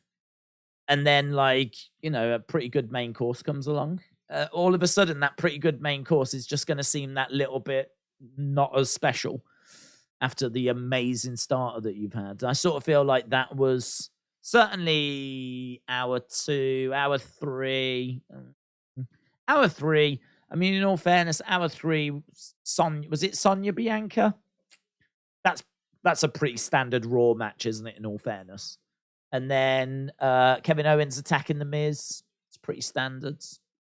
Main event, Bobby, Austin Theory. No DQ main event, pretty standard. But you just had the little sprinkle of Brock at the very end. So, yeah, I can understand why people are saying that the show, like, declined. But overall, I mean, God, honestly, as a show, so entertained. I mean, so satisfied. This is one of those shows you wouldn't want to have missed this show. Imagine if you missed this show, you came in and you was like, have I missed anything? You'd be like, yeah, you have. Jason said, I'm about to watch the first Raw. Have a good one. Jason, shout out to you, but enjoy it. Mitchell said, first hour was 10 out of 10. It did fall off a bit, but I'm going to end with the 9. Ending got cut off, which was odd. What was your score? I don't think our ending didn't get cut off. I don't think our ending got cut off. So we had Brock come into the ring. He F5'd. That's interesting because my ending didn't get cut off. We had Brock in the ring. He F5'd Bobby. He F5'd Theory on top of Bobby. 1, 2, 3. Brock got out the ring. He was in the entranceway, smiling. He even turned to someone in the crowd, gave him a fist bump, carried on looking at the ring. The little thing was in the corner. and that was the end of the show. There was nothing about the ending that I saw that felt like it had been cut. So I'm not sure at what point you lost it in America. But that's all that happened anyway. You didn't miss anything. There was no, like, it's not like everyone came out and there was a big brawl or, you know, Stone Cold's music hit or anything, or The Rock came back. So you didn't miss anything, but that's interesting. Can't wait for the Rumble stream. I know you'll scream if The Rock comes back. That'll be epic. That will be epic. They've done a really great job of, like, making me doubt it now. The rumors about Stone Cold and everything have really now all of a sudden made me think, well, maybe this isn't the plan now, or maybe they couldn't get it over the line. So if The Rock's in the Rumble and ends up winning the Rumble, yeah. That will be a surprise. I mean, obviously, we've got a bit of a way to go between now and then, and there is every chance that it gets spoiled.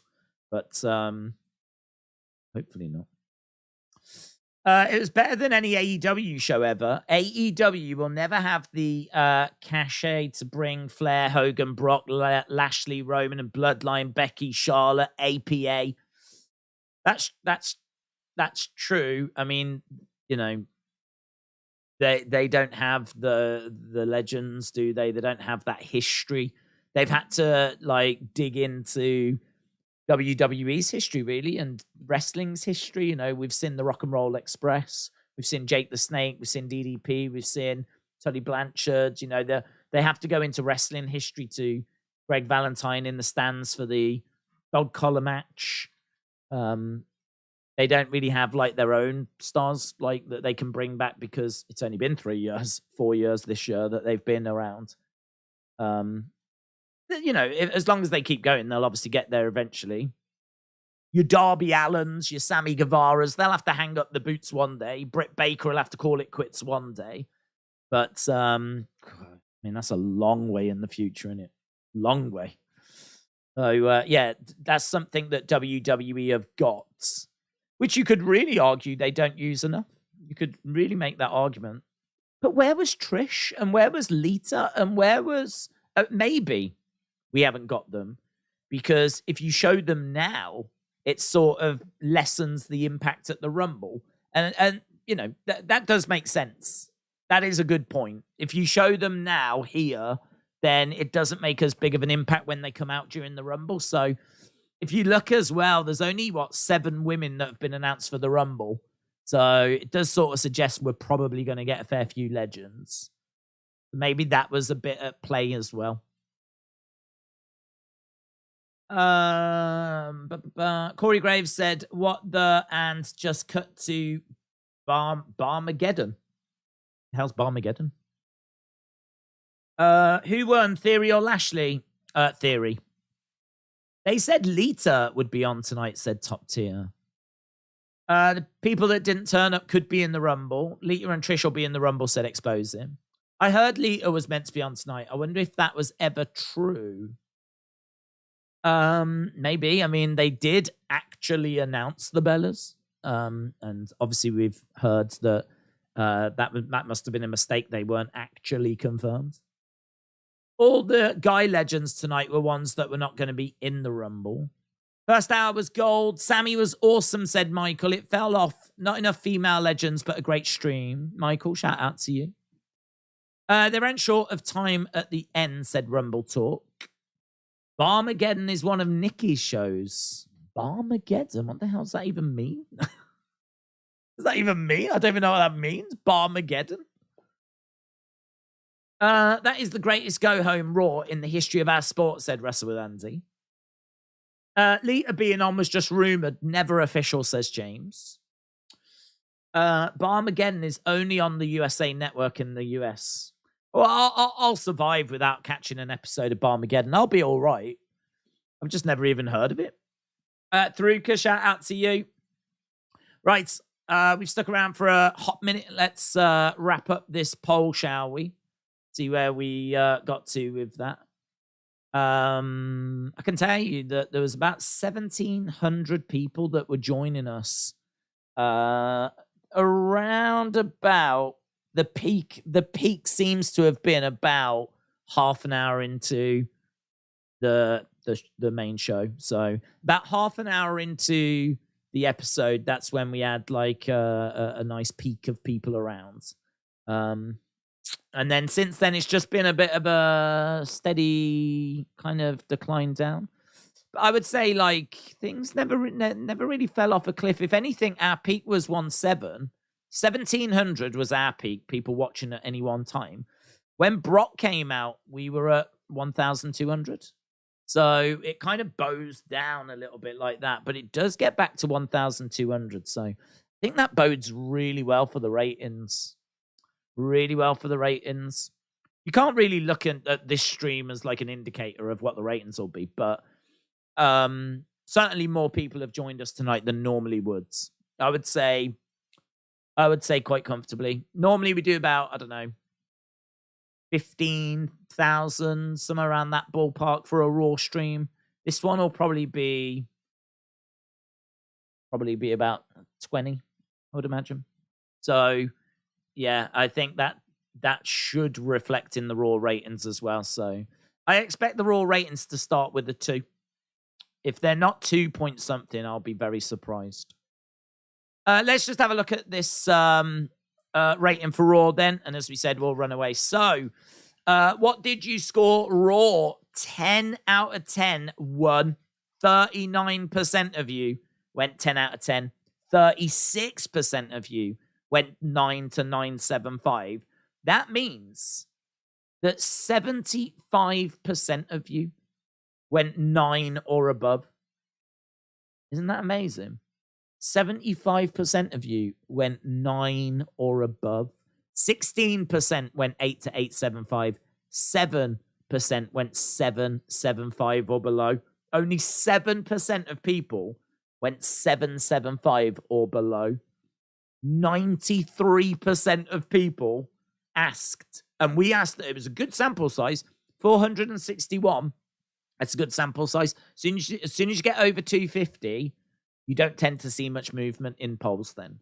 So once you get to 250, that's enough of a sample size. We got 461, and that 93% of people said this was 8 or above. I'd agree. I would agree. I'd be an 8 or above. Yeah, I'd agree with that. Where I would fall, I don't know. I don't know if I'd be like 875. I might be 875. I feel like 10 out of 10. I was a 10 at the halfway point. I think we did it. And I think it's not petty to have that reflected. Odd though. It's hard. I'd be about 875, which I still think is a great score. And maybe someone could twist my arm to get to a 9. I don't know. But that's where I would be. And that first hour's one of the best hours of Raw I've ever seen. It's one of the best WWE hours I've ever seen. The hour that I put it up with is the hour from WrestleMania last year, where we had Bianca and Becky, Undertaker going in the Hall of Fame. Then Cody came back, and then we had Cody Seth. That hour is incredible from WrestleMania. But I would put this hour right up there with that as well. I would put the hour at the start of this Raw right up there with that. You might even put it up there with any hour in the history of WWE. I would struggle to sit here and tell you have a better hour of WWE TV. I really would. It was perfect. It was perfect. Loved it. Final hour dropped. Final hour, it did drop. It did drop. I don't think it's unfair to have that reflected in the score, but I can't be nothing but entertained and proud and pleased, and do you know what I mean? Like, I think to just focus on the negatives would be I think you'd be doing the show a disservice. I think there's so many positives here. There's so many great little lines. There's so much like entertaining stuff. Legends dotted all throughout. They use them really well. Yeah, so much. It was brilliant. It was absolutely brilliant. I think well done to everyone involved. And well done to you for joining us. Really appreciate it, as I said. Don't forget, we are back tomorrow. So I will get the review done now, and that will go on the second channel. I don't know when it will go up. I really don't. I'll try and get it done as quick as I can, but so much to go through. Tomorrow we're back for NXT. So hopefully you can join us for that. Should be a fun show. Obviously, there's been that brawl between Bron and Grayson Waller, and that's been everywhere. So we need to see how that plays into things. So we are back tomorrow for NXT. We've got Royal Rumble this weekend. That's what I was thinking of. You can click on the notify me for the stream. That's already up. And yeah, just like loads going on. So appreciate the support. Hope you enjoyed the show. Thanks a lot for watching. I'll see you again next time. Bye for now.